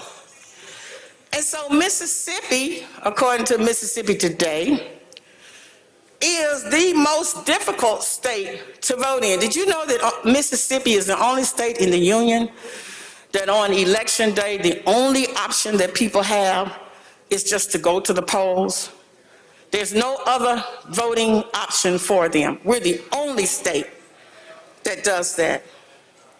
Mississippi, the reason why they said that we were not passing any more restrictive laws is because we passed them all. There's no others to be passed. And so when you have a governor coming in saying that people shouldn't be educated, folks should be locked up, and then here we are in 2022 having some of those same discussions, maybe it is that we need to teach this so that our children can see and know what this state was like at that time. Ladies' time has expired. And if they want to move to a new place. I thank y'all for your patience today. Question now recurs on the adoption of amendment number 10. If you favor the amendment, indicate by saying aye. Aye. Opposed, no. Noes have it. Noes have it. Roll call is demanded. Open the machine, Madam Clerk.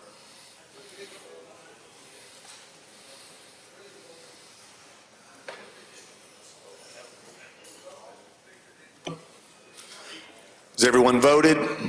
Close the machine, Madam Clerk. By a vote of 41 yeas, 76 nays, the amendment fails. Ladies recognized for her amendment. Thank you, Mr. Speaker. This amendment is quite simple. We heard today, I lost count, I tried to keep count, but I lost count around the 45th time that this bill is about making sure that no person is discriminated against and that no person is made to feel inferior to another person. So all that my amendment would do, all that it does, is simply adds the categories of disability and sexual orientation to the categories that are already listed in the bill. So those that are already listed are sex, race, ethnicity, religion, national origin. We would be adding disability and sexual orientation in an effort to make sure that there is actually no person, no student who is discriminated against or made to feel inferior, if that is the true intent of this bill. Recognize the chairman to respond. Thank you, lady. Appreciate you coming forward. Ladies and gentlemen of the House, there's been recent U.S. Supreme Court cases out there that talk about the 14th Amendment and due process and equal protection. I believe those classes are already covered with regard to not only our Constitution, but other statutes and regulations. In order to keep this bill going through the process, to keep it as a clean bill to go over, I would ask that you oppose the amendment. Recognize the lady to close. Those are covered within Supreme Court decisions, but so are the other classes of cases that are in the bill in front of you today. So if it is not needed to add the 2 additional classes of people, then this entire bill is not needed. All right, I don't see any further questions. Open the machine. Question occurs on Amendment 11. If you favor the amendment, indicate by saying aye. Aye. Opposed, no. No. The noes have it. Roll call is demanded. Open the machine, Madam Clerk. If you favor the amendment, vote aye. If you're opposed, vote nay. Has everyone voted? Everyone voted. Close the machine, Madam Clerk. By a vote of 43 yeas, 73 nays, the amendment fails. Jim from Humphreys, Mr. Straughters, what purpose you seek recognition? I'd like to speak on the bill at the proper time, Mr. Speaker. All right. Jim from Adams, Mr. Johnson indicated he had an amendment.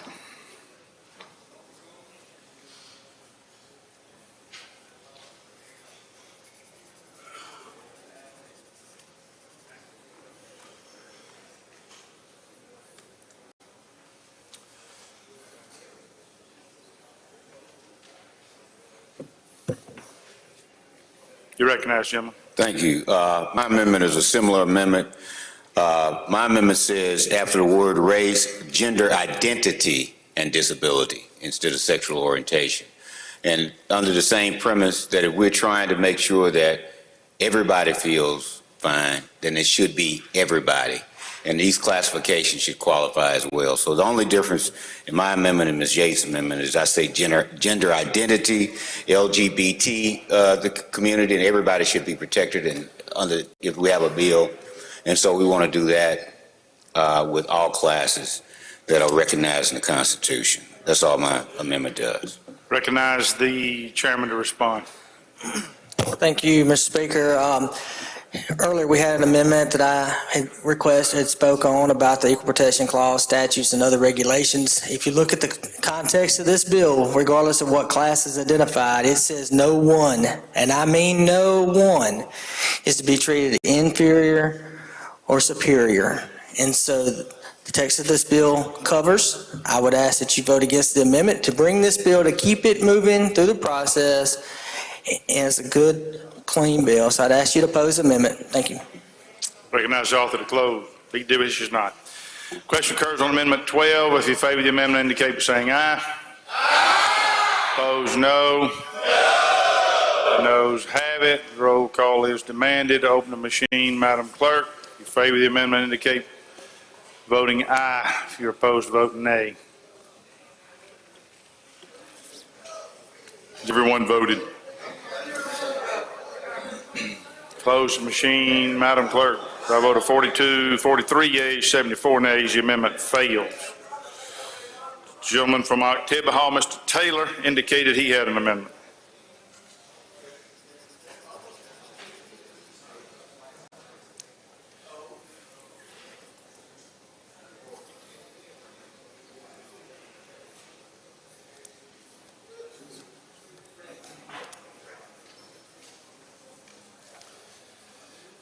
Thank you, Mr. Speaker.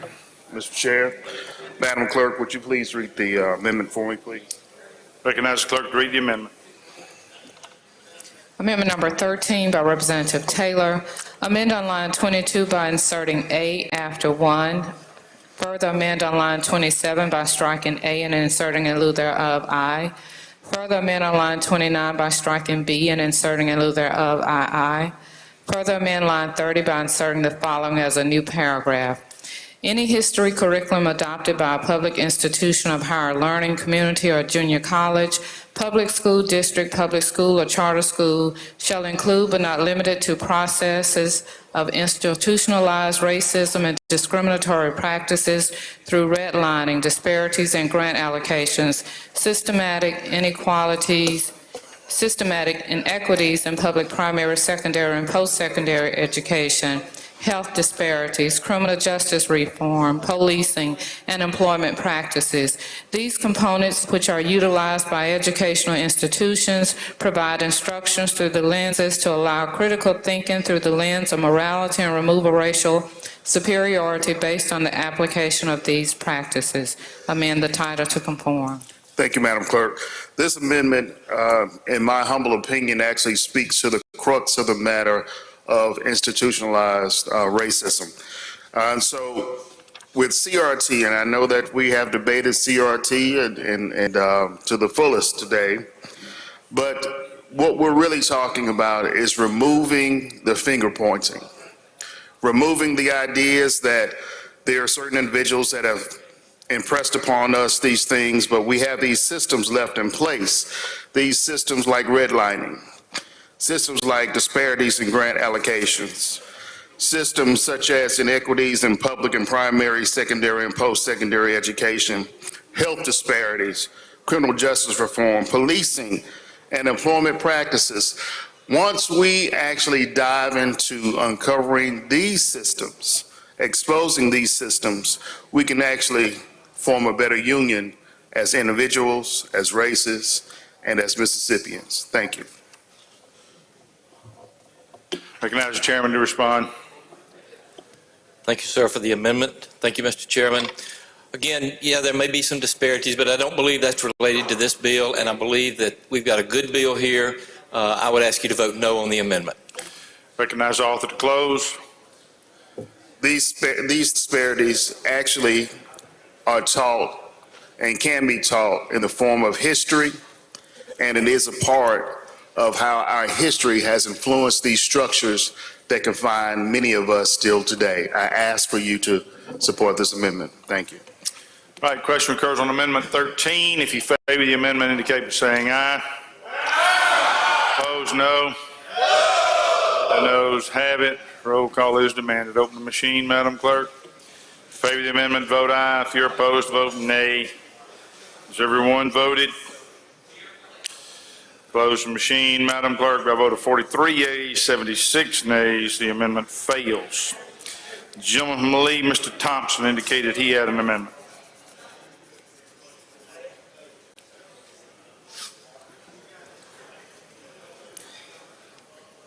Need a copy of your amendment, gentlemen.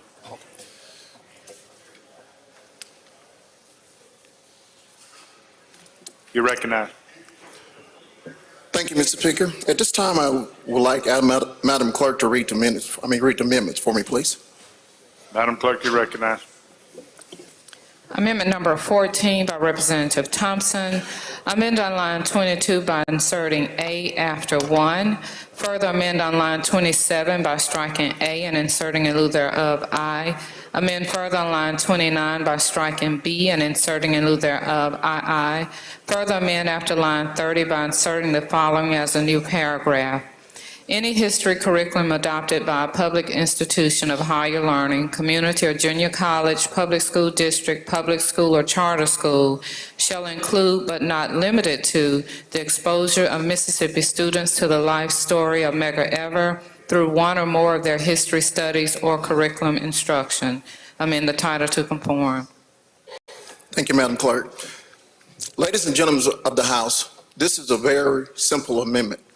On this amendment, I want everybody to think about, because I'm standing on the behalf of my grandchild, Kaylee Rose, Jaslyn, and Eliana. Now, this is a very simple amendment. This amendment, what it does is to make sure history is being taught in school and make sure that you have a curriculum.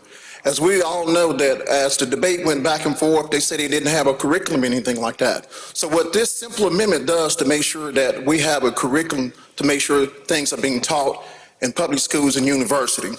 So as we know, Medgar Evers is a very inspirational Mississippian that went off to war, come back and fought for people like us. So all it's saying is to give me an opportunity to understand what history is all about and to give them an opportunity to help them understand what curriculum is all about. Now, what this bill does, it's a very simple bill.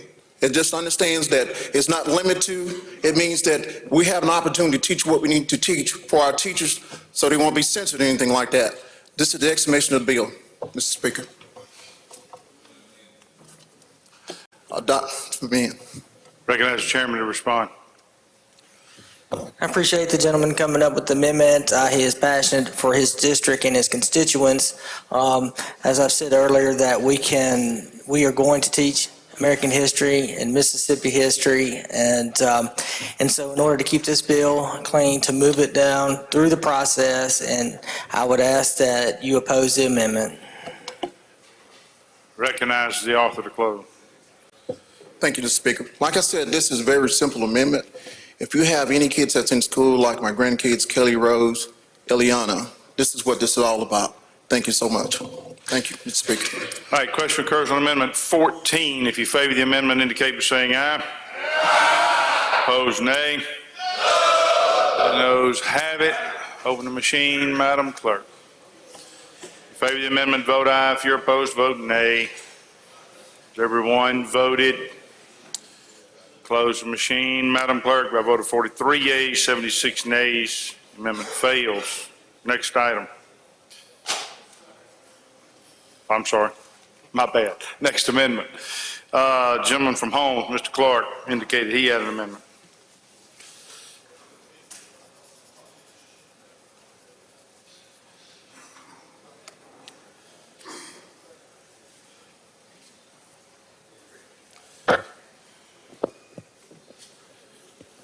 I'm recognized, Mr. Speaker.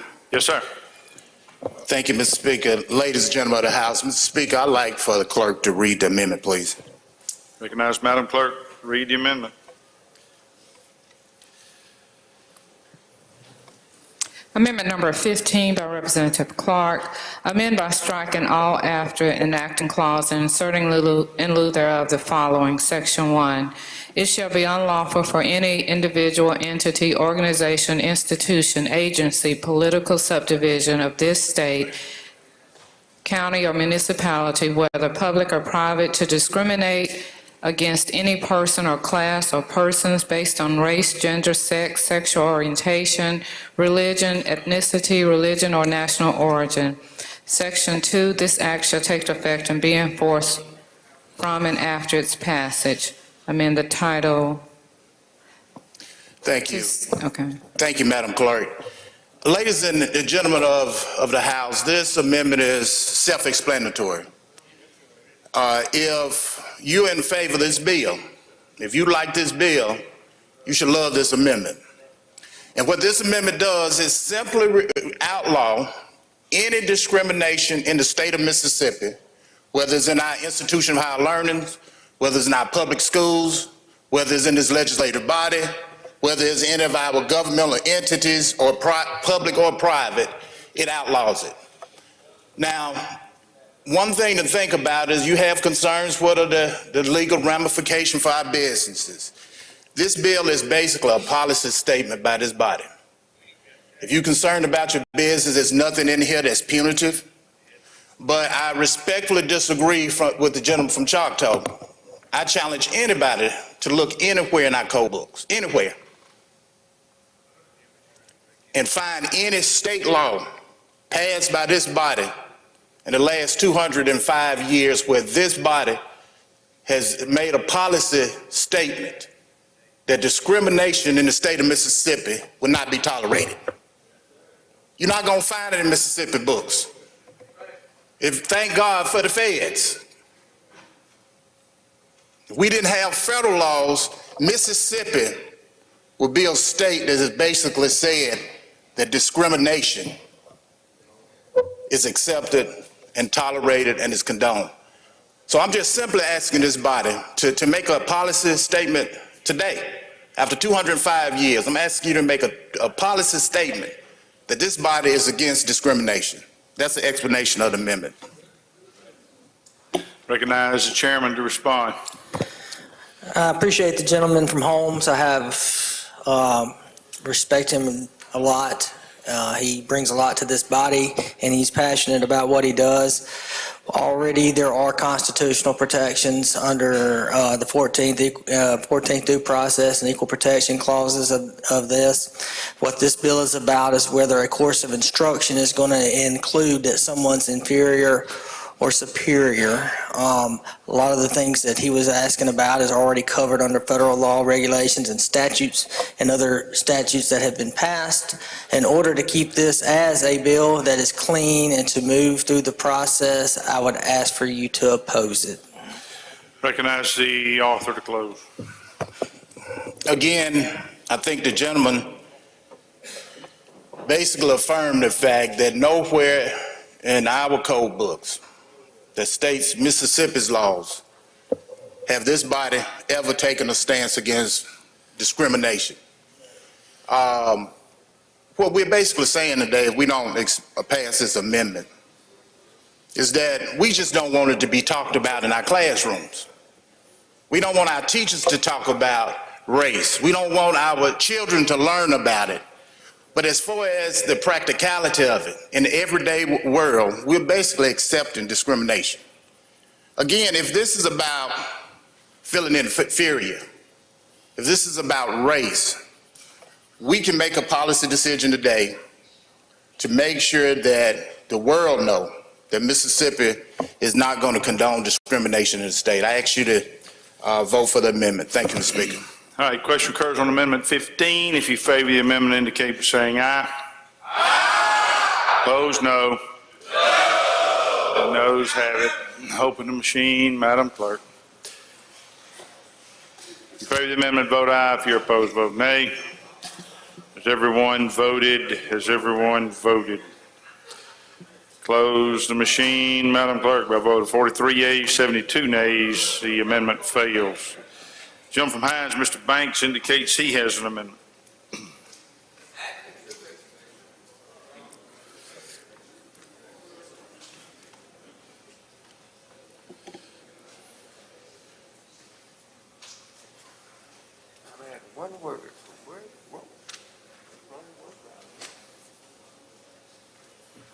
Gentleman's recognized. Thank you, Mr. Speaker. Ladies and gentlemen, Mr. Speaker, can I whistle? I want to whistle. You know, this is an old whistle, old railroad sound. You know, back when I first got here, Mr. Speaker, that was before you got here too.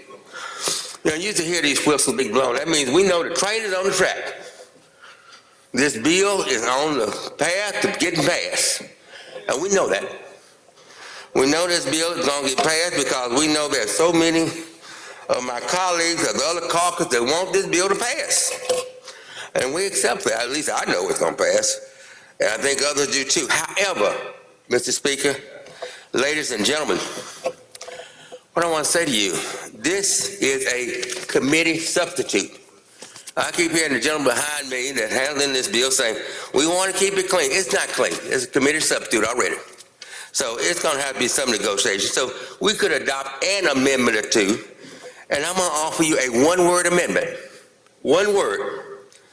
And I think this one word is needed because when I look at this bill, and I look on down on line 50, 50, on line 50 says the word violate. Gentleman from Rankin, I see you looking at me. I'm glad you are. My parking desk mate over there on the lot. But it says violate. It says if you shall violate. But you know, when I think about a violation, when I think about this flag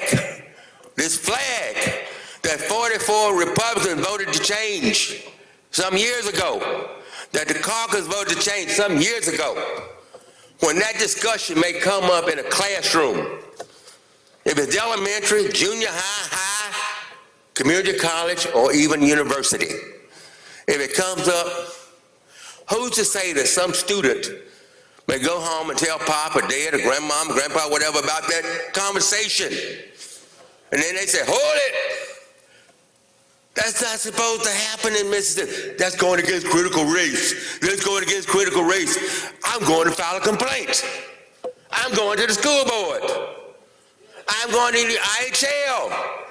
I'm going to the university and colleges. I'm going to community colleges, but I'm going everywhere I can and say, that's a violation. Get that teacher. String him up. Crucify him, crucify him, or crucify her. No. No. That kind of conversation that comes up among students in a classroom, it came up. And so the one word I ask you to adopt is the word gross. The word gross, that it is a gross violation of what you want. This is what you want. But don't let it be any violation. Don't let it be jaywalking. Let it be a gross violation. Don't take that teacher and crucify him or her if we're out here and student jumps up and says, hey, I think that about the flag or about James, or whatever it may be. Don't crucify that person, because when it comes down to the administration of that high school, university, college, they're going to get on to you. You can't control your classroom. What's going on in your class? This is going on. We don't want that. You don't want that. I don't want that. I know if you want this, you don't want that though. So I ask you, adopt the one word gross, and you got a committee substitute. It ain't hard to figure out. So please adopt that amendment. Thank you. Recognize the chairman to respond. Thank you, sir, for the amendment. Again, I would ask you to vote no on this amendment. Thank you. Recognize the author to close. Well, again, we know the train's on track. Well, I just ask you, before that train goes off, change the seating a little bit. Change the way it's organized a little bit to just say, let's make it gross. Let's not do this, because we're going to have some fanatics out here on this legislation once it passes. It's going to pass. But we don't need this fanatic to say, hey, well, I'm going to crucify that teacher that let that happen in my child or my daughter's classroom. Let's not do that. I'm looking toward the future. So please, I ask you to adopt this amendment, and you can adopt it on a voice vote. Thank you. All right, question occurs on Amendment 16. If you favor the amendment, indicate by saying aye. Aye. Opposed, no. Roll call is demanded. Open the machine, Madam Clerk. If you favor the amendment, vote aye. If you're opposed, vote nay. Everyone voted. Closed machine, Madam Clerk. 5 votes, 43 nays, 74 nays. The amendment fails. Okay. You have one more? Yes, sir, Mr. Speaker. Now, y'all didn't do me right on the last one. I know you're not going to do me right on this one either. But anyway, I'm going to offer it. I'm not going to be long. But this amendment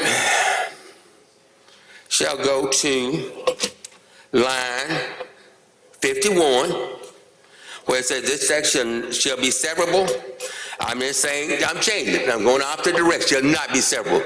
That's the amendment. Now you come on up there and let me say, you know, he wants to keep a clean bill. He wants to keep it going. He asked you to vote against the amendment. I'm asking you to vote for it. Thank you.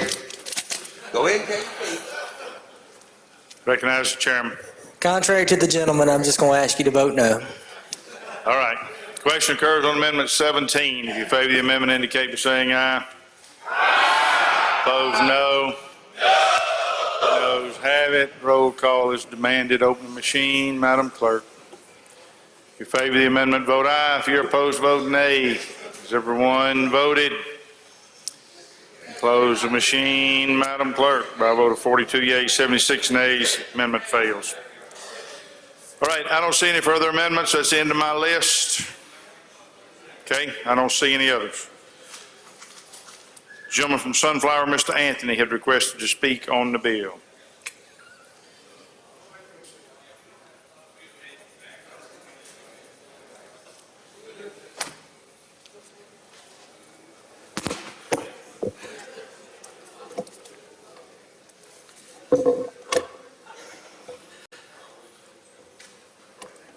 Thank you, Mr. Speaker.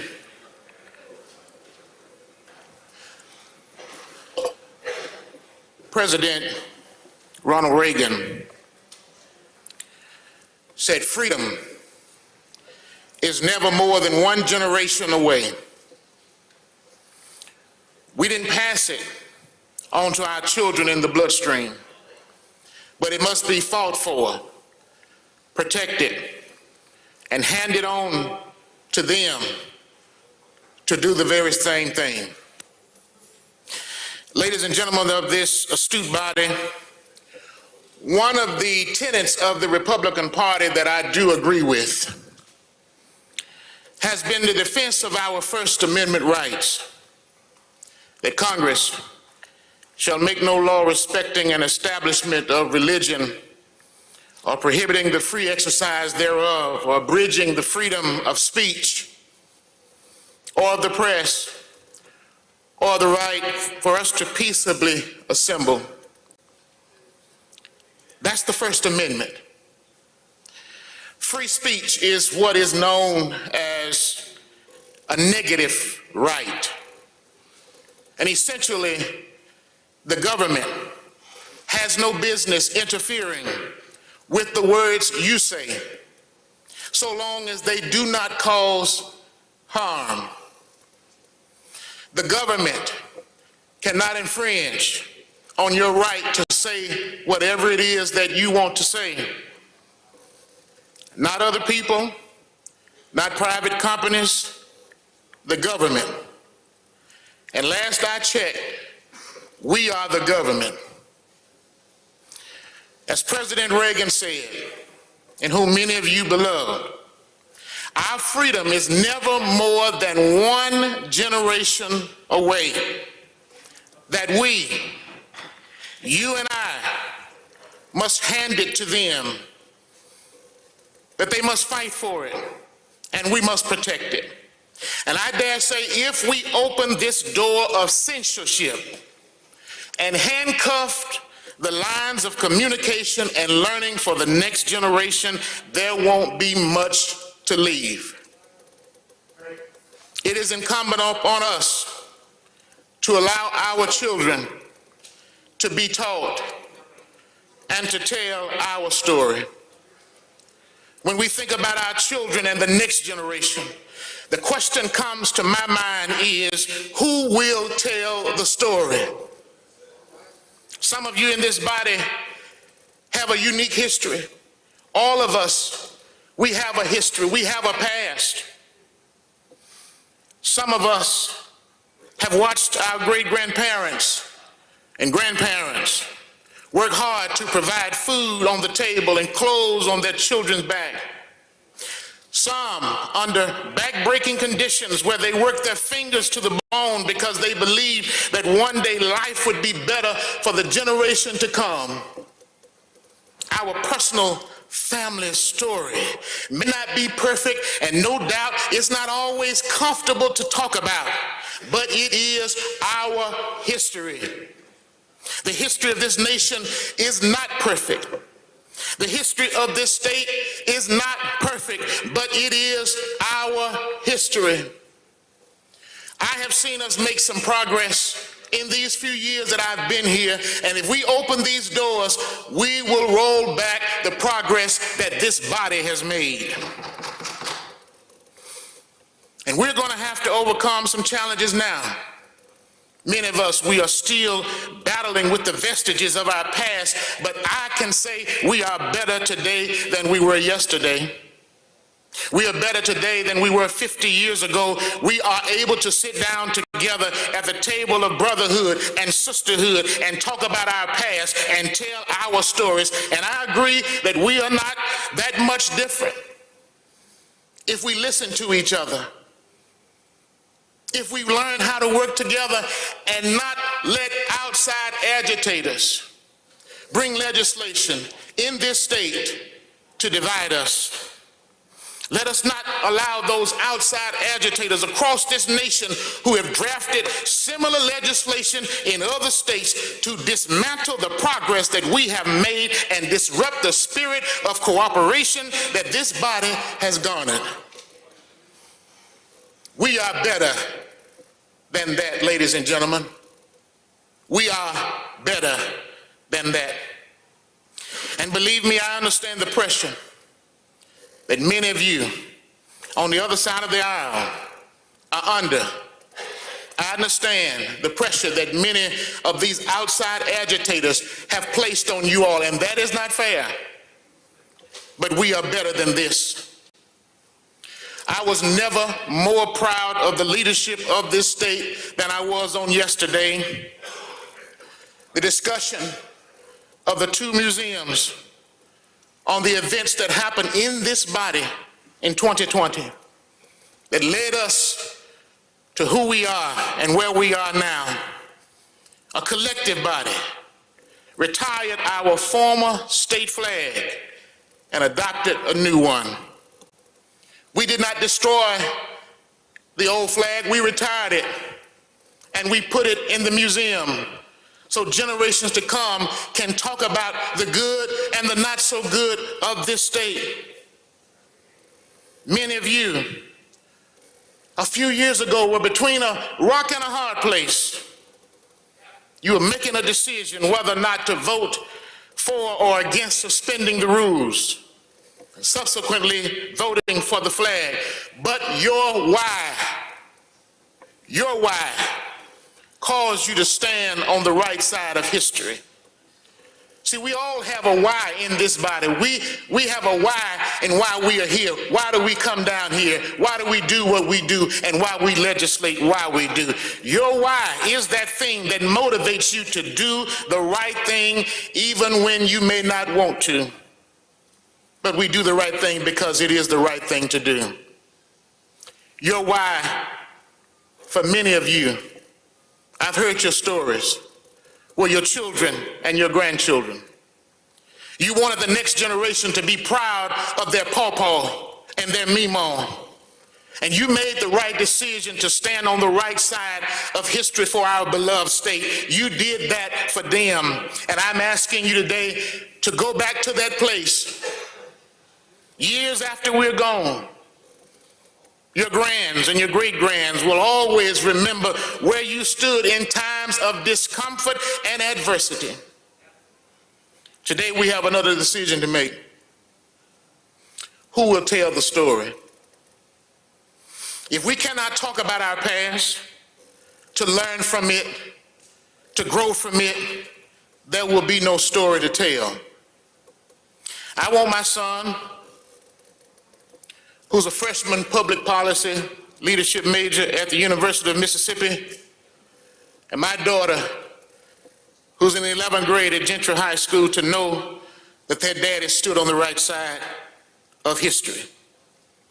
I want my son to know who Lucius Q.C. Lamar is while he's on the campus of Ole Miss, but I also want him to know who James Meredith is when he passes by his statue on campus. Because both men helped shape the history of the university and this state. If we censure discussions around the past, there won't be a story to tell. Ladies and gentlemen, please hear me. The Word of God admonishes us throughout Scripture to remember our history and to teach our children.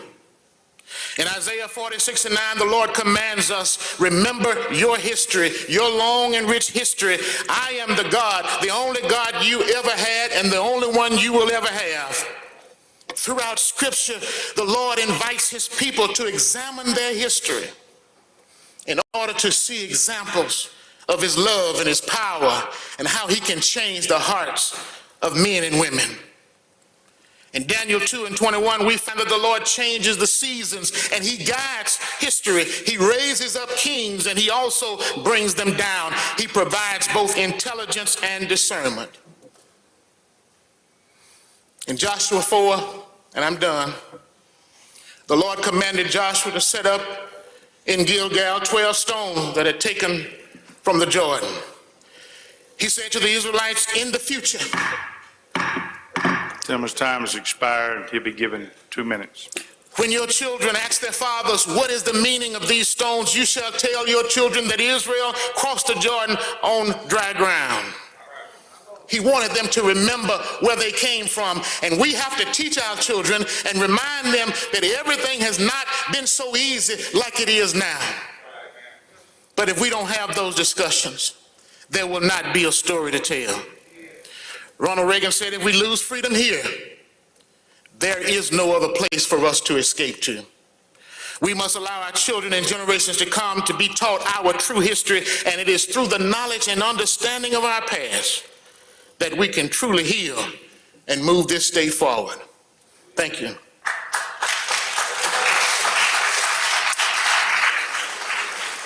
All right, I believe I got everybody written down in order, but I got names written all over my page, so y'all are going to have to forgive me. I think the gentleman from Holmes was next on my list. Well, you don't have to do it, sir. You don't have to do it if it pains you. You don't want to follow that? Mr. Speaker, you sure I'm next on the list?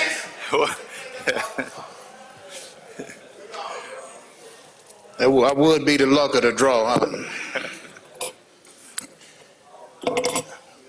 I basically say what he said right there.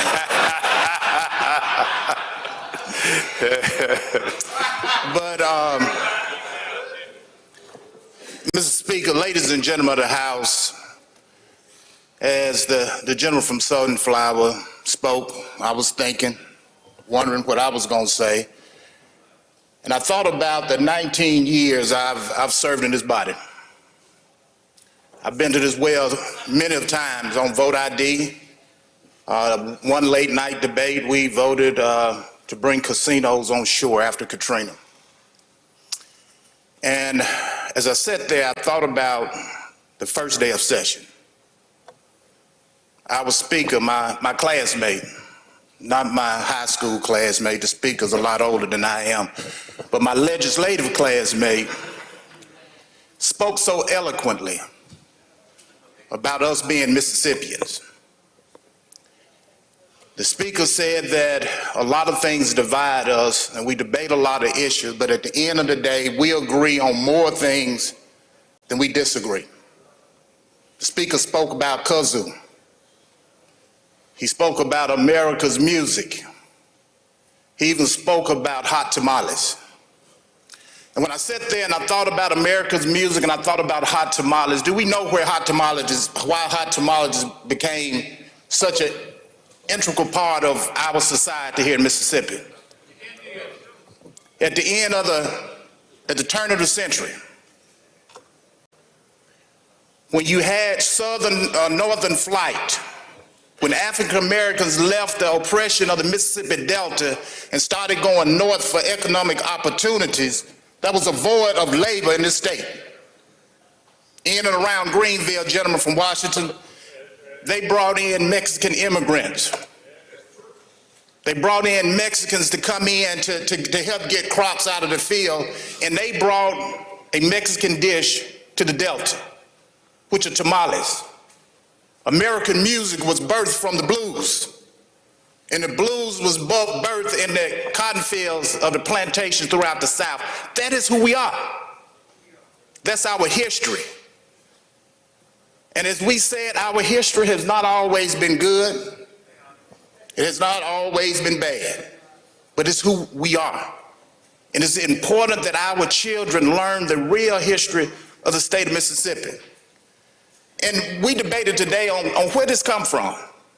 I know it's politics, but when I go to the Chamber of Commerce, when I go to Rotary, they are not talking about CRT. When I go to my Chamber of Commerce, they want to know when we're going to get high-speed internet in our industrial park. When I go and speak to my Rural Water Association, they are telling me that the pumps are down. So the question becomes, why are we here? And we know why we're here. It's political. It's politics. And we all know I like politics as much as the next man. Mr. Speaker, it's music to my ears to hear you say point of order well taken. I like it, but in Mississippi, certain things should be off limits. Certain things is hidden below the belt. Certain things should not be brought up. We don't have to dip water from this well.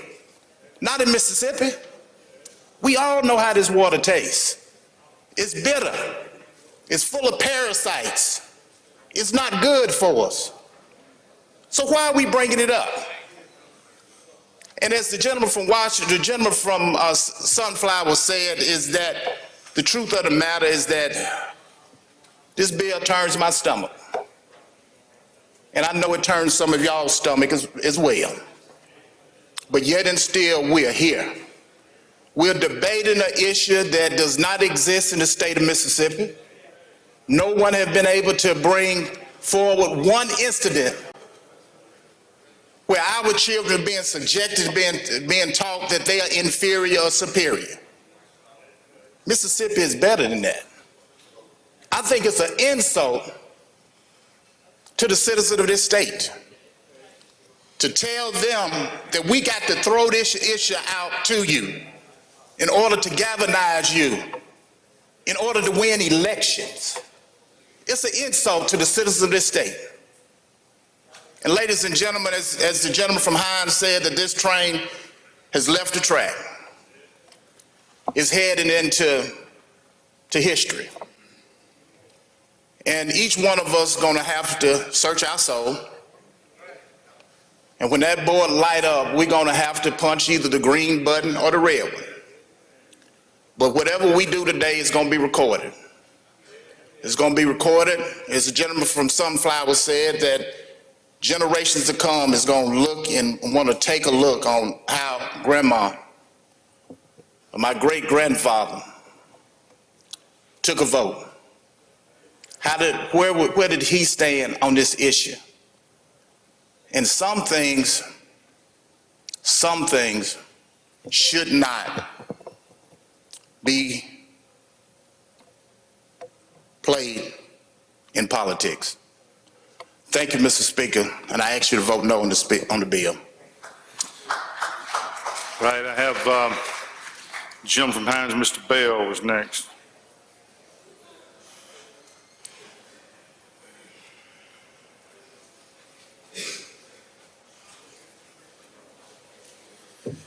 Ladies and gentlemen, I know it's been a long day, and it's going to continue. I stand here today to talk about this piece of legislation that's being offered. This CRT bill, as we have already understood, is not needed. We have talked to the chairman.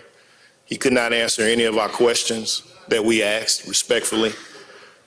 There's no institution in the state of Mississippi other than the University of Ole Miss that is teaching CRT. Our children K through 12 are too young to understand what CRT is. Therefore, it's not in our elementary schools and high schools. But one thing I want you to understand is that, Mississippi, we always tend to live in the land of purgatory of the most negative things around. This bill adds to that purgatory. There is no way in the world that we should be voting on this piece of legislation. I totally understand why this legislation is here, because there are a lot of people out here that don't look like me, that are fearful of me.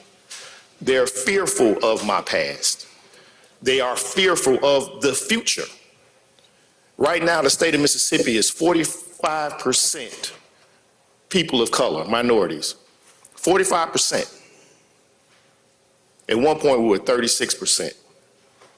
It's inevitable, ladies and gentlemen.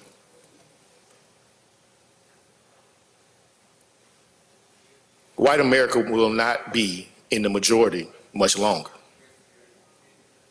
But what you don't understand about black folks, African Americans, is that we are one of the most forgiving people in this world. We're going to have this battle today, and later on this evening we're going to bump into each other and we're going to laugh and talk and have a beer, but we're not going to forget what we're doing here today, because what we're doing here today is important. We have to stop this piece of legislation.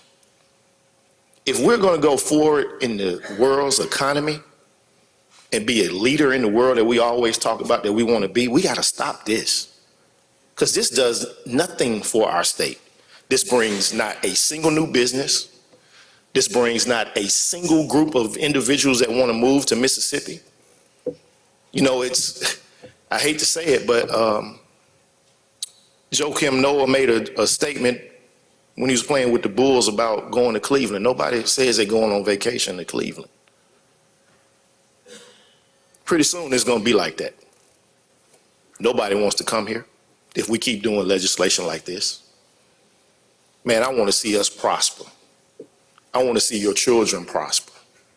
I want to see the next generation prosper. Because much longer, there's going to be a group of folks. We talk about brain drain. It's going to be a group of people that are going to leave and never come back. See, I was blessed enough to have parents, grandparents who were born in the state of Mississippi, who left, as Clark talked about, on that number 57 train from New Orleans to Chicago and Jackson to Chicago, out of Holmes County. And yes, I was raised with a different perspective. And I try to bring that perspective to each and every one of you that I interact with. I hope and pray that we kill this bill. I pray we kill this bill, because I know all you got some courage in you. I know you do. And it's funny that the gentleman from Sunflower talked about telling your story. I'm a Hamilton fan, and one of the songs in the play is Who's Gonna Tell Your Story? Don't let someone else tell our story. Don't let someone else marginalize us. Don't let anyone else think for us or make us feel as if we are fearful of each other. I ask respectfully that you vote to kill this bill. Thank you.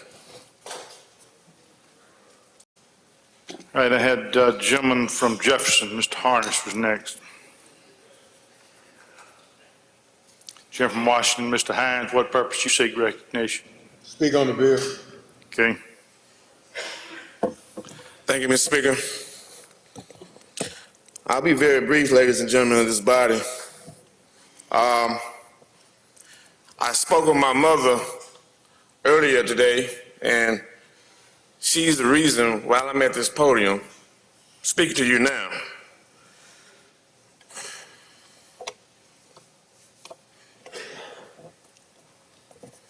Because when that time comes, you have to stand and be counted as a man and a woman. This is why I'm here today. This is why we're here today. We're here to stand and be counted.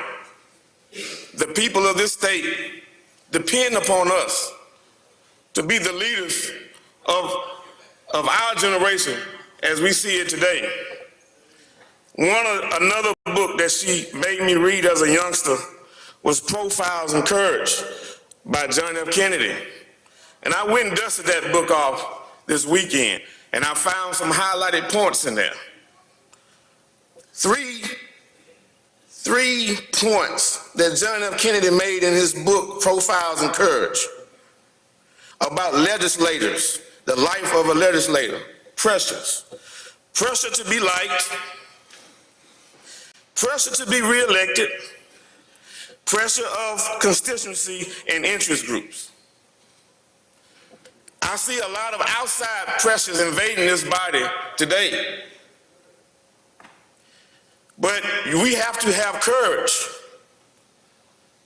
to not let outside pressures invade what we're doing in this place, in this holy place, this holy ground that we stand on today. During the convention where the states decided to secede from the Union, many of the individual people in this state did not want to secede from the Union. Who made that decision? The legislators in this state. Did they not know that cannons were pointing at them at the same time? I don't know. 700,000 lives later, 700,000 lives later, we ended up right where we started. Have we not learned any lessons from all the blood that has been shed? Whether you for the Confederate or whether you're for the Union, whether you fought for the blue or gray, all of the blood is shed is on our hands. Have we forgotten? When I read this bill, I smell death. My brother Anthony could probably reconcile with what I'm about to say. In my Baptist church, the ministers often say it's evening time and the sun is going down. We are running out of time in this state. Instead of being an example for the rest of the world, we choose this foolishness. Not only this blood on your hands, but it's going to be on your children's hand and our children's hands.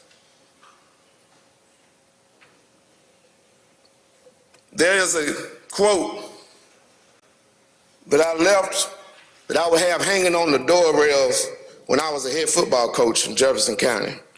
And when my guys walked out, this is what they had to read.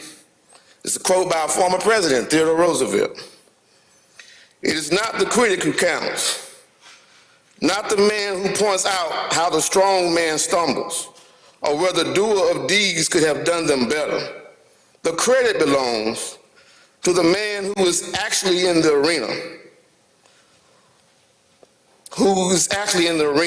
whose face is marred by dust and sweat and blood, who strives valiantly, who errs, who comes short again and again, because there's no effort without error and shortcomings, but who does actually strive to do the deeds, who knows great enthusiasms, the great devotions, who spends his life in a worthy cause, who at the best knows in the end the triumph of high achievement, and who at the worst, if he fails, at least fails while daring greatly, so that his place shall never be with those cold and timid souls who neither know victory nor defeat. I know that there are some courageous people in this body, And that's what we're up here for. We're up here to fight against each other, argue with each other, debate against each other. But sometimes these moments arise. We're not talking about taxes increasing or decreasing. We're not talking about adding penalty to the crime of fleeing. We're not talking about budgeting at all. We're talking about issues that would affect this state for generations to come. And I ask you to have courage today.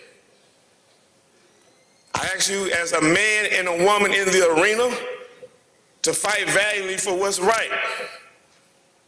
By voting yes, on this bill, that's the easy thing to do. That's the easy thing for you to do.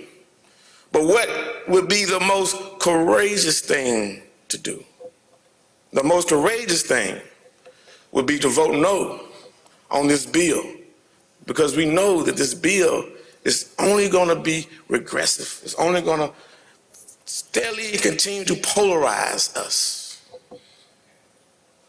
Vote no on this bill. Thank you, Mr. Speaker. All right, I have the lady from Hines, Ms. Summers, next.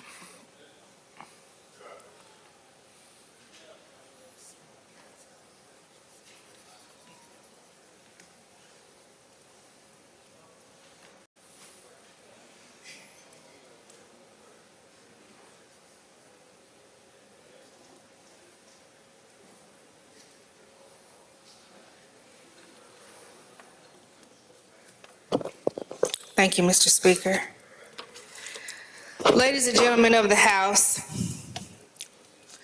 some of you know what I've been going through over the past year, and many of you know what I've been going through over the last 6 weeks.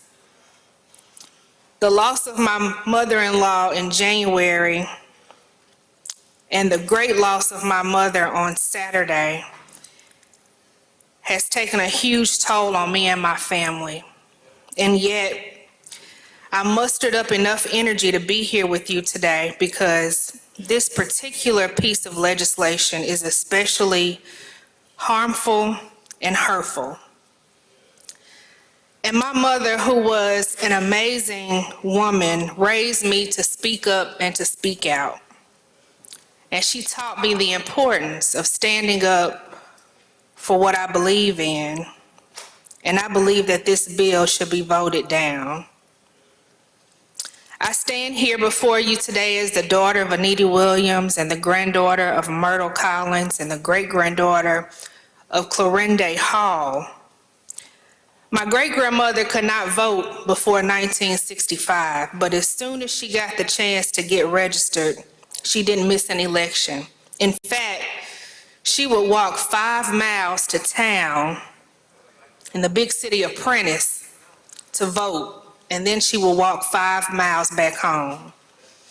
Little did she know that her sacrifices would lead to her great-granddaughter being in the state capitol. She was adamant about voting because even though she was poor, she believed in the American dream. And in order for us to achieve the American dream, we must improve on our lawmaking. We have a responsibility, state representatives, to crush laws that could even be perceived as having a racist effect. Because if passed, they legitimize a certain narrative, and that's where racist ideas can bubble up and have an effect on society and become dangerous.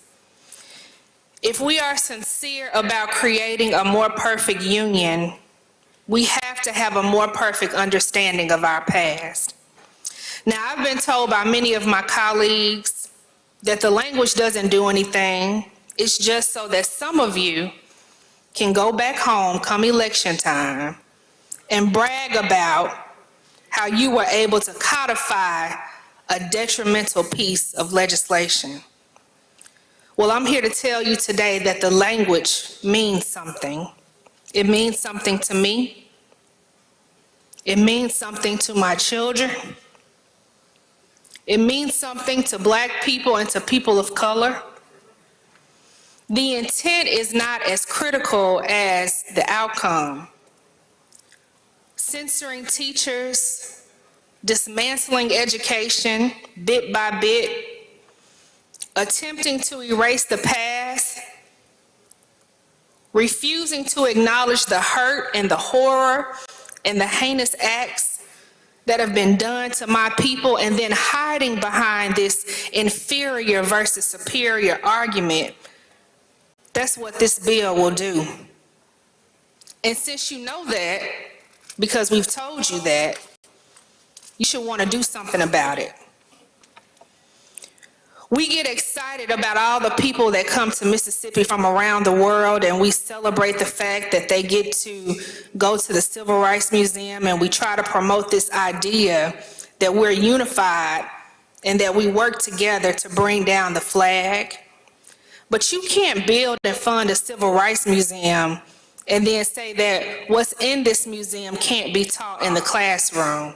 That's what this bill will do.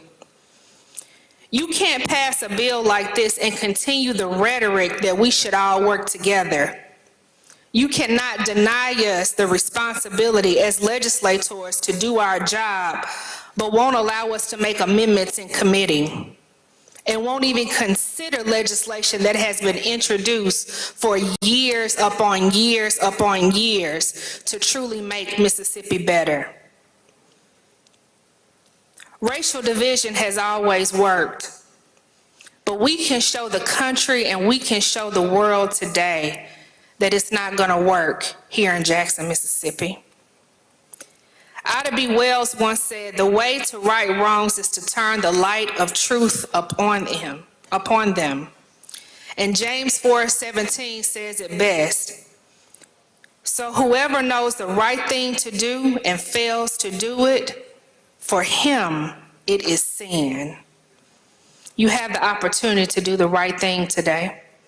The question is, will you do the right thing today? Thank you.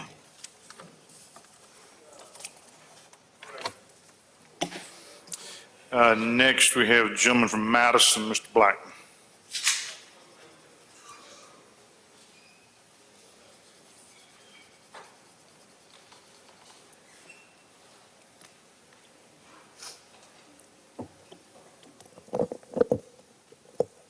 My colleagues, my dear colleagues, ignorance is a disabling and powerful disease of the mind. Ignorance of the mind allows a sickness of lies, befuddlement, to enter into your space of thinking. And it comes up with you making bad decisions. We've been debating legislation today as if it really means that we're going to provide an avenue and some guide for governance, when we know that's not what's going to happen. This legislation doesn't tell anything about the road you should take, the cautions that you should be mindful of, because not one answer was given from this podium today that told you any of that. This legislation is here today because, once again, Mississippi has fallen victim to ignorance. We are the experiment that the nation goes looking for when it wants to see if it works. The title of the legislation is Critical Race Theory, but nothing in the body of that legislation says anything about that.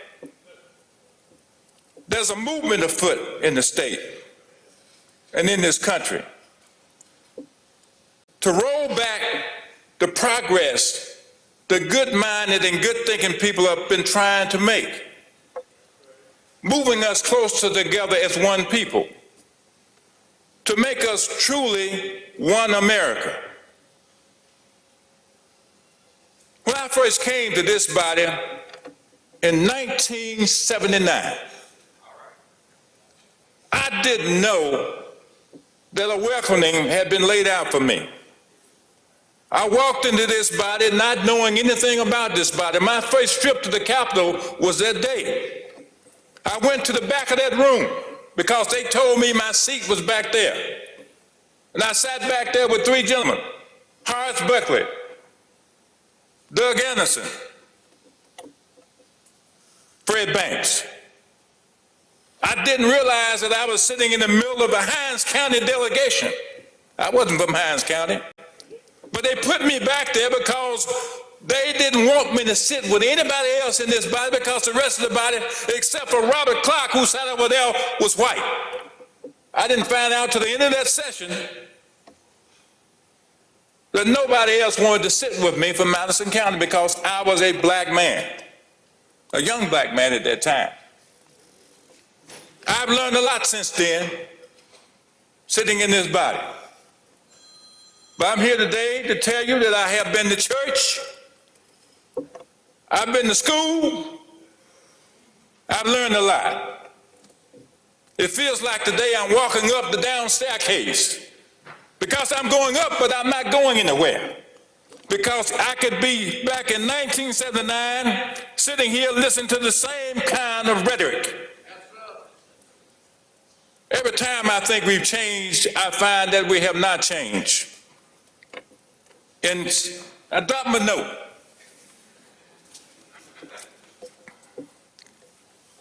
And I want to tell you about 1776.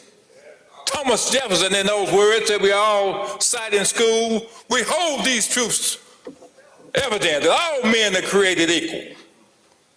What he left out is that he did it so intentionally, but we're not all entitled to equality. If he put that there, it would have meant something. I'm going to take you a little further here now. In 1887, 11 years later, we have come no farther than this. 3/5 compromise, which says that Negroes at that time, free or slaves, were worth no more than 3/5 of a white man. Are we worth more than that now? Our rights equal? No. Everybody in this body has a story to tell. Every one of us. If I could pull, start over here and go to the left, go to the back, go over here, if I could sit down with you one-on-one and listen to your story, I would be impressed because I know you didn't get here with a silver spoon in your mouth. It took trials and took tribulations, it took sacrifice from you and those who love you to get you here today. Why shouldn't our kids know about that? It ought to be inspiring and encouraging. I got here listening to stories where people said you can and you must. Our kids need to hear these stories. They don't need to read about one day in the Mississippi legislature, something called critical race theory came on this body and we voted and supported it. And they asked us, what does it mean? And nobody would be able to say except there were some people out there thought that it would be bad for us to talk about our past because you may not like it. Now, I'm no different than you. I made mistakes in my thinking and how I behaved. I left Mississippi because I didn't want to be around white people. I grew up doing segregation, went to segregated schools. We went to school half days from August to October because on the half day, we got out to go pick cotton. When across town at the white school, they went all day. And when it came time for me to make that decision where I was going to go to law school, I said, I can't go to Ole Miss because they got white people up there. I learned this lesson, which I tell my children because it's a good lesson. When I got up to Washington, D.C., at the George Washington University, I went to the housing for law students. I went there for medical students. I had checked off a box that they gave me and sent me on a card saying what I liked. I didn't study on Sundays. I liked this kind of music. I studied at 10 o'clock every night. I liked this television show. And they said, do you have any special preferences? I said, yes, I want a black roommate.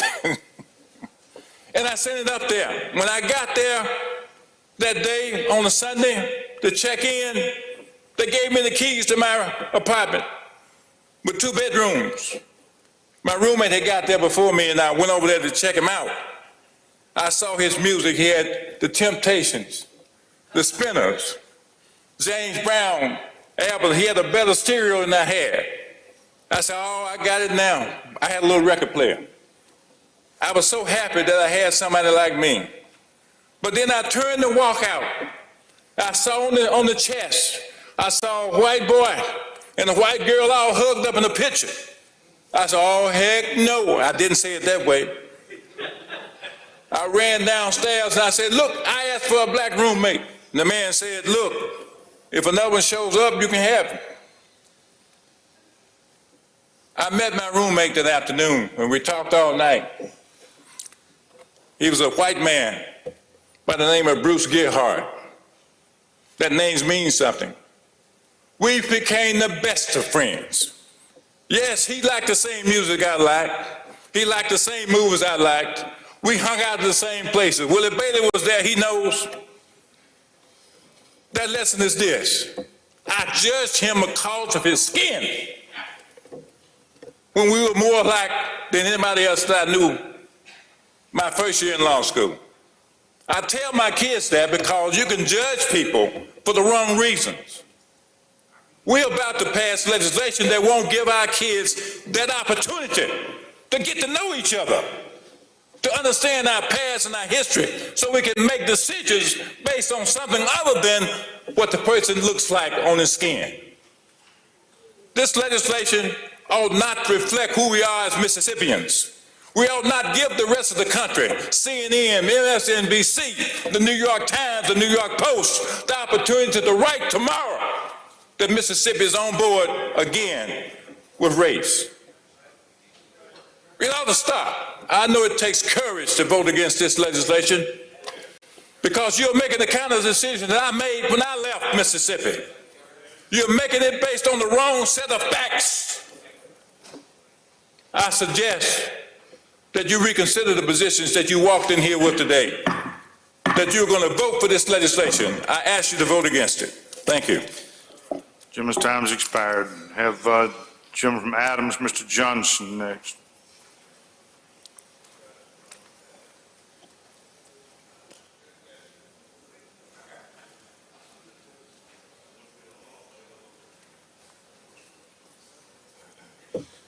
Thank you.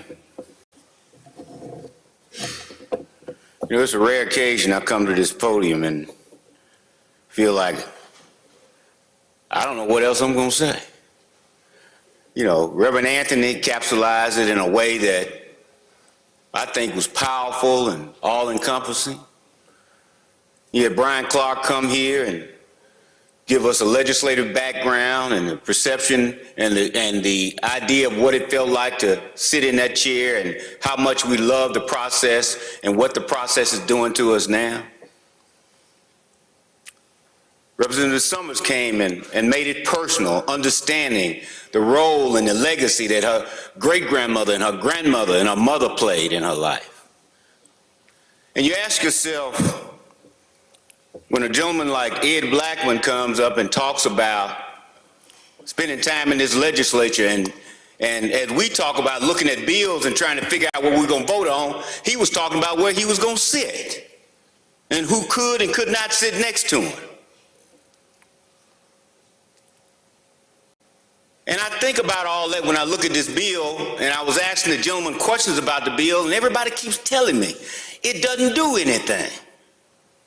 It doesn't do anything. Do you think that all of us are standing up here because our imaginations tell us that it does something? Well, let me share something with you. Consider what the gentleman from Jefferson talked about, how his mother made him read those books and the things he understood and the 3 tenets that John F. Kennedy talked about. And this is what you have to consider. That here we have a piece of legislation that has a short title the title is at the end of, if you look at the text, it's at the end of the bill. It's not even in the real short title of the bill, where they can talk about what you can do. And when something doesn't say anything, that's when it says the most. That's when it says the most. When you say to a person that you got to be careful what you teach them because it's going to matter how it makes them feel.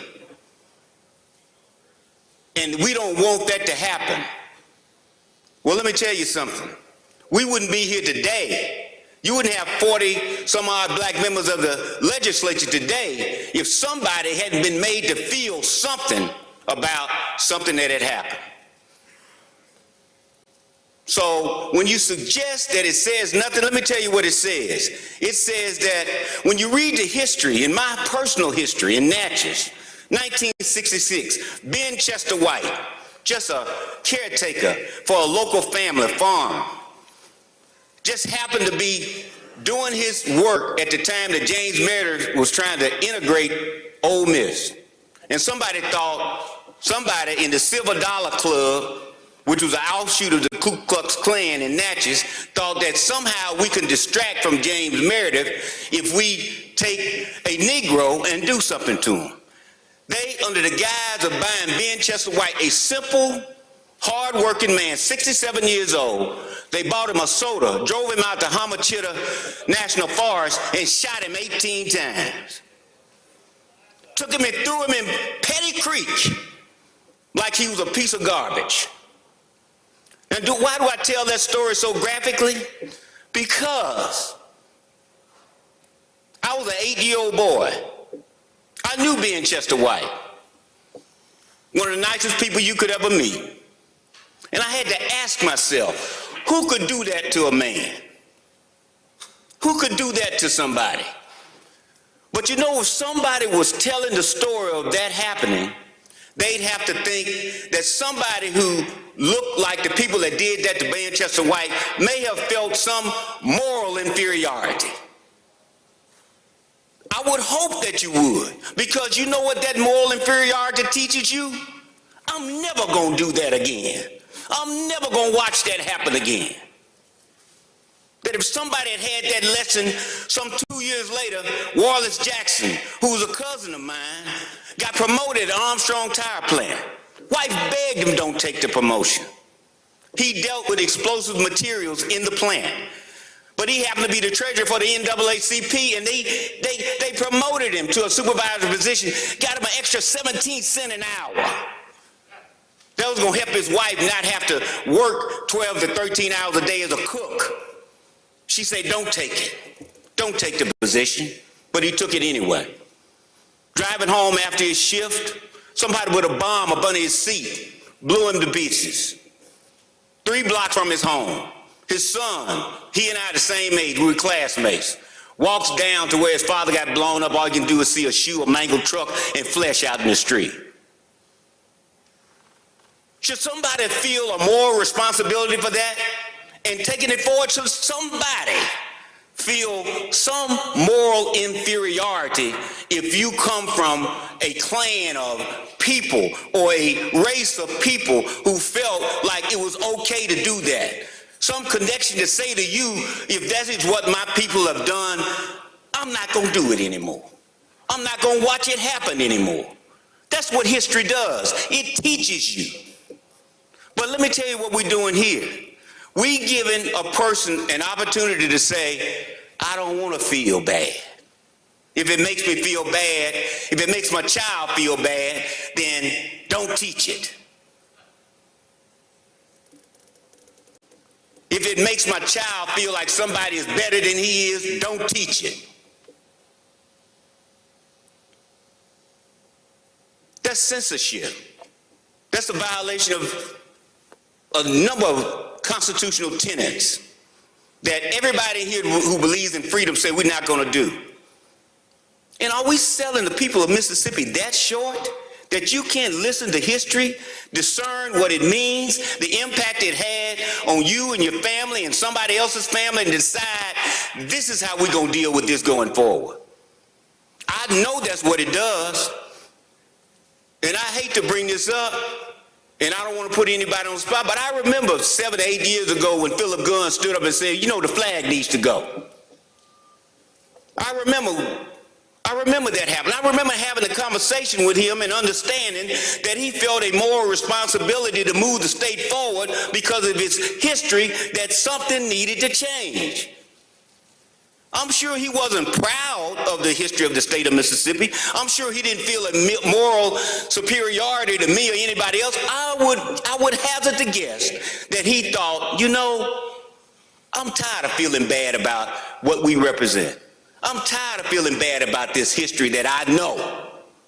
I'm ready to do something different. I would hazard to guess I'm not in his mind. I didn't ask him what he was thinking, but I would suggest to you that somehow those different machinations happened inside his head, in his heart, and he felt a need to do something because he knew history and somebody had taught it to him. But what if somebody hadn't taught it to him? We still be somewhere languishing in all the negativity that the Confederate flag and the Confederacy left for the state of Mississippi, knowing that we're better than that. And that's where we're here today. We know we're better than this. We know that we are more responsible than this. We know we have more courage than this. We have more foresight than this. We proved that to ourselves almost 2 years ago. We proved that to ourselves. I watched a man almost be brought to tears telling the story of the hand-wringing and the decision-making and the thought that people had about the legacy they were leaving for their kids when they had to vote to change the flag.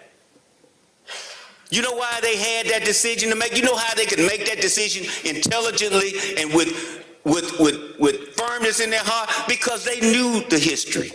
Somebody taught it to them. Nobody said, if you feel bad about it, we're not going to teach it to you. That's what this bill does. Somebody asked me, can you teach CRT under this bill? You absolutely can. You can teach CRT on this bill because nothing in the text of this bill says you can't teach CRT. But nobody can teach it in secondary schools or public schools anyway, because nobody has a curriculum for it.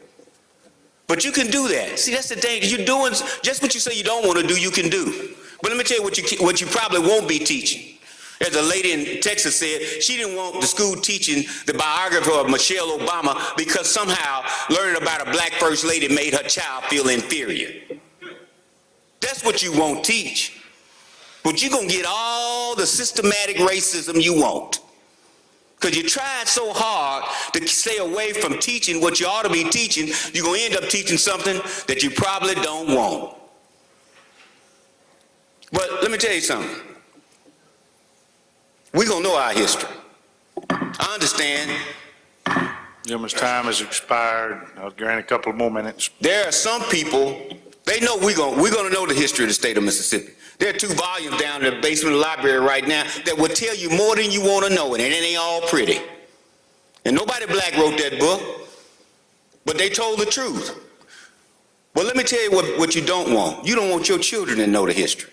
You're going to rob your children of the understanding and the vision and the ability to move this state forward by saying, I don't want you to know.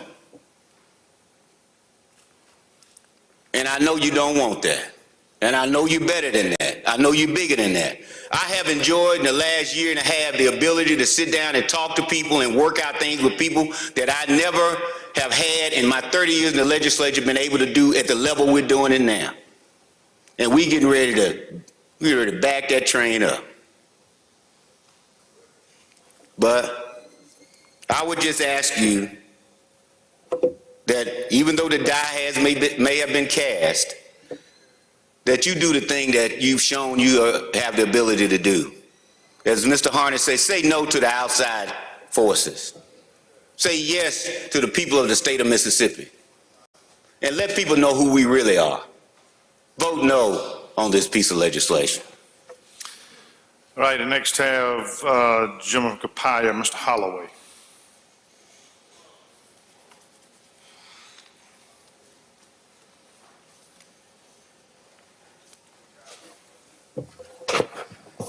Thank you, Mr. Speaker. Ladies and gentlemen of the House, first of all, I'd like to say, Mr. Speaker, I thought you thought more of me than you did.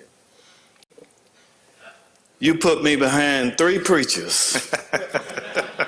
Reverend Johnson, Reverend Blackman, and who was the other preacher? And Reverend Anthony. I was actually before them, but I decided to come on up anyway. But let me just simply say, Reverend Anthony is gone now. But now I understand why the 3rd member of our fishing crew would never get in the boat. I thought he was just afraid of water, he couldn't swim, or had motion sickness. Now I know. Somebody had to be around to tell the story. If something happened to us, somebody had to be around to tell the story. I've said a whole lot in the committee, and I don't want to be redundant, and so much has been said, and I'll be brief here today. But I truly believe that every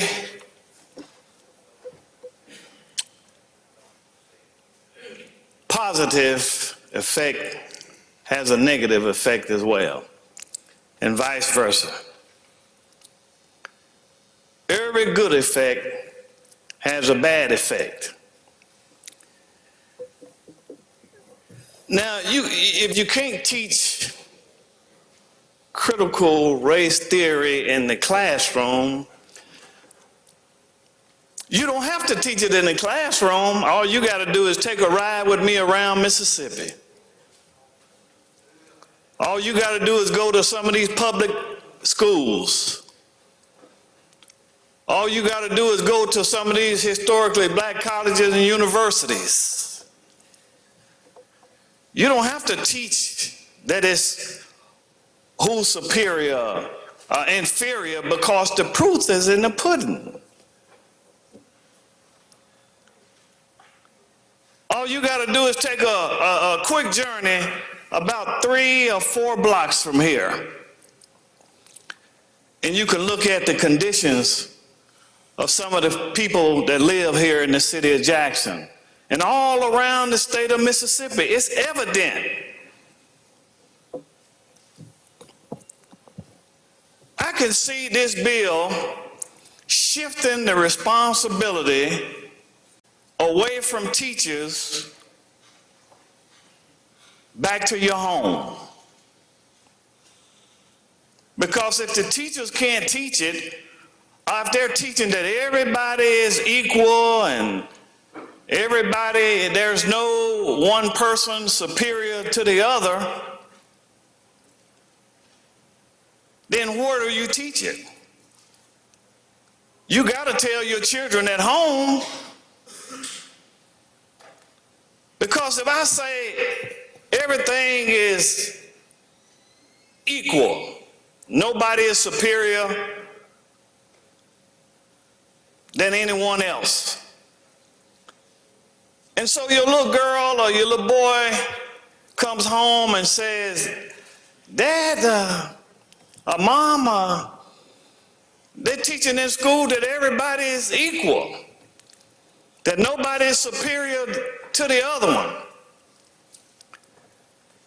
Is it all right if I bring my little black boyfriend home with me? Is it okay, since everybody is equal and nobody is better than the other one, then can I date who I want to date? I can see this thing having a reverse effect. If you don't teach it at home and you can't teach it at school, where do they learn it at? You got to think about what you're doing here today. It's not always the way it seems. Now, this bill is certainly not a panacea. It's not going to solve all of our ills and problems.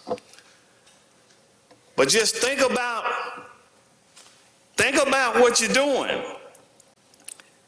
And if this bill is pure, and the intent of this bill is pure, then now we ought to see our public schools flourish. We ought to see our colleges and universities equal, our facilities equal. If nobody is superior than the other one, then how can our facilities be inferior?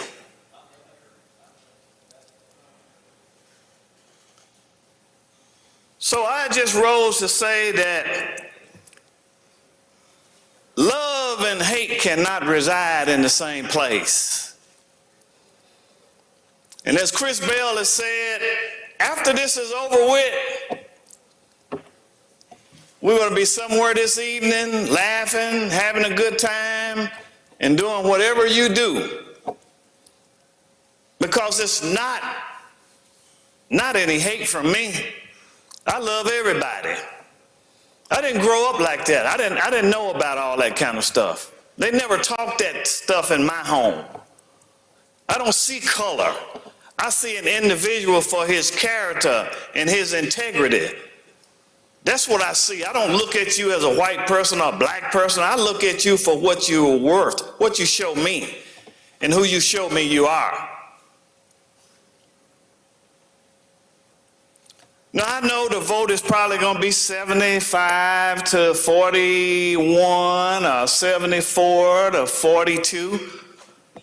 We've already tested the waters numerous times already. We know what the vote is going to be.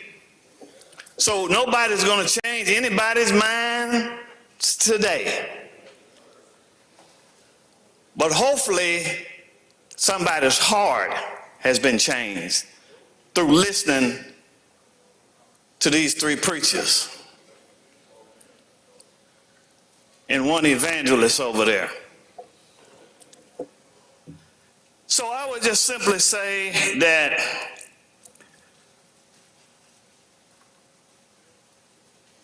this is really a sad day in the state of Mississippi for me, that we would have to do something like this. Now, I understand the political ramifications. I know it's all political. I know you got to go back. You got to keep your base. You got to maintain your base, and I got to maintain my base. We just have different bases. So I'm not mad at you for doing what you got to do or you think you got to do. I'm not mad at you. We're going to be friends right on. But you got to search your soul. I don't. My heart and mind, they're clear.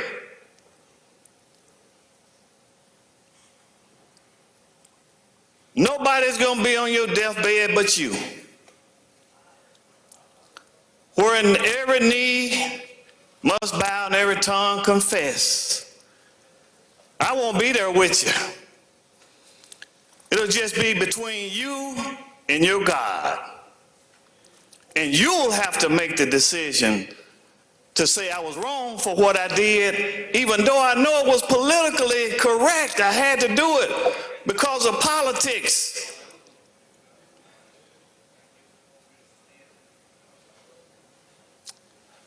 You'll have to search your own soul for that. And I'm going to continue to love you even more after today.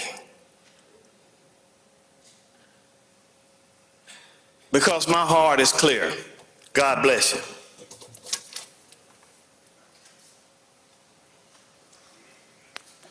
Ready to have a gentleman from October Hall, Mr. Taylor. Gentleman from Hines, Mr. Banks, what purpose you seek recognition? Speak on the bill. Gentleman from Lawrence, Mr. Evans, what purpose do you seek recognition? Okay. Gentleman from October Hall is recognized. Thank you, Mr. Speaker. Ladies and gentlemen, I have no business getting up behind those great orators. But I do have a different perspective. I wanted to actually expound on some of the words of Thomas Jefferson. Thomas Jefferson, you know him, right? The American statesman, the diplomat, the lawyer, the architect, the philosopher, and one of the founding fathers who served as the third president of these United States. He once said, "Indeed, I tremble for my country where I consider that God is just, and his justice cannot sleep forever." You see, he made these statements toward the latter years of his life during a time when he could reflect over those turbulent times of our history. Many say that he knew this day was coming. Some say he predicted it, that we'll be right here years later arguing the point of how do we reconcile the treatment of those African descendants.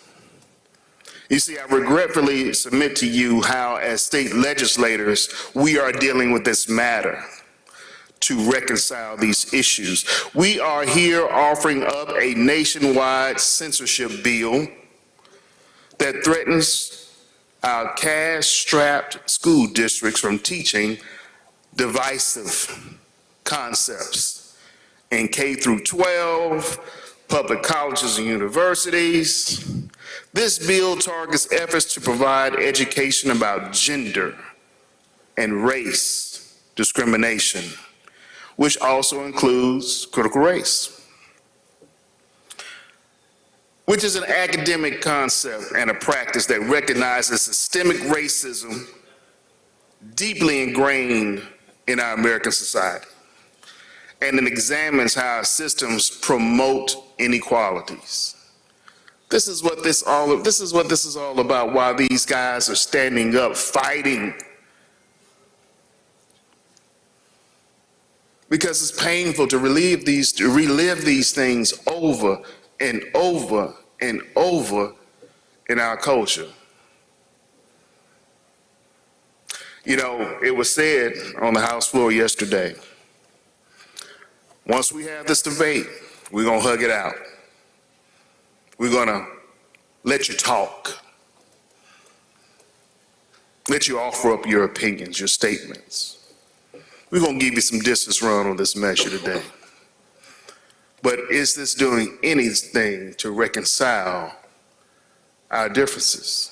And what do I mean? I'm not talking about genetics. I'm not talking about morality.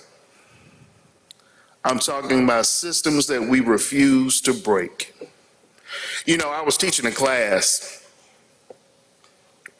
at Mississippi State University. Well, actually, I was sitting in and I was there talking to a group of young people. And one young man, Republican, he said, "Listen, my father told me that no matter how hard it hurts, toe the line. Toe the line. No matter what I think, what I feel, toe the line." Even though he didn't think it was right. Is this what we're saying to our young people? You know, I was actually hesitant to rise today, but I have two bright, wonderful young people who are paging for me today. And they challenged me today. They convicted me today to rise, even behind all of those great orators, because they wouldn't rest. Their spirits wouldn't rest knowing that we are censoring their education. This is no benign bill. This is no do-nothing bill. The least we can do is like most doctors when they take the Hippocratic oath. The least we can do is do no harm. But is that what we're doing in this bill? And you know why I say that this is the Trojan horse of many things? If you look on line 44, it's clearly a punitive financial component that robs our school districts of the money that we know they need. I've always been told, follow the money. That's why I said earlier, it's just an attempt to destroy public education, attempt to rob our colleges and universities. We cannot send that message out. For the life of me, I just cannot wrap my mind around how these things, these matters promote hate and further divide us about teaching history. In fact, I say these lessons in American history can serve as a barometer for where we've been to how far we're going to go as a state and a nation. Stories and lessons that can serve each of us as a symbol of hope, a symbol of an indomitable spirit, and lessons that allow us to appeal to our greater selves. If you would bear with me 1 second, I'd like for you to follow me on the real story of George Washington Carver. It's ironic that he was named after our first president. He had to have the worst of luck because he was actually born 1 year before slavery was over. You see, he was actually born into a slave master who was a kind slave master at that time, considered kind, if you can fathom that idea. He was stolen away at 8 months old. Slave master told a tracker to go find him. When he found him, he was traded for a horse and brought back to the hard conditions he was born into. So because he was in the weather and all that for those months, he was sickly. He couldn't do anything but domestic work. So he was actually there to shine the silver, buff the floors, cook the food, okay? But because this slave master was kind, he allowed him an education. And that's a dangerous thing for a slave, isn't it? Because see, during his education, he found out who he truly was. He truly was someone to actually inspire others, like all of us in this room, black, white, and others. See, we can learn something from his powerful story. He walked 10 miles to school, 10 going, 10 coming back, denied admission into 6 universities, finally accepted by the University of Iowa, befriended Henry T. Ford and gave him the blueprint to mass produce the automobile, made him a billionaire, and then asked for 1 cent. Went on to teach at Tuskegee University, where he took that soybean and that peanut that everybody has relegated him to. He's just a peanut guy. He was much more than that. If you look at your plastic water bottles, he actually turned those soybeans into actually plastic, so we can thank him for that. He went on to do great work as a humanitarian. He earned the Moreland Spingard Award from Howard University and inevitably won a Nobel Peace Prize. But the story turns. You see, because he was a domestic, and because he was brought into the household, and because at that time there was a young daughter who was the daughter of that slave master, he had to be castrated. Now, did they teach you that in school? No, they did not. You see, that's what censorship does. Censorship tells only part of the story. Censorship means that we actually sanitize these things to make these great figures palatable. Because who wants to know that, right? You see, this real story is about triumph, conviction, loss, long suffering, contributions to all humanities. Not division and not hate. We can all learn from that story, right? We can all pull from that story. That's why it's critical to protect our educators and our students' right to talk about race and gender in schools. All young people, especially those of color. Gentleman's time has expired. There's a request for a couple more minutes, gentlemen. All young people, especially students of color, deserve an inclusive education and the right to express themselves around issues such as race.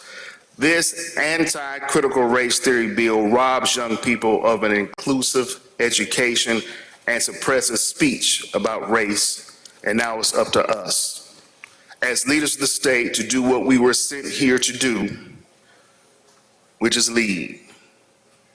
If we do nothing else, remember this: when it comes to this bill, the least we can do is vote it down so we can do no harm. Thank you. Gentleman ranking Mr. Newman, what purpose do you seek recognition? He passes. All right, next I have gentleman from the floor, Mr. Osborne.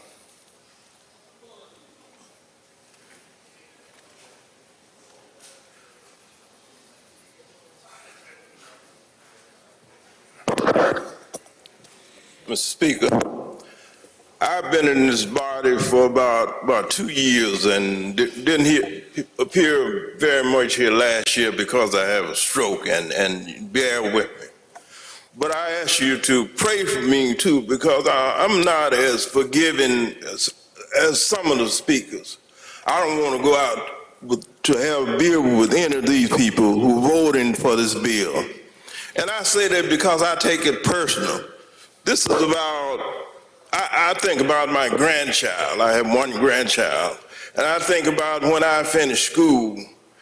The day I finished, everybody in my class got a bus ticket for Chicago.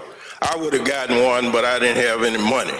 And that was because Mississippi didn't have any opportunities for people. Mississippi was a state that discriminated against people then. This was 50 or 60 years ago. I'm about 73 now. And since I finished law school, I've been fighting for the rights of people who've been depressed and oppressed and discriminated against. And sometimes I feel I've been fighting, trying to make the system better. And sometimes I feel that I've wasted 50 years because things are not any better than they were 50 years ago. When you look at Mississippi and the United States of America, you have to think that, well, let me say it like one of the poets said, I think Langston Hughes. He said Mississippi, the United States has never been the United States to me, but I swear by an oath that one day it will be. And I'm thinking that his quotes, statements were in vain because people have been fighting, and this state still is inflicted with racism. Now, this is a racist bill, even though people said the language doesn't mean much, but so did the language in the bill providing for literacy tests was neutral and just plain language, but we saw how it was applied to oppress people down through the years. The Mississippi and the United States always seem to reach for the worst things that people come up with and impose them here. Why would we want to teach anything about critical race theory? I mean, why is this bill called critical race theory when it has nothing to do with critical race theory? That means to me that there must be some other design. This bill is not designed to prohibit critical race theory, but something else. And my question is, what is it designed to prohibit? Is it designed to prohibit the teaching of our history? I want my grandchild to know about Plessy versus Ferguson, and that at one time we had to go to separate rooms. We had to sit in the back of the bus. I want her to know that at one time I couldn't go in places to get a drink of water or food to eat just because of the color of my skin. I think, why do these people who are pushing this bill, why don't they want the true history of Mississippi taught? And I think that and why do they think that teaching the true history will make that children or make people feel bad? And that means that they realize how bad they've treated blacks in the past in Mississippi and in this country. So if our history is so bad that it's going to make other people who didn't suffer what we suffer feel bad, that should be a way of changing the things that we do in Mississippi. It should make people of goodwill want to change and to want to do better. Mississippi has always been, when it comes to race relations, it's the worst state, one of the worst states in the nation, and it hasn't gotten any better. Now, since I've been down here, I wonder why did I run for this position? Because, coming here every day is a chore for me. Because people are passing bills that are taking away folks' rights. They don't deal with the real issues. We should be spending our time talking about Medicaid expansion, or what we're going to do to get medical care for people who work 40 hours a week and can't afford to go to the doctor. We're wasting time dealing with these fanning issues. This is a non-issue, a made-up issue. Why are we dealing with it? Is it because somebody has a political agenda, or they think that it'll help them win re-election? Well, that's offensive to me, because I don't want to be dehumanized just so somebody can win an election. And this is a dehumanized bill. It says that the history of blacks is not worth teaching, and that we need to prohibit teaching anything about black history. And why do we just want to prohibit the teaching of black history, of critical race theory, dealing with systemic racism? Why we want to prohibit teaching of that? What are we afraid of? What do we have? What is this bill really designed to do? And I suggest that it's not designed to do anything but further dehumanize us. It's a throwback to the people who came up with the 1890 Constitution. They said, then they took all our rights, and this bill here is infused with white supremacy. And this body should be better than this to put a bill like this forward in 2022. We should be dealing with the real issues facing this state and not phantom issues. All right, I have Gentleman Hines, Mr. Brown.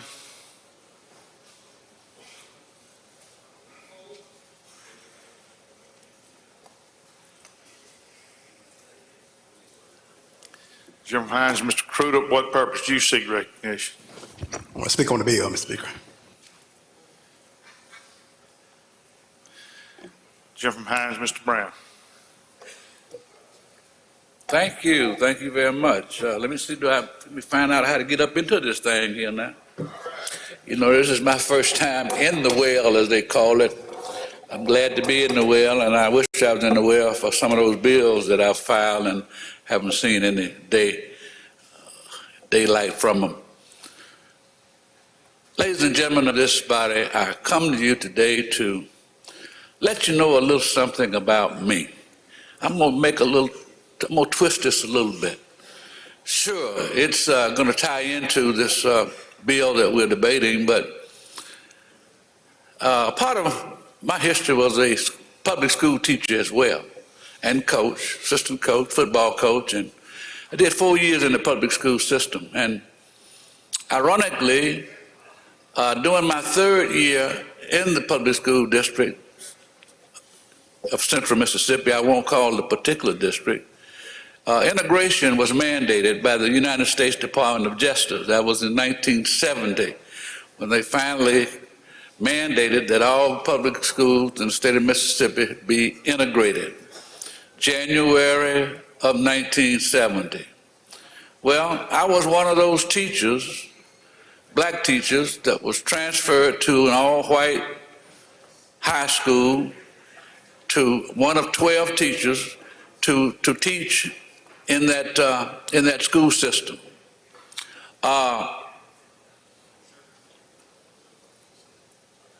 It was in January that the transfer occurred. And do you know, every year in February, during those days, there was a 1-week study of Black history, as they call it, 1 week. That was a national acknowledgement, a national observation that we celebrate Black history. It's called Negro history then, for 1 week in February. So I was at this school for just 2 months. January was transfer, February was Black history, second week, I believe, in February, or maybe the first week.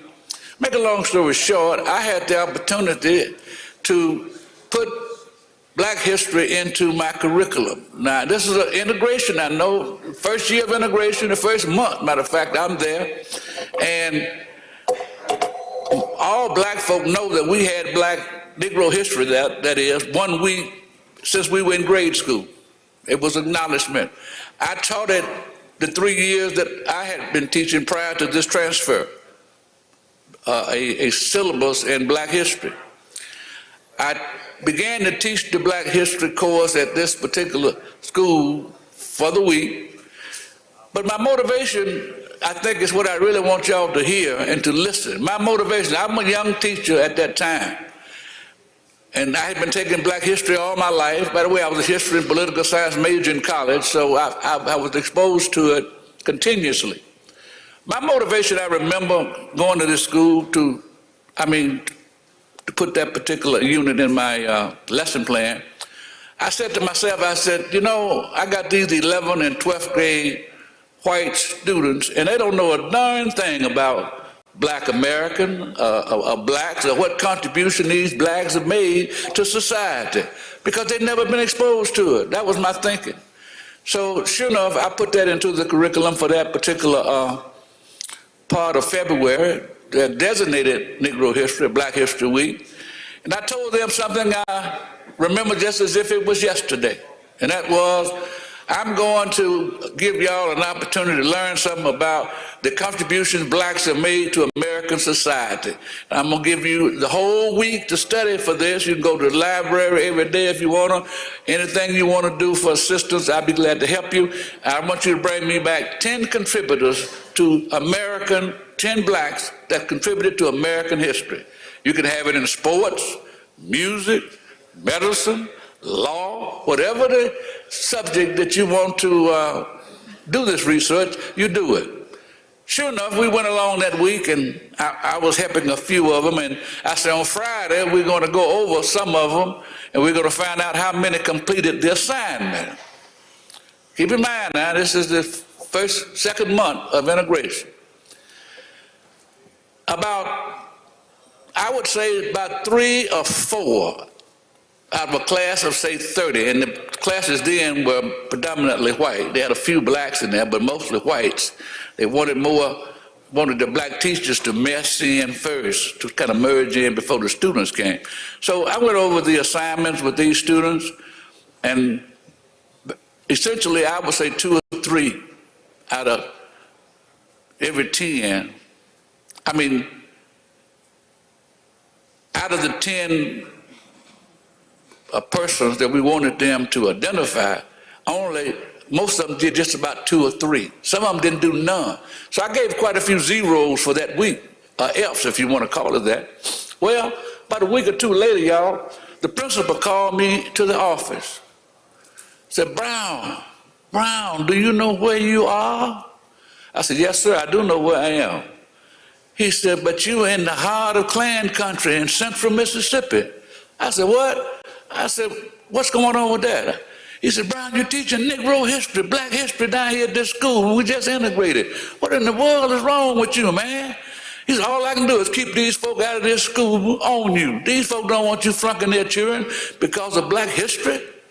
I said, well, Mr. Principal, I put that in my module when we transferred over here in January. I had it in my module as I've had every year I've taught in February because it's a designated time. I said, apparently nobody reviewed my lesson plan for the period.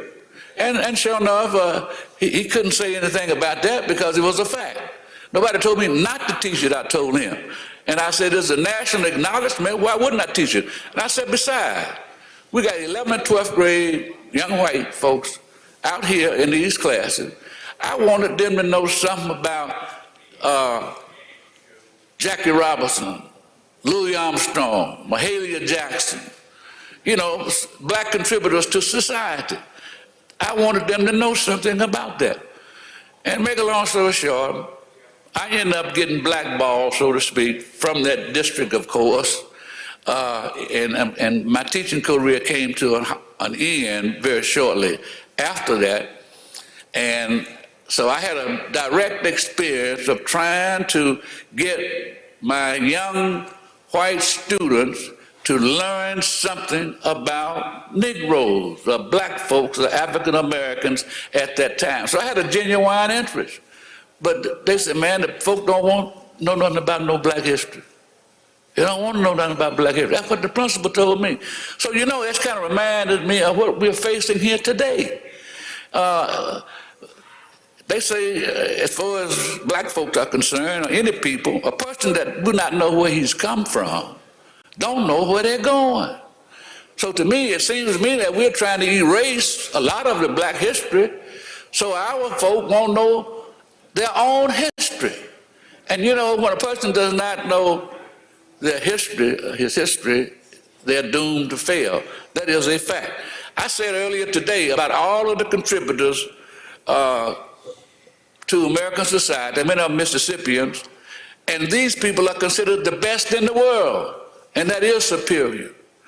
I mentioned, you know, Joe Lewis, Walter Payton, Muhammad Ali, Ralph Boston, Wilma Rudolph, Hank Aaron, B.B. King, Jesse Owens. All of these people were successful and the best in the world for what they did.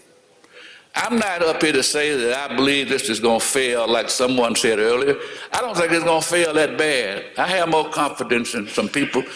We need to make sure that, number one, that our history is continuously recorded, because we've got rich history in Mississippi. And I said we, I mean African Americans, that it's continually recorded, and that we offer the opportunity for other students of other races to know about our rich history. We are not going to let our history vanish.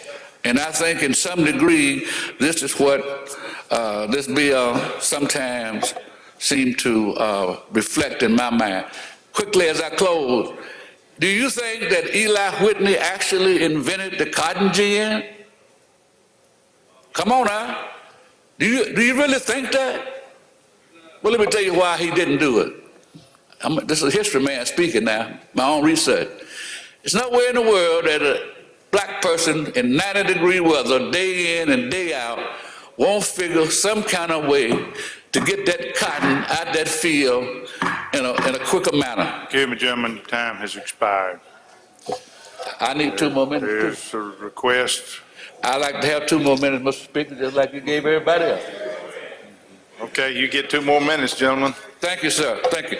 The point is, I'm just saying, we need to know. We need to know about the contributions our people have made to this society.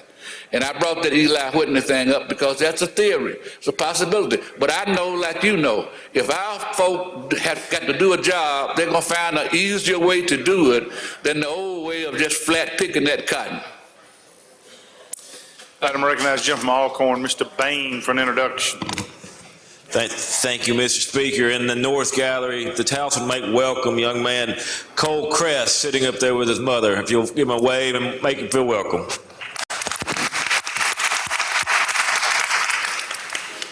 Hey, next on my list, I have gentleman from Humphreys, Mr. Straughter.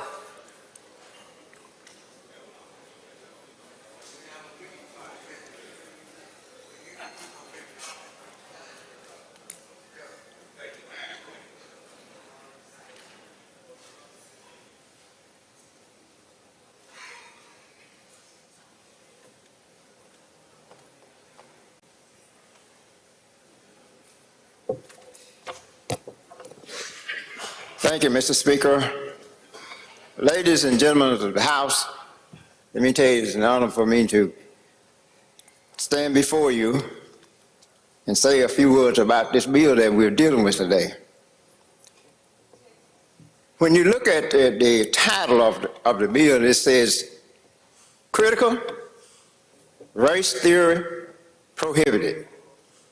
Now, critical is a word that carries a whole lot of weight. So if when you say critical, to me, it can be something either real good. Now, first of all, it'd be real bad, or something that most of us is something we don't want to deal with, because it's going to take an extra effort on our parts to do what it says that we're trying to do. When we look at this bill that we're dealing with today, I want you to know that I stand here on the shoulders of Scott and Mert Straughter, James Luther Love, who was my granddaddy, that I hung around all the time as I was growing up. So when I look at the word critical, I remember this man. If you travel through Humphreys County, you see some sign talks about Simmons Catfish. Now, that person that's running that business now, it would be his great granddaddy. And I can remember Mr. Simmons talking to my granddaddy, and Papa had just bought a brand new John Deere tractor. Now, back in that, John Deere was the Cadillac of tractors. And this man had just come from the military. This was about 1942. And I heard him ask my granddaddy that question. And as I grew older, I realized what that man, why he said that. Why he said, how can you do that and I can't do it? Well, when I grew older, I said to myself, heck, you had money like my granddaddy, you can buy a John Deere tractor too. So don't be beating up on my granddaddy because he can buy something that you can't buy, and then you're going to say that in front of me? Now, I was only about 6 years old then, but I followed my granddad around all the time. One of the things that, as I was growing up, I got to tell this story about my sister that we just lost. She would always tell me, said, I was Papa's favorite until you came along. Well, I'm number 5 of 14 children. Number 4 passed away.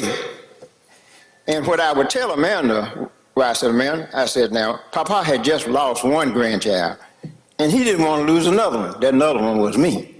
She told me, I don't want to hear that. I don't want to hear that, because I was Papa's favorite till you came along. But we grew up to be real close together, and that finally went away. Now, this thing talked about prohibited.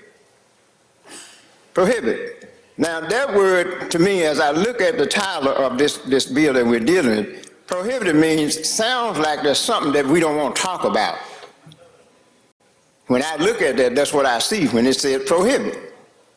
And I tend to think that many of you probably feel the same way. And many of you, those of us who are against this bill. Now, let me just say this. And I know, y'all are probably saying, well, we've heard enough of that. Well, we can't ever get enough of things that's constantly a weight on us. Weight. Because you know what? I got 3 grandboys that I love dearly. And let me tell you, I'm fighting for them. I got 2 grandboys that live in the state of Mississippi, and one lives in Chicago. Grandson now is taking some courses up at Mississippi College, preparing himself to go to medical school. I have another grandson that just goes 31. He's going to take his talents to Jackson State. Go Tigers. But out of all of that, it doesn't matter how smart sometimes we are, it looks like we always get the short end of the stick. It looks like we get the short end of the stick too often. So I've got to make sure that Granddaddy now does for Grantham and Gannon and Aaron, because they're looking to Granddaddy to help to move them down the road. And that's my responsibility, part of my responsibility. I'm delighted to be a part of this organization. And you know, we are going to disagree sometime, but we don't want to be disagreeable. You can disagree with someone and still have common sense. And we all say we're Christians, right? We believe, well, most of us in here are Christians, I do believe. So if you're a Christian, then we're going to love each other in spite of. My siblings and I, we do a Zoom every Friday night.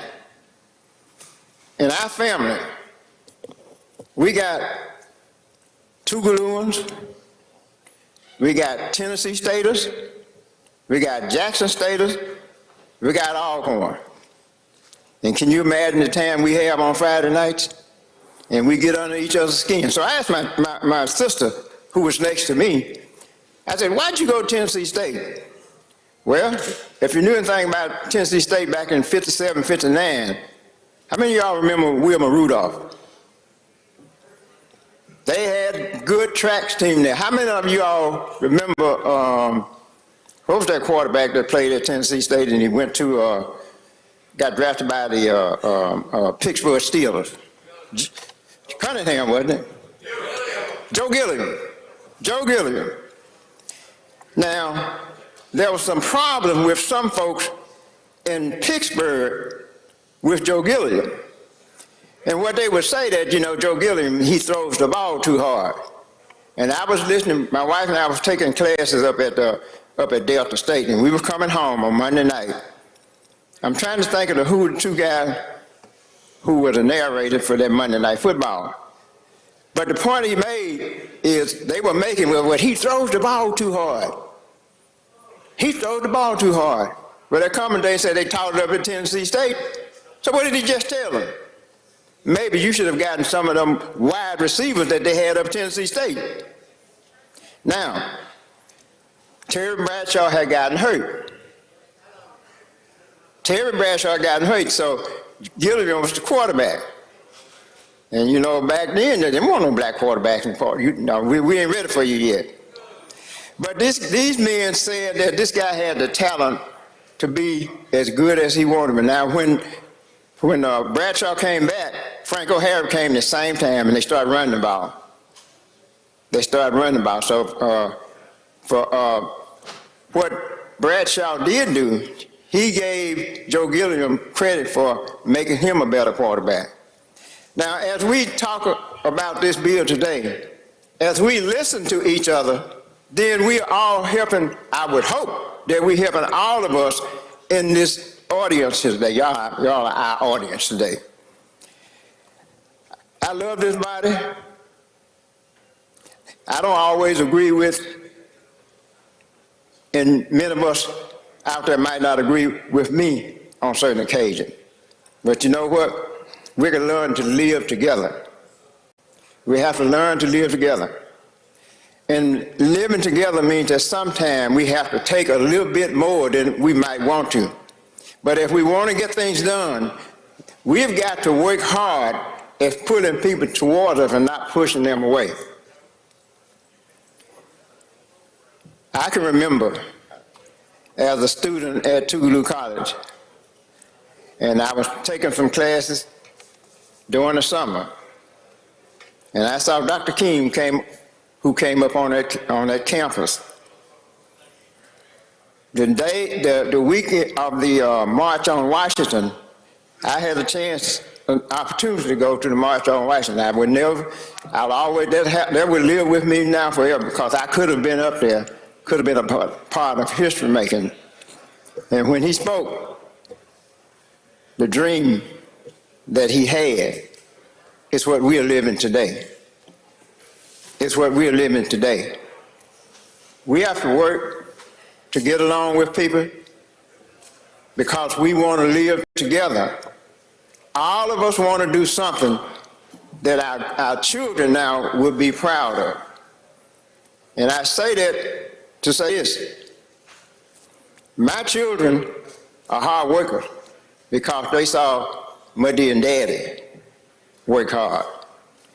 And my grandsons are in the same boat now that I was in as I was growing up.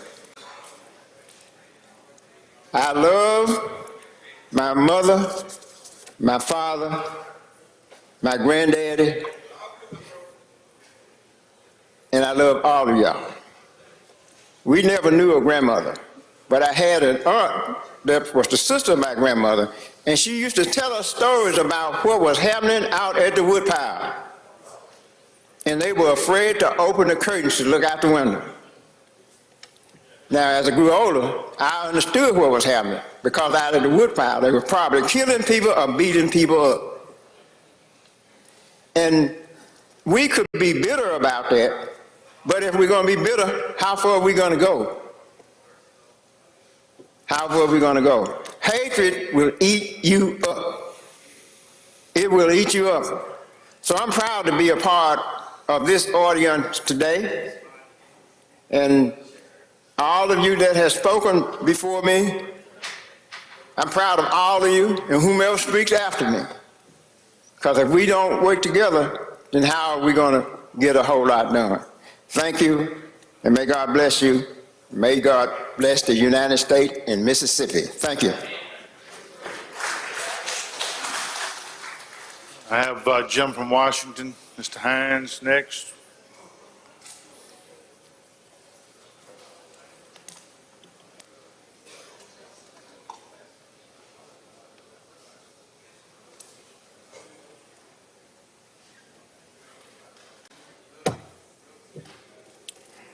Thank you, Mr. Speaker.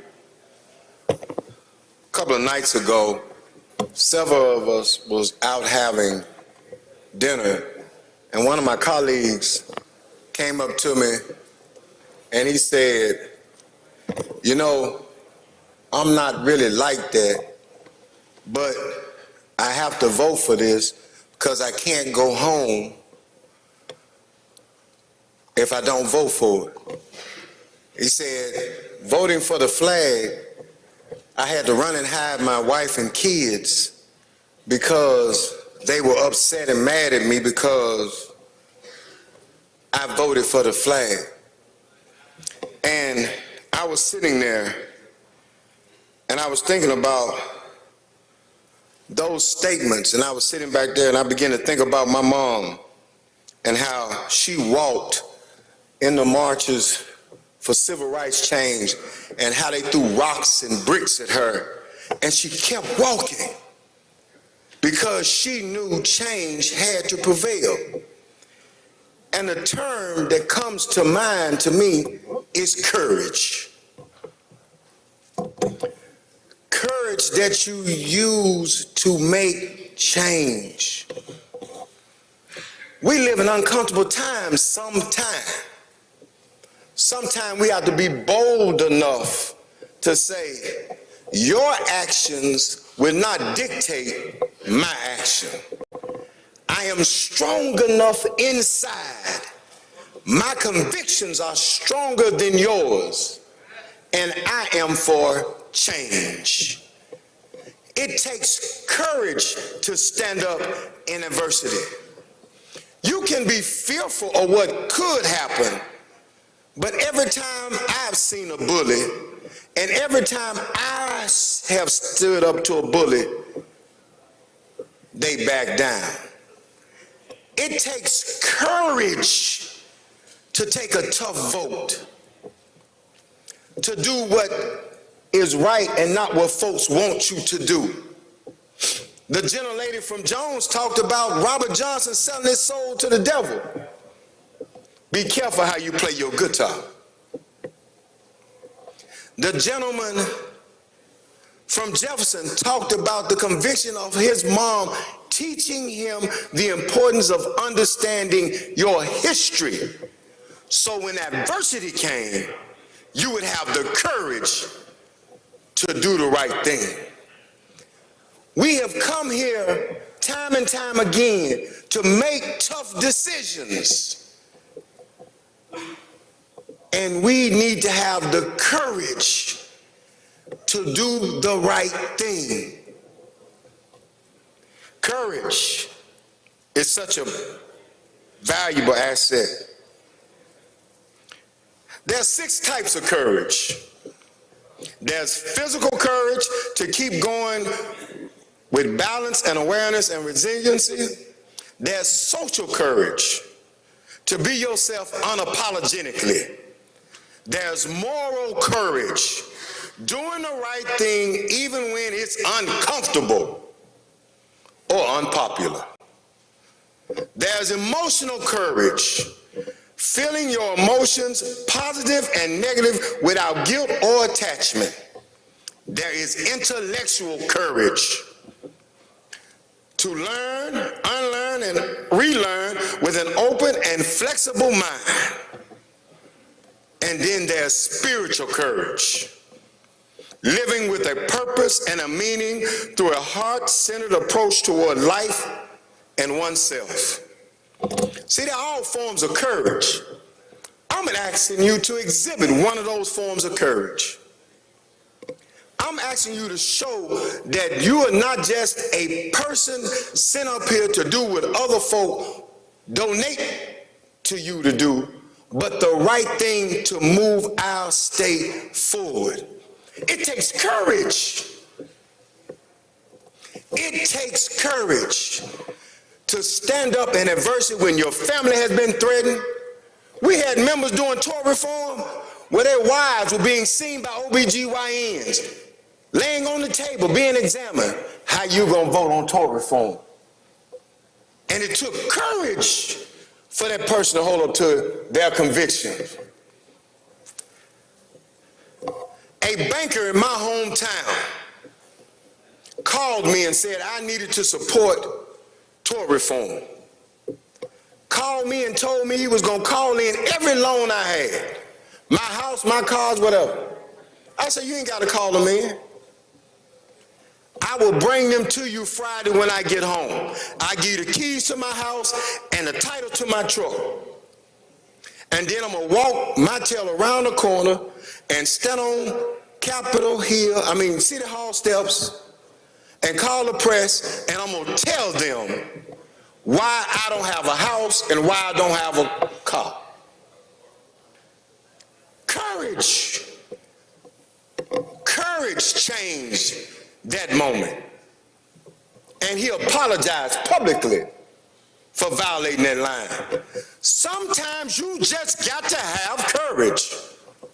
Sometimes you just got to stand on your convictions and weather the storm. The winds may blow, the seas may rise, but if you stand on your convictions, if you use courage and stand on your convictions, they can't touch you. When you stand up for what's right and they know that you are brave and you have courage, they will back away. Don't allow outside agitators and bullies to steal your courage. This is what this is about. Courage to do the right thing. We have come so far. We have come so far, but yet we have far to go. Don't allow this moment to unrail our growth. Use your courage. I implore you to use your courage. You got 6 reasons to stand up on it. Use it. And the bully will bag away. Please vote against this.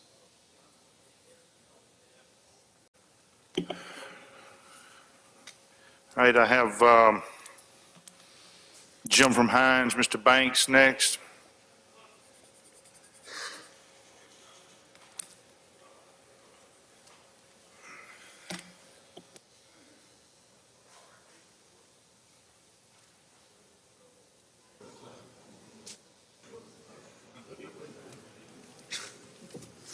Ladies and gentlemen, it's getting late in the day. And I've had some thoughts to share with you. And many have been shared already. But again, I want to talk about what that represents, that flag. That flag represented a change here in the state of Mississippi, and it does. It represents a change that all America and the world can see, that Mississippi has made changes. But some of you feel that, hey, I got to have something to run on back home. I got to have other things to do when I get home. But this body, this legislative body, the House, the Senate, the governor, they speak for Mississippi. They speak for Mississippi, and they make the policy for Mississippi. And it's so good to see that change. It warms my heart and so many other people to see the change that this flag represents, the spirit that it represents. However, to me, I see the flag has changed, and I see Bilbo is out of room 113. That means a lot to me, too. Bilbo is out of 113. Bilbo is in the closet. But I still see the spirit of Bilbo here in this legislation. It may have started in the Senate or whatever, but the spirit of Bilbo is still here with us. And I want Bilbo in the closet too. Not just his statue, but also his spirit of divisiveness to all the people of Mississippi. And when I think about Mississippi, and I think about the race relations that we've had historically in Mississippi, historically in America, how can there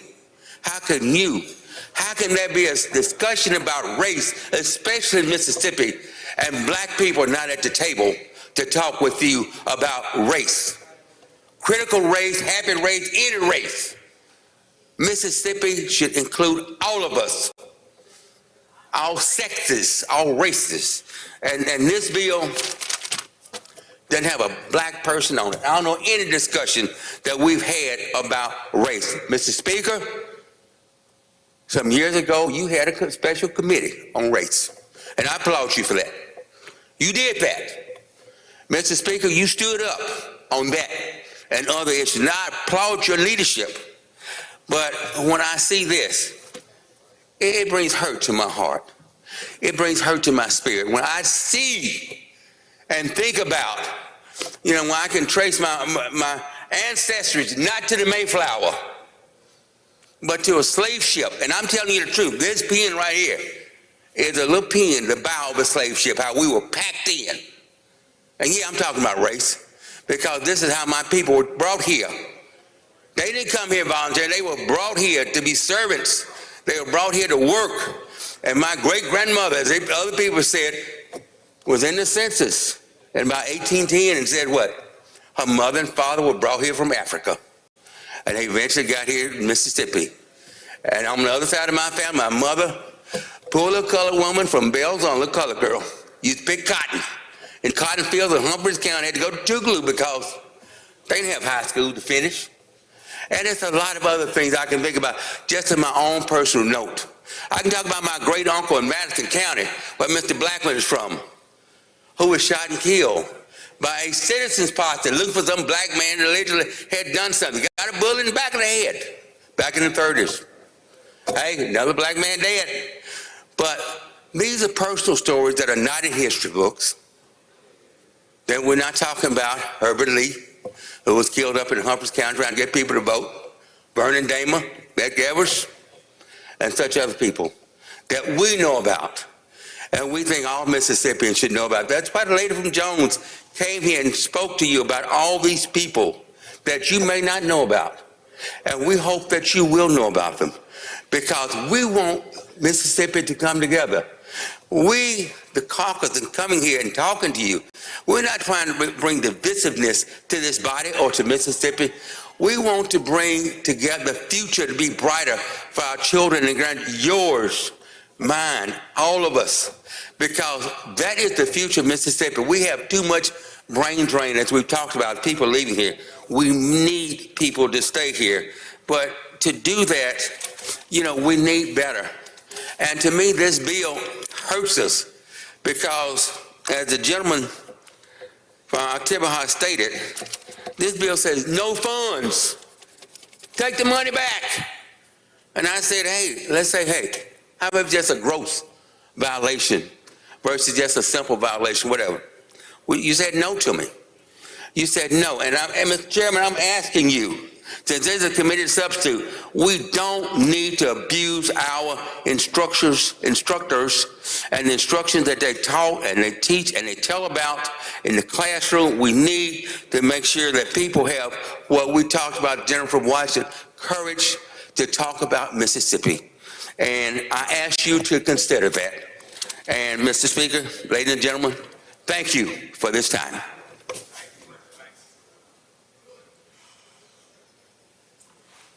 All right, I have a gentleman from Lawrence, Mr. Evans. Do you wish to speak?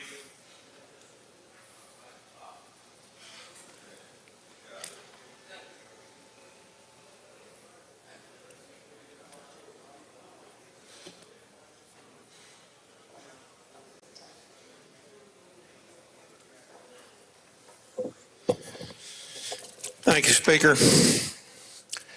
Ladies and gentlemen, I'm up here today because I feel strong about this bill, but I want you to look at it from a different perspective. I don't believe this is strictly a black-white bill. This is a right-wrong bill.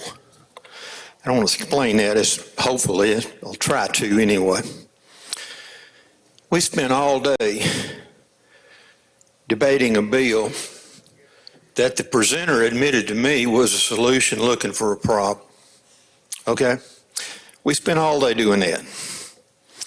He agreed with me, or he told me, when I asked him specifically if he had any example of critical race theory being taught in Mississippi back to the beginning of time, he told me he did not. I know that may have sounded like a specious point at the time I brought it up, but I had a reason. And the reason is apparent now. Anytime, as I spoke with him about, that a bill comes up here for this House to contemplate and debate, that presupposes that a bill has an importance. Somewhere it has an importance. And I asked the presenter to tell me what the importance was. I didn't hear much of a response. I didn't hear certainly what I considered to be an adequate response. But I presume since the presenter was chosen to present the bill, if there had been an adequate response, he would have had a duty or an ability to present it when he was up here. And I don't think that he did. Maybe I missed something, but I listened hard. So what do we have today? We have a bill that was presented to this House for contemplation and debate. We've been given no examples whatsoever from the beginning of time until now as to why this bill is needed. When a bill is printed, we presuppose that it's important, but we've had no explanation as to why that presupposition should apply to this bill. So that begs the question, if there's no problem that we're trying to fix, then why are we here? There has to be another reason that a bill gets to this point from the Senate to here. There has to be a reason. And I asked for the reason. I suggested some, which were summarily dismissed. But nevertheless, there has to be a reason. You haven't been given that reason. You know what that reason is, but you weren't given it. It's absolutely 100% political. It's a political strategy is to have another slogan to go by in the next elections, akin to defund the police or anti-critical race theory. That's all it is. So, why are we here causing all this angst that, if that's not apparent to you at this point in time, from having sat through this debate today, that there is considerable angst among a very good proportion of our membership, then you certainly haven't been listening. So, having said that, I'm going to say this. Every morning that we come into this to start a session here, first thing we do, we pray. We ask God through Jesus to help us make the right decisions. If there's no reason that your presenter, your chosen presenter, could give for this bill to be here, since he didn't give one, I presume there is none, other than perhaps what I speculated on. Why is it here? We pray to God through Jesus. We say, Lord, help us make the right decisions. You've had these heartfelt speeches given up here during the day. If you didn't see that they came from the hearts, then you're not looking. So what do we have? We have a bill that has no reason for being here, no explanation for being here, no need for being here from now back to the beginning of time. So let's tie that in with the prayer we give every morning. We do have a large percentage of our membership here, as I just said, was the angst. If we're going to pray every morning to do the right thing, you got a choice to make now as to what the right thing is. Or I would suggest perhaps overlook some of the prayers that we pray here. But nevertheless, your choice is this. Vote for a bill that has no stated use, no reason why it's up here.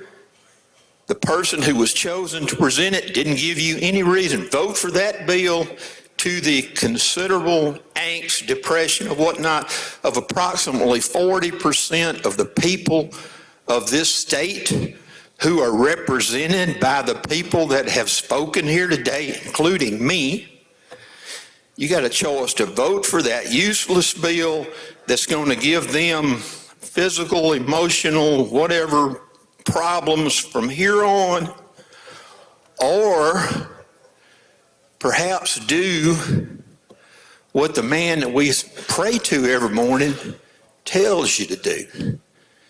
And that is simply the golden rule. Do unto others what you'd have them do unto you. If the board was different, if it was opposite, and you, who may be in support of this bill right now, would think, what if that was me on the other side and they were doing this to me? How should I respond? Should I vote? Should I sit and let them pass a bill that has no use whatsoever other than political? Or should I do what I pray that God points me to do every morning when we come in here? I didn't come here this morning to give you a lesson in religion. Lord knows I'd be the last one to do that. But sometimes things just jump out at me. And this is one of them. You've got an easy choice. It's right or wrong. You say, well, we may need it in the future. They may start doing whatever CRT is. That's fine. If they, whoever that is, start doing it, hey, we'll come back here and do something about it. But until then, I don't think that we attempting to do unto others as we'd have them do unto us under the same circumstance need to do something that we know is going to detrimentally affect at least 40% of our population in this state. And I'll add a little bit more than that, because it's going to detrimentally affect me too. It has nothing to do with black and white. Again, it has something to do with right and wrong. If you really believe in doing what's right from the leadership from above, and I'm talking about from leadership from God, if you really believe that, you probably ought to be in a little bit of a quandary right now, or probably are in a little bit of a quandary right now. I don't think you should be, because it's an easy vote to me. But again, I urge you to vote against a useless, needless, hurtful bill.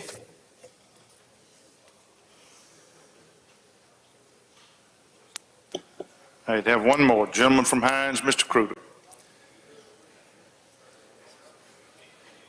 You wish to speak as well, sir?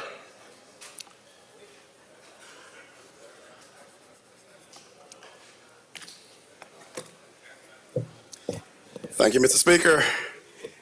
Ladies and gentlemen of the House, I was contemplating at my desk if I was going to say something, and I had a few thoughts.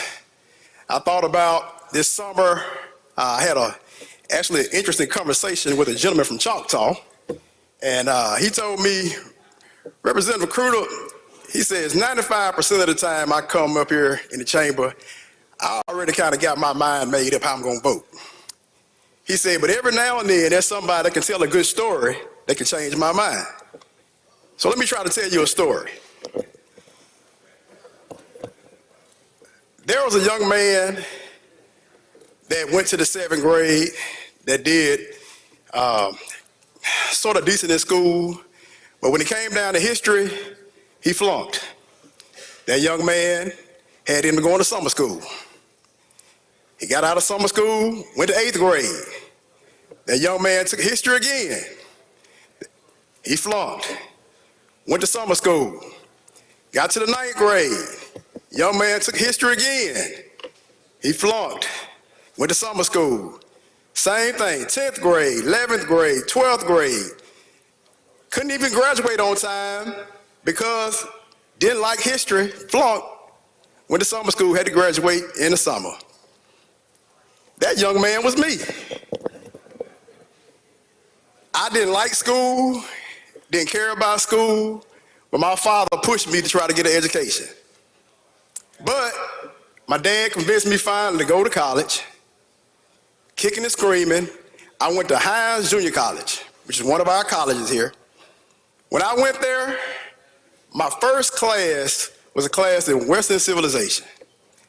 I ran into the best history teacher that I ever had heard of. This was an 8 o'clock class. For those who know, for a freshman, you don't want no 8 o'clock class in the morning. But this history professor was so good that I stayed and paid attention to that class. I got up every Tuesday and Thursday morning and went to that class and stayed in there for an hour and a half. It was on time. You know what? I got an A out of that class because he was a great history teacher. The second year, when everybody else was saying this gentleman was hard, I took that same professor again, 8 o'clock, Tuesday and Thursday, hour and a half, and you know what? I made an A out of that class. Actually, it was so good that when my grandmother died, you know, you have an excuse that, hey, you don't have to go to class on the day of my grandmother's funeral was at 11 o'clock on a Tuesday. But you know what? This class was so good, he taught history so good, I still went to the class before my grandmother's funeral because he knew how to teach history. So you guess what? When I decided, okay, I'll go on, I went to Belhaven University, and guess what I majored in? History. Somebody that couldn't even pass history in the 7th, 8th, 9th, 10th, 11th, 12th grade. But you know what? I studied history because I had somebody who could teach it to me the right way. Somebody that made it interesting, that didn't try to make things comfortable. It was some uncomfortable stuff in there. And you know what? I ended up in honors history, Mu Alpha Theta, and graduated with honors because of a great history teacher. Now, we don't need to be doing this. We don't need to be changing our history or having somebody that can come in and say, you know what? We don't need to teach this subject right here because it's going to make me feel bad. But you know what? I even went on. I went and did some graduate work in Seattle, Washington, and studied history and Christian and religious history even more because, you know what? I figured out my calling. I love history. So we shouldn't be doing this. If I didn't have those classes, y'all wouldn't be looking at my beautiful face right now or hearing my splendid voice. Because you know what? somebody taught me the right history. So today, ladies and gentlemen, like the gentleman from Washington says, have courage. But if you don't have courage to hit or vote no, at least vote P. But you know what? Stand for something. And I promise you, your grandkids and your kids gonna ever remember this vote. Thank you. All right, Jim from Warren indicated he wishes to speak as well. It's the last one I have.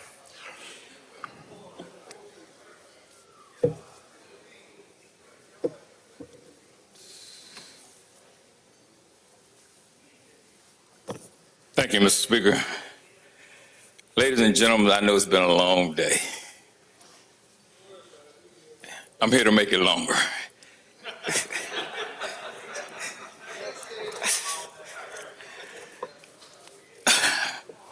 On a serious note, history is not there for you to like or dislike. It is there for you to learn from. And if it offends you, ever better, because you are less likely to repeat it. History is not yours to change or destroy.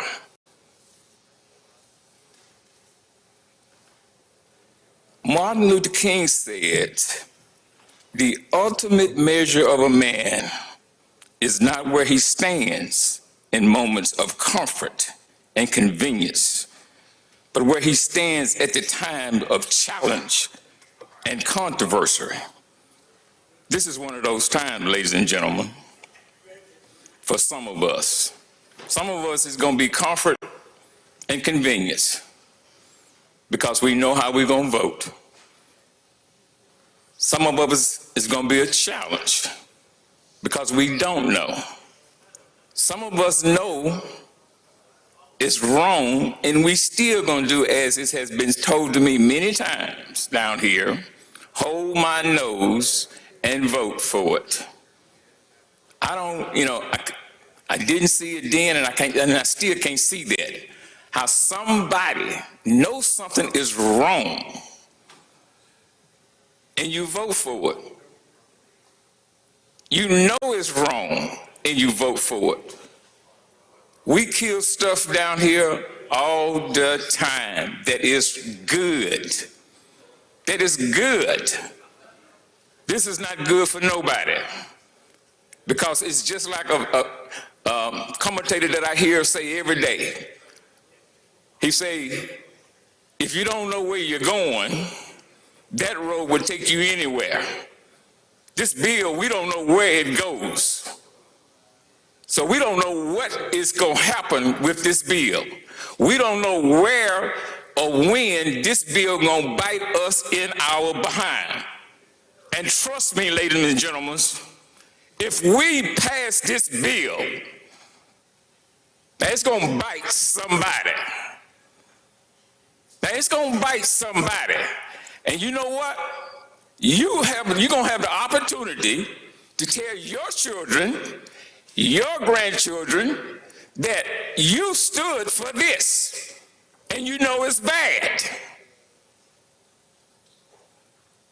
See, I'm going to be able to tell my children where I stand. They're going to be with their daddy. They're not going to ask me, Daddy, why did you do that? Mama, why did you do that? So get ready, ladies and gentlemen, because somebody, child, is going to ask them, why did you do that? And you can tell them, well, because I wanted to get reelected. It's not a person out there that I know of ran on CRT.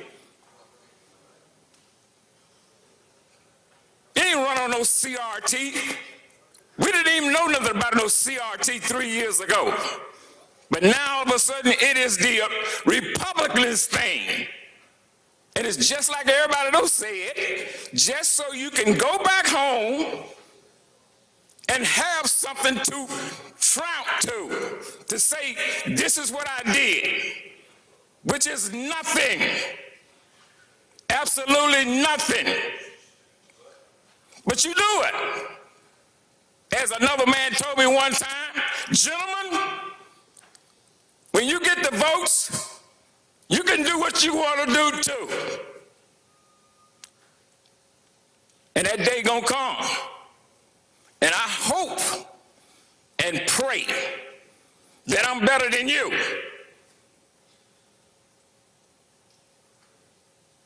That I look deeper than what a bill says and be like the gentleman said. This is about right and wrong. That's it. It's either right or it's wrong. Even God said he don't want you standing in the middle.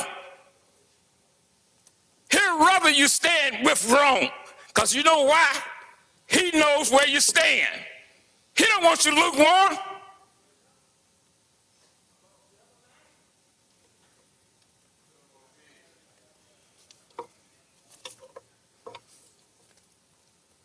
So ladies and gentlemen, now you have a lot to be contemplating about. Not today, not tomorrow, not next week. You're going to have to contemplate this for the rest of your life. Because it's not going to end with this board lit up. It's not going to end there. I promise you it's not going to end there. That's going to be the beginning. That's going to be the beginning. It's not going to end there. Now you can just look forward to it coming. The gentleman say the train is on the track. Well, you finna about to make it leave the train station. I'm here to tell you, because it's coming. And you can stand on the side of right or you can stand on the side of wrong. I read something. I would rather stand with God and be condemned by the world than to stand with man and let God condemn me. So you make your mind up where you want to stand. If you really believe that there's a God and you're going to see him one day, well, you better try to search your souls then. Now, if you really believe that, you better try to search your souls. Now, if you really believe you're going to see God, you better try to search your soul, because I know he's keeping a record of everything we do. It may be small to you, but it ain't small to him. He ain't looking at no little sin and no big sin. He's looking at sin.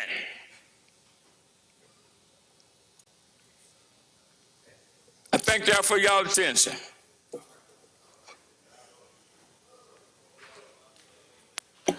Right. Does Chairman wish to close?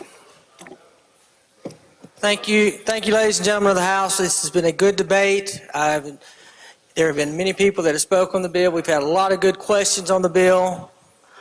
But as I said, history will continue to be taught. American history, Civil War history, Mississippi history, the history of our state will continue to be taught. What the legislation says is there will be no one child taught that's inferior or superior based on race, sex, religion, or national origin. And I ask that you vote for the bill. All right, question now occurs on Senate Bill 2113. Open the machine, Madam Clerk. If you favor the bill, vote aye. If you're opposed, vote nay. Has everyone voted? Has everyone voted?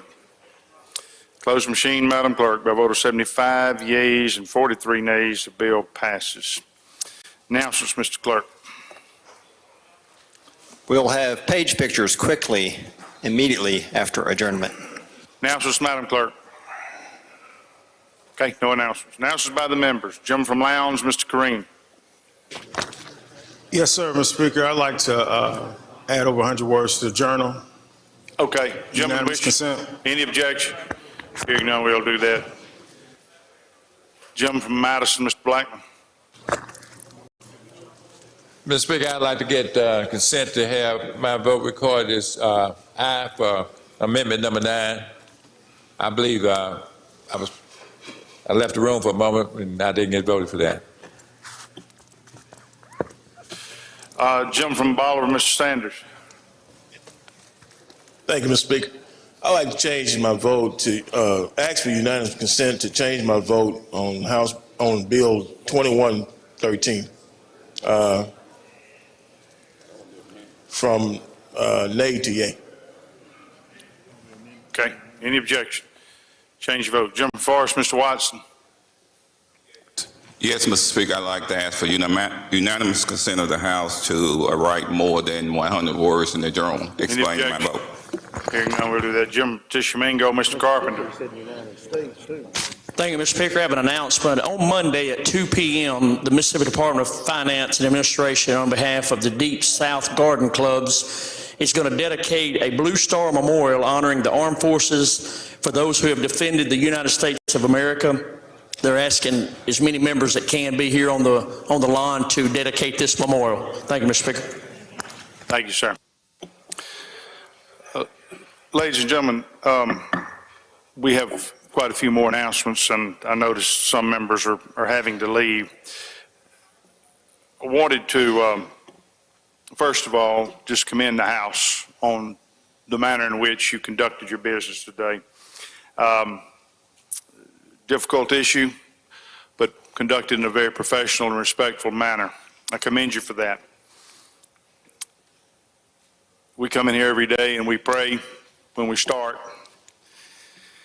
And I just feel compelled to be appropriate. We pray today as we end.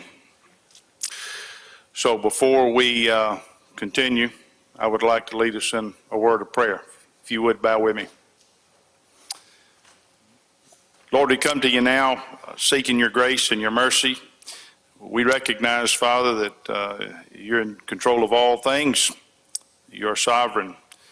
Lord, we are placed in difficult situations many times in this body. We all represent a constituency. We all have voters for whom issues are important. Sometimes those issues are difficult. Today is one of those days, Lord. We pray for healing. We pray that you would not allow this to create division, not only within this body, but within this state. I pray, Father, as we move forward, that what we do and say would bring honor and glory to your name. We ask for patience and wisdom and understanding and all the things that we need to show to one another respect so that we can move this state forward in a way that is good and right for our people. I pray all this in Jesus' name. Amen.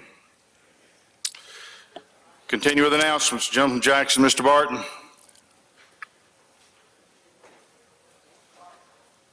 Thank you, Mr. Speaker. Just a quick announcement. The Gulf Coast delegation was going to try to meet after adjournment today. We want to try to do that on Monday after adjournment, the Gulf Coast delegation. All right. Jim from Washington, Mr. Hines. Mr. Speaker, I'd like to hold Senate Bill 2113 on a motion. Okay, we'll do that. Jim from Tate, Mr. Lamar. Thank you, Mr. Speaker. If you would go to the concurrence and non-concurrence calendar, item 4, House Bill 1029, I would like to hold that bill on a motion. Jim from Octavia, Mr. Taylor. Yes, Mr. Speaker, I'd like unanimous consent to add more than 100 words to the journal. Any objection? Hearing none, we'll do that. Jim from Harrison, Mr. Haney. Thank you, Mr. Speaker. Announcement. Innovate Mississippi is having a legislative reception now through 6:30. They had put a card on your desk, or if you need the location, I've got it sitting on mine. They appreciate you going. The lady from Jones, Ms. Scott. Thank you so much, Mr. Speaker. I'd like to ask unanimous consent of the House to be able to add more than 100 words to the journal. Any objection? Jim from Jackson, Mr. Busby. Thank you, Mr. Speaker. I'd like to remind everyone of the reception, Mississippi Railroad Association Iron Horse Grill on Monday at 5:30. Jim from Octavia Hall, Mr. Robertson. Thank you, Mr. Speaker. There will be a rules meeting 30 minutes before we come in on Monday. That's 30 minutes before we come in on Monday. Jim from Marshall, Mr. Faulkner. Thank you, Mr. Speaker.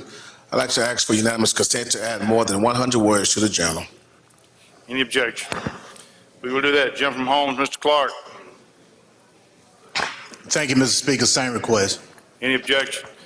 Hearing none, we will do that. Jim from LaFleur, Mr. Osborne. Your Honor, Mr. Speaker, I have same request. Any objection? Hearing none, we will do that. Jim from Hines, Mr. Banks. Same request, Mr. Speaker, 100 words or more. Any objection? Hearing none, we will do that. Is there any objection to anyone putting more than 100 words in the journal? Okay, I don't hear any objection. Anybody who wishes to do 100 words can do it. All right, anything in addition to that? Jim from Humphreys, Mr. Stroughter, same? Okay, same request, very good. All right, I don't see anything. I'm sorry, what? Okay, anybody who wishes to put 100 words in the journal can do so. Is there any other thing out there that I'm not hearing, seeing? Okay, I don't see any. Mr. Clerk? We will not have page pictures immediately after adjournment. They will be tomorrow. Thank you, Mr. Speaker. All right, I don't see anything further. I'll recognize the gentleman from Octavia Hall for the motion. Mr. Speaker, I move this House stand adjourned until 9 a.m. in the morning. Motion is adjourned at 9 a.m. All in favor say aye. Opposed, nay. The ayes have it. House adjourned at 9 a.m. Thank you.